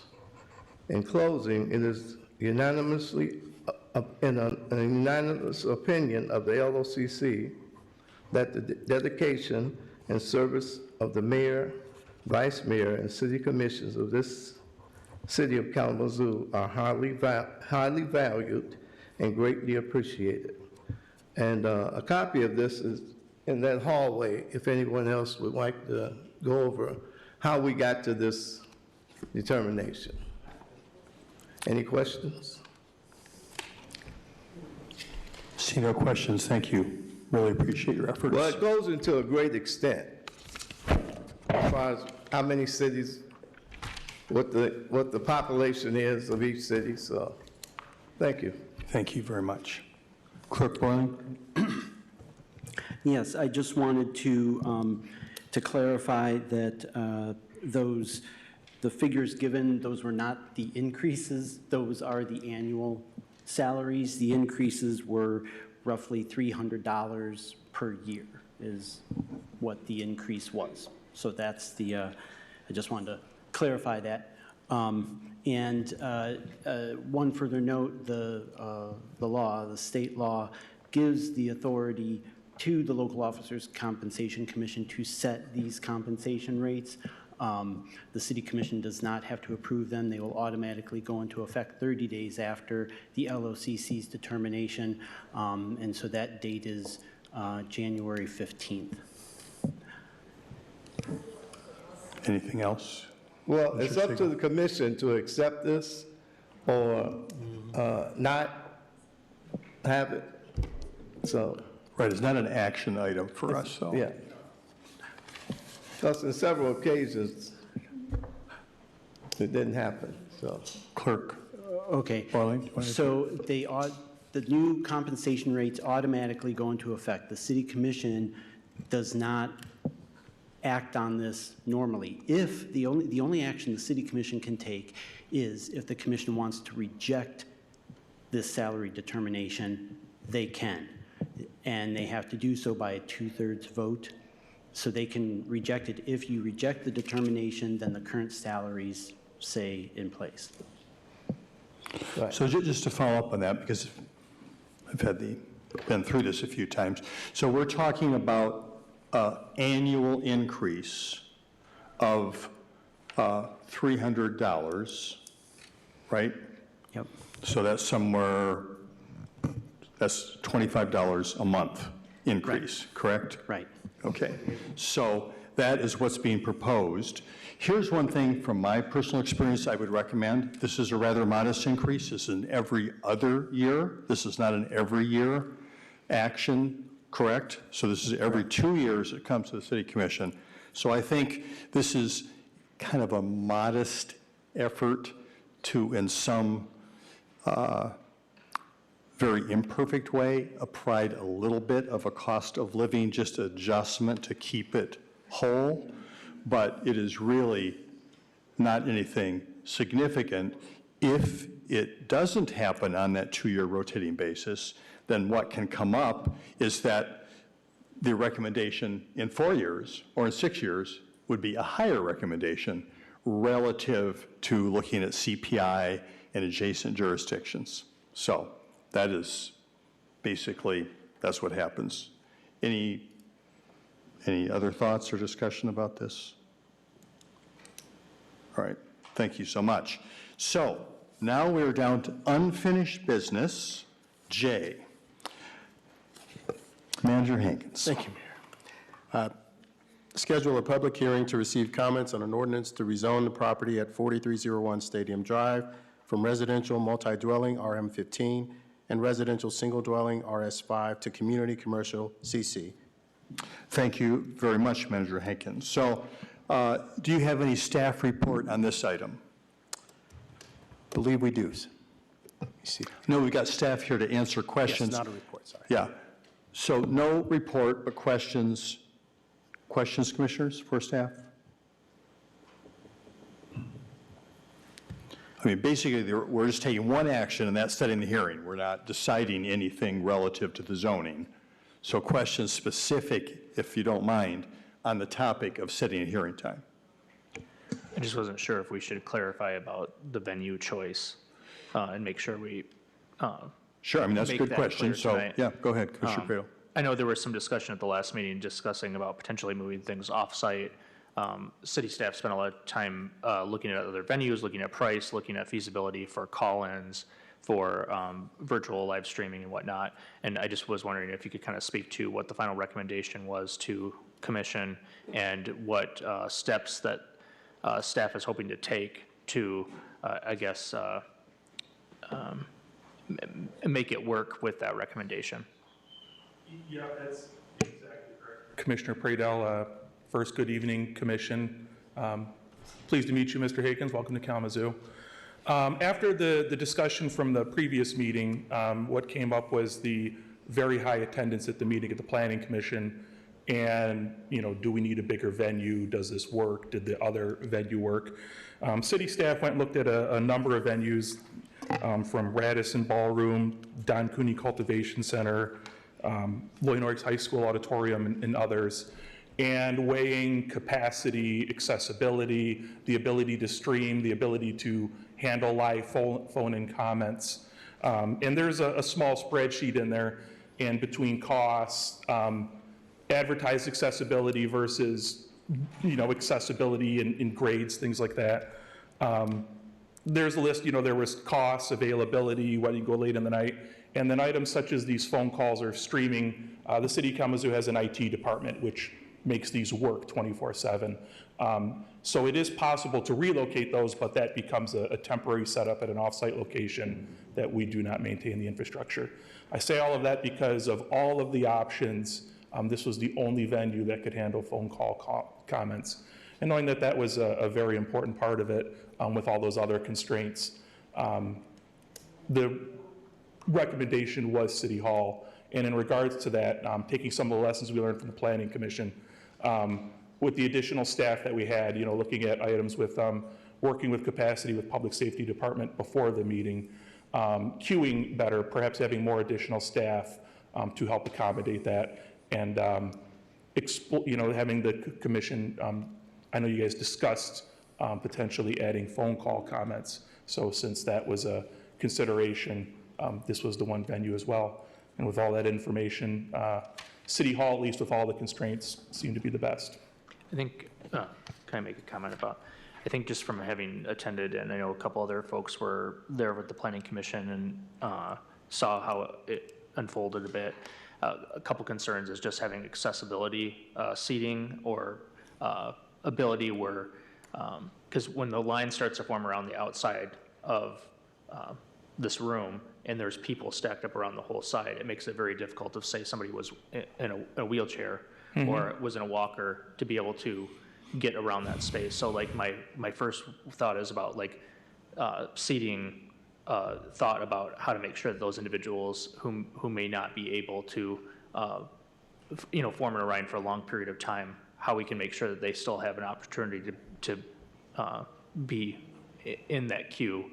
And then the other part of it as well is because we had 2 rooms, there were people, if you were outside of this space, it made it very difficult to figure out like when is my time to come get in line here if I want to get in line. And then I think something that can really help with all that as well is just knowing that people can call in if they would prefer that option instead of being here in person, because that's not normally the case. But those are just some things that were just some personal observations from that meeting that I think if we can think through would be very helpful. I agree 100%, and I've been listening to the feedback, and another idea I had was I don't know if it's possible for the commission, if one of the options thought of is making sure all the front row seats are available for anybody with mobility issues. But then from the thought there, do we invite that row up first to speak, and then some thought of, a little bit better managing of the queue to make sure that it doesn't grow so long, which I think also has the double item to keep an eye on, that is that queuing getting all of the roles. So I plan on doing some practice runs, kind of working with the same staff that did before, and I think we can find that, particularly, and heavily advertise the phone call options, if that's an option for people as well, if the city commission decides to do phone call options. I know that we've worked with their staff in the past on other initiatives, but I wonder if it would be worth in the next 2 weeks to work with Disability Network of Southwest Michigan.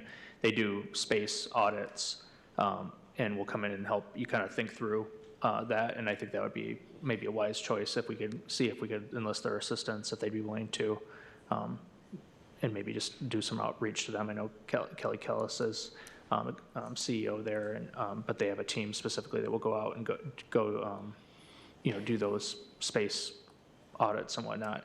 It was really tricky, and I mean, I don't know. I was concerned about some individuals. Yeah. I like the recommendation. I will explore that. Cool. Thanks. Thank you, Commissioner Prado. Commissioner Slaby. I know it's getting late.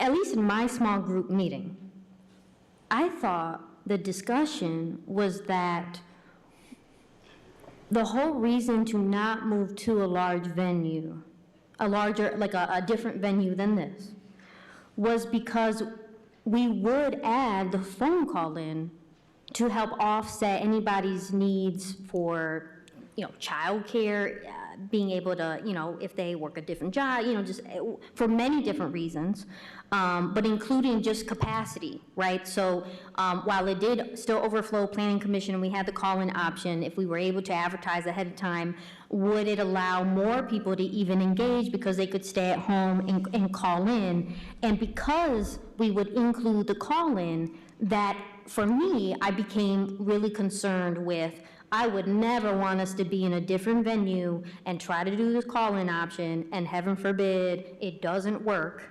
And now we're in trouble because it doesn't work and we're running around. So for me, the only reason I would be in favor of sticking with this venue is if we absolutely include this phone-in conversation. And at least in my small group meeting, I can't speak to the other ones, that I thought it was pretty much very clearly discussed that in order to address the concerns around being able to stand in line, because that is I understand, I don't want to do it, that we would have a ticket system set up so that people could get a ticket in line. We have staff being able to make sure, hey, number 1, number 5, number 42, and then they're able to sit. And then, of course, maybe reserve a few rows based on people reaching out and requesting accommodation ahead of time.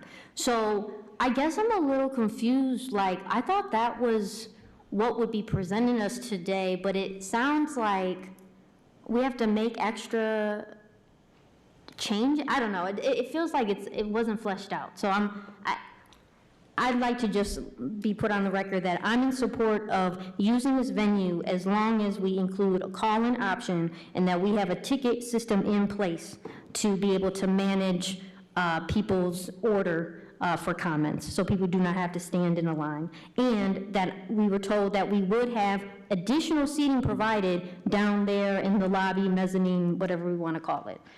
So I'm in support if all those things are available in this venue. Bobby Durkee? I think unless I'm mistaken, I believe for phone call comments, that would have to be the city commission to take an action to do that. So technically, right now, the venue and location isn't chosen. The logistics of the operation, such as discussing how we manage a phone call, the ticket system, a queued system, once that's in place. So, because a lot of things were discussed for how to manage the crowd. Vice Mayor? No. Okay. Commissioner Hess? Can I make a motion to schedule a public hearing to receive comments on an ordinance to rezone the property at 4301 Stadium Drive from residential multi-dwelling and residential single dwelling to community commercial, and that the venue be in City Hall, and that we task city staff with creating call-ins and ticket system to manage the queue. Seconded. Okay, so, team, we jumped right to a motion here, but generally speaking, the process is staff comes up, we ask staff questions, then there's an opportunity for people in the chambers. Is this different on this one, Attorney Leal? One of the exceptions to public comment on all action items is those votes setting a public hearing, which is what you're doing here. I know it doesn't occur very often, but you do have it in the rules. You can waive that rule if you choose to as a commission, but you'd have to vote to waive that limitation.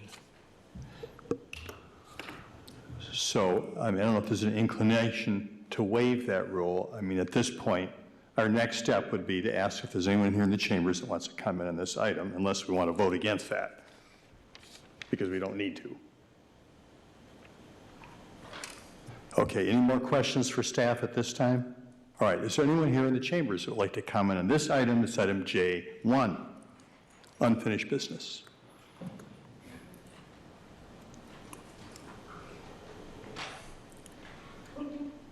Hi, Tom House here again. Don't hate me because I'm back here.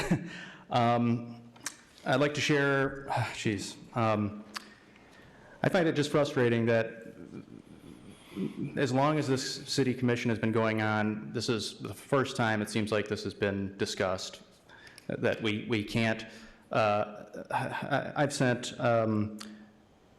the city dozens of news articles of other cities that have city commissions, smaller, bigger than us, that have relocated to larger venues. This isn't just about some people standing in line. This is about seeing all of your community members in the same space at the same time. This is about them seeing you all at the same time. This is about empowerment of the community and good governance. These solutions to set up some chairs in the hallways, I find them very uncreative and uninspiring by city staff.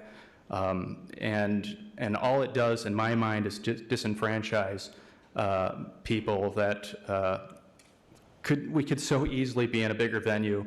And if you do it now, it might be a little rocky now, but it'll get better the next time. It'll get better the next time. And that's standard practice anytime you have a popular issue. Someday, all of you might, when you're no longer commissioners and you're passionate about an issue that has an attendance this large, you will be standing in the hallway streaming on your phone, potentially, and saying, oh, I don't have any battery power in my phone left, like I witnessed 2 weeks ago. Many people left. Many young people left, which was even more frustrating because it was encouraging to see young people participating in this process. And instead, what I saw was confusion, disillusion, leaving. Okay? So you're going to be in their shoes again someday on an issue that you care about and that many other community members care about. So I really encourage you to think of, to be inspired, do what other cities, again, smaller, bigger than us, have done. You can do it. The city can do it. I believe in them to overcome some technical challenges. So don't let it rest and say, sounds a little difficult right now. This is the perfect time to try and reach higher. So thank you. Thank you. Is there anyone else in the chambers who would like to comment on this item? J1. All right, thank you for your comments. Seeing no one else at this time, do we want to go for a motion? Do we want to have some discussion about this first? Commissioner Slaby. I guess we had also brought up at the last meeting that we were concerned about how this would be sharing the same night as the youth awards, Youth Justice Awards. What our plan is to do the awards at 6. That's our intention, as I understand it at this point. Okay. Okay. I believe that's correct. Yeah. So presumably that portion of the program would start a little early and wouldn't conflict with when our business meeting starts at 7. That is another complication that could certainly be done in a different venue also. So I know this is a day one for you here. Is there any particular absolute prohibition against the idea of doing this someplace else? I mean, there's certainly enough time to notify it. Our meeting's getting pushed back to the end of the month. I know that there were some impediments, and I was not entirely clear what they all were. You have any thoughts about that? I do, but I'll ask staff to come up and kind of respond to some of the research they've done. The logistics of possible is yes, but through the various different criteria between cost, phone call-ins, capacity, and accessibility, knowing the weight, at least from the last discussion, the weight of the phone call comments being 100% reliable weighed really heavy on City Hall. And in regards to noticing, by next week, we have to have the letters in the mail. So if any delay today could not be January 26th. So that said, there are things, and there are trade-offs. You could have a big venue where everybody could fit everybody who wanted to come, and you could not do, call-in comments. It's not been our general practice as of late to do that, so that would be something we could give up if that makes it more complicated to be someplace else.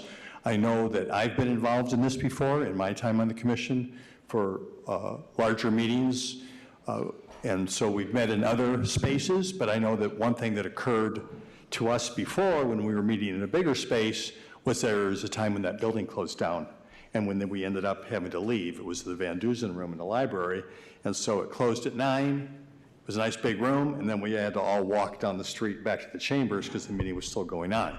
So, there's other logistics you're going to have to manage relative to that.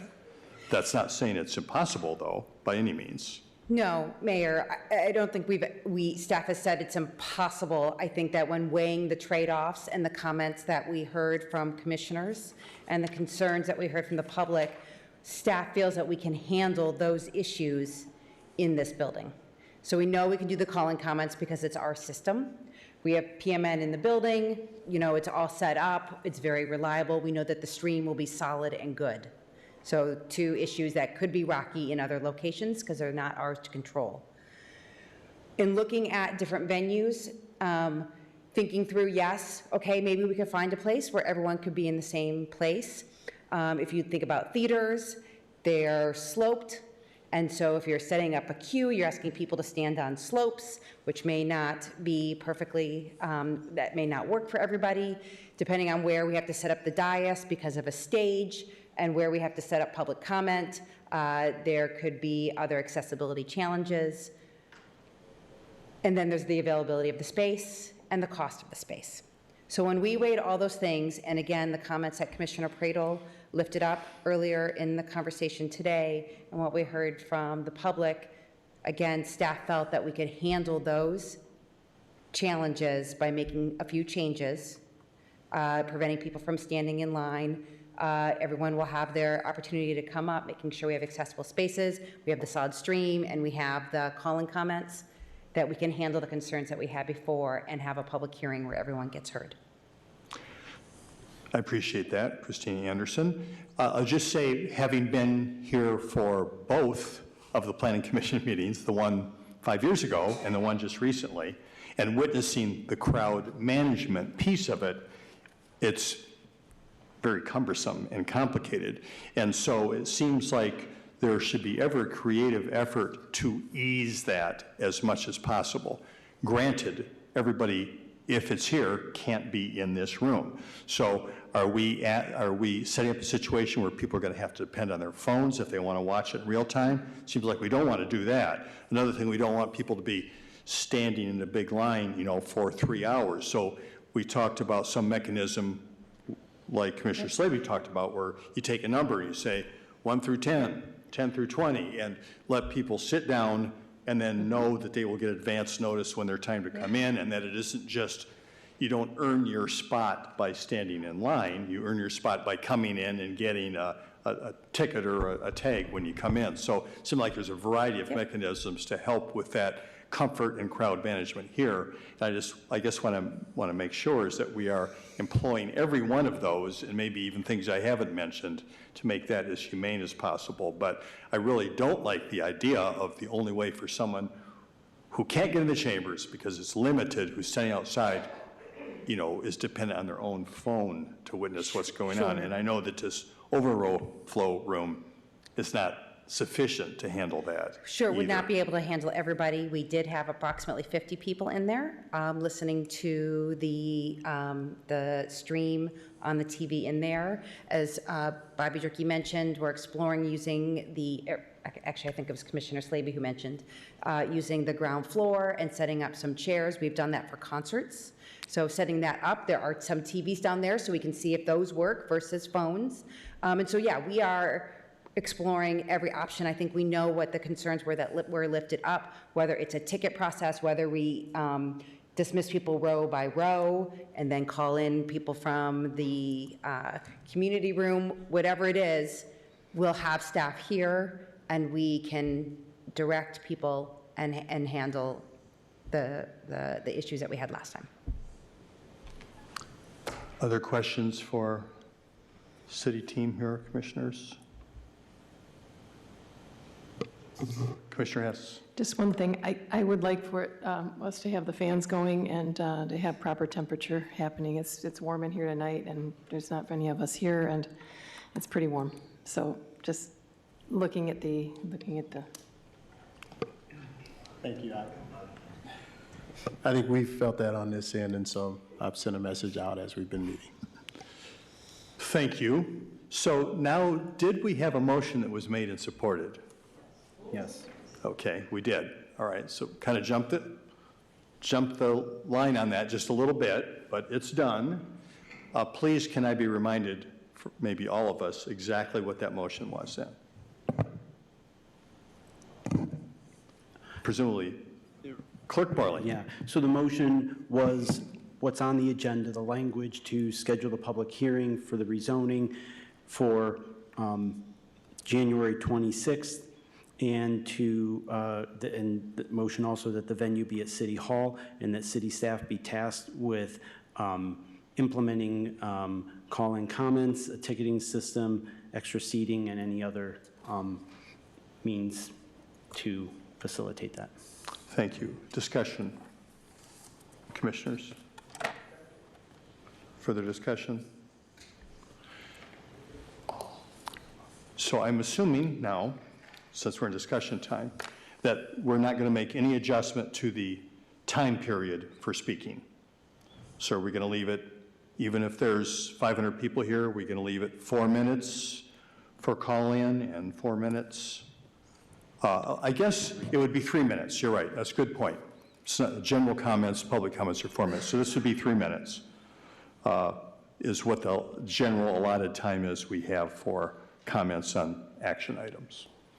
So just recognizing that. Comfort with that, generally speaking, Commission?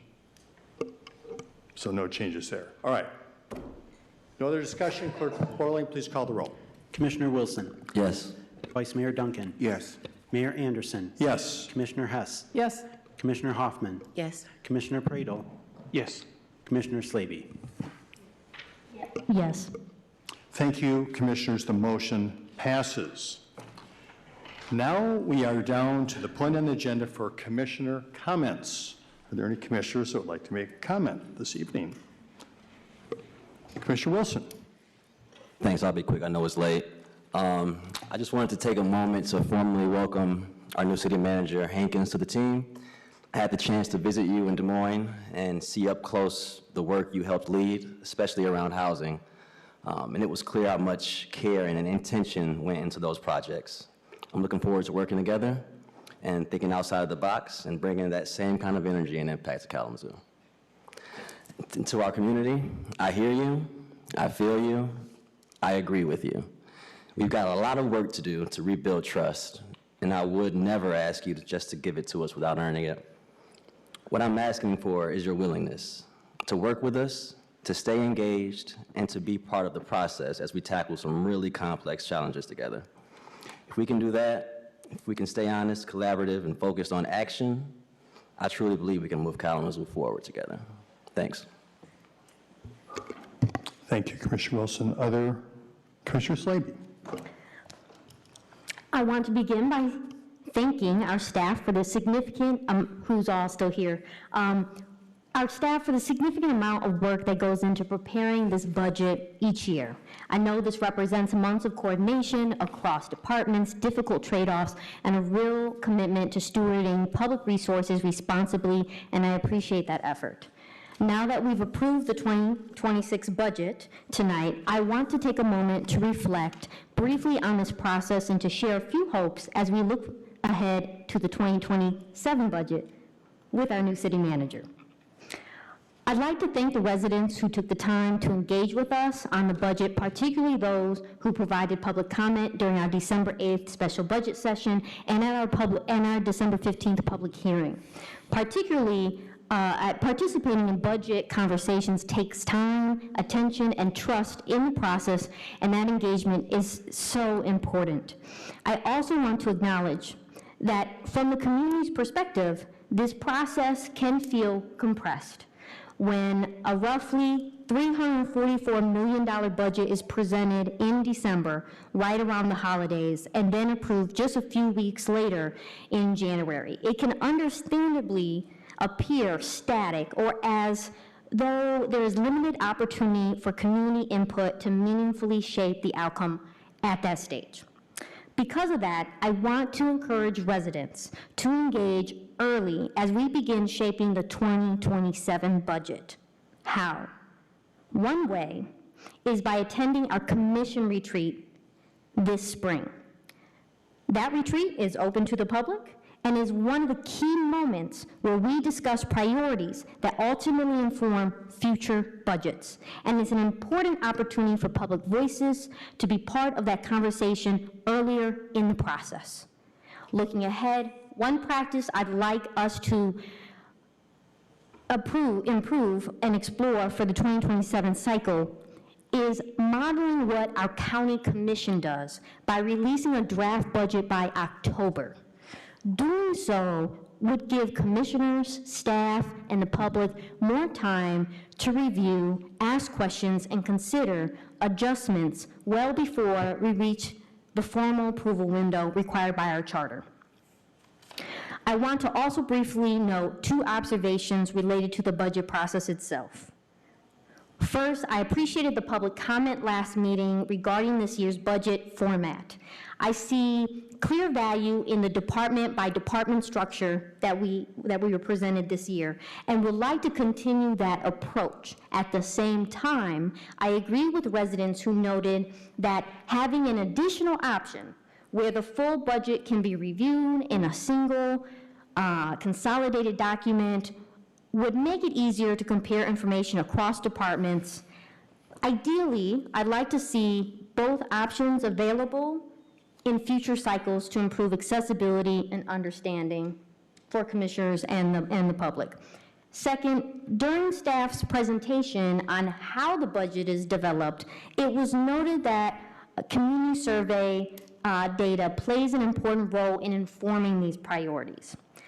I'm interested in better understanding how well survey participation reflects our city geographically and demographically. We talked about this earlier today, but this has also been brought up across many different engagement meetings with staff, with the public, and you know, explore what gaps there are around who is being heard in this community survey data.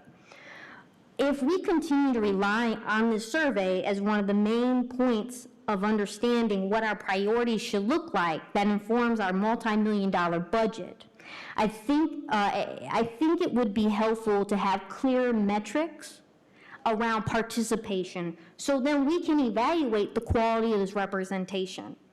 Identify where outreach may be needed to strengthen and align with best practices over time. So for example, if there's 75,000 people in the city and we have 1,000 people respond, I know that doesn't sound a lot, it isn't.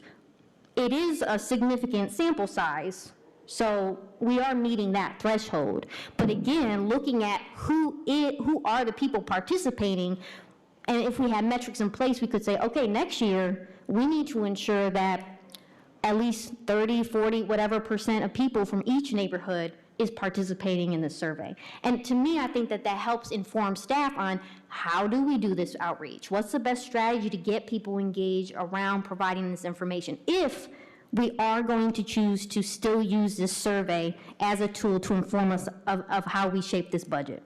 So overall, I appreciate the work that has gone into this 2026 budget and the collaboration behind it. I do look forward to strengthening trust, transparency, and meaningful engagement as we prepare for the 2027 budget and beyond.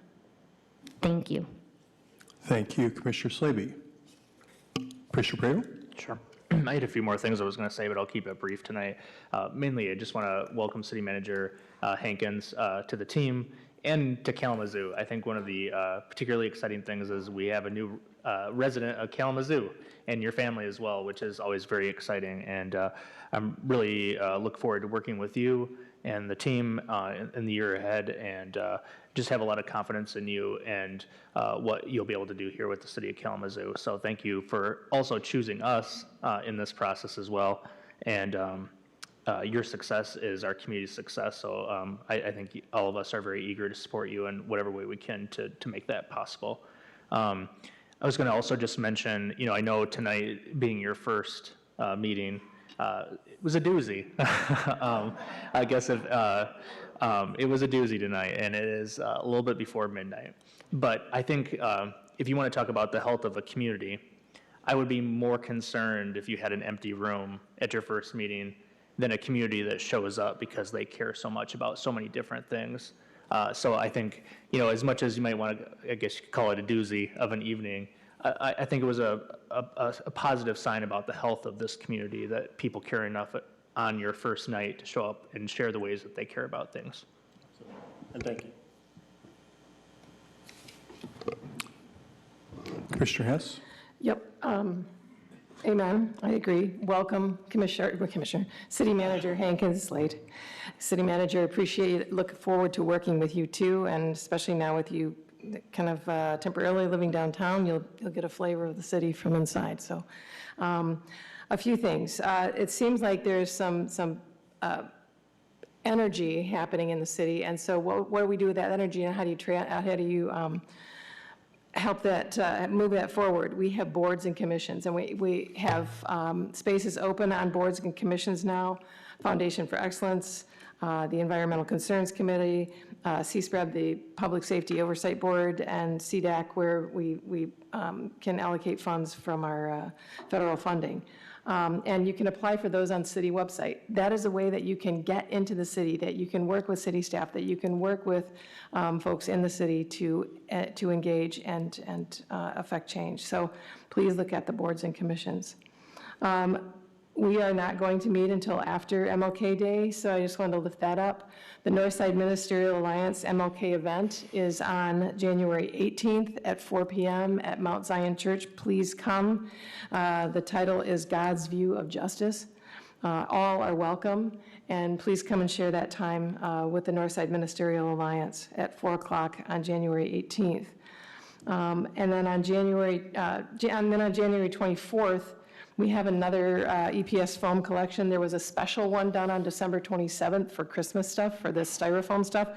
And we had 2 semis full on a day that wasn't really advertised. So there's another one on January 24th, foam collection, paper shredding, and electronics, and keeping things out of the landfills. So let's please keep our environment in mind. And on January 24th, from 10 until 1 at Mayor's Riverfront Park. And then lastly, the public commenters. You all know that we can't help but hear you. I, for one, have notes of everyone that's public commented during my time on commission. But I want to thank, first of all, Jeff Messer. Jeff, I want to thank you for lifting up the pit count that happens on January 22nd, and for lifting up the continuum of care as well. I mean, that's important stuff that folks in our city need to know, that continuum of care is doing good work on behalf of the unhoused community. And then Chris Glasser, I want to let you know the city does collaborate with the unhoused. On Thursday, there will be a meeting at Public Safety Headquarters with community service team of public safety, and they meet also with the unhoused providers in the city to get together and collaborate for something greater than any of them together, so than from any of them individually. So we are collaborating with everyone who works with the unhoused. So that's going to be happening on Thursday, and I appreciate the community service team and everything they do on behalf of the city of Kalamazoo. Thank you. Thank you, Commissioner Hess. Vice Mayor Duncan. Thank you to the public, those of you who are still with us at almost the next day. Y'all doing it without a stipend, so your vice mayor loves you and he sees you. Now, Mr. Hankins, it's my pleasure to welcome you to the city of Kalamazoo. It's with deep gratitude that I extend that welcome, and I'm so excited, so anxious to get to work with you. And as you can see, we have a very passionate community that loves this place. So understand, if they did this on your first night, they definitely gonna hold you to task. So thank you for mutually choosing us, because this is a relationship and reciprocity. And I'm looking forward to the good work over the next couple of years. Thank you, Vice Mayor. We've had an opportunity to spend a little time together before this first day here. It's meant a lot to me that you took time to do that. I feel like we've already getting to know each other. I really appreciate that. I can't tell you how much I'm looking forward to working with you and spending all the time that we're going to spend together working through issues for this to be a great community for everybody to live in. Really looking forward to that. Also, I just want to recognize my commission team here. I say this often, when you're running for office or even in office, it's a team sport. And sometimes people do think, well, okay, the vice mayor can wave a magic wand and make certain things happen in town, or the mayor can. Okay, the vice mayor can maybe. The mayor, I don't have that magic wand. It takes a commission working together that, can come together around issues. And I feel that every commission settles in a certain way. There's different personalities, different ways we talk about things, and but a good commission finds a way to work together, even through challenging things, even through times where many of the actions that we take will not necessarily be perfect, but we're going to try to get to good or better and do the best we can together. And that relates back to, this item about an adjustment that happens every 2 years, which results in about $300 here for us on an annual basis, that everyone who asks for this job is not doing it to make money. Everyone who asks for this job and sits up here does it because they care deeply about the community. And maybe some of our caring overlaps in certain ways, and maybe in some other ways it doesn't, but I think generally speaking, in the broadest perspective, it does. So it's an honor to work with all of you. Just a moment here just to reflect on some of the comments this evening. So, it's gotten late, so I'll save my next 22-minute diatribe, I guess, for a earlier meeting. But in my short point of that was just to make this statement. I care deeply about housing. That has been my professional and volunteer life for 30-plus years. I'm proud to have a recognition from Isaac, for example, a plaque that I received for creating a special housing activity here in Kalamazoo. And that's not just about the past. I'm doing that work every day, literally. That's the work I get to do. I feel honored to do it. That's the work I get to do in my professional and volunteer life. I was doing that up until 4:45 before coming to this meeting, this day. It's today's stuff built on the past. So I'm not giving up on projects, on new things to do. Everything that happens in the city isn't just a city thing. And there's a lot of work that happens in our nonprofits, our other supporters around town that hopefully are all pulling in the same direction. So once again, I will just make this offer that I believe I do bring some value to a discussion about housing because I have a long history with it. Some of it might be helpful, some of it not, but now we're in this time. And so I'm more than happy to have a discussion. It has to be in private. I think it won't be here in the chambers, but with a group, with our other commissioners about what our options might be in housing, the components of how you build a supportive housing infrastructure. So that's the work I do, that's what I care about, and that's the work I intend to keep doing. I love you, Kalamazoo. We're adjourned. I'll tell you what.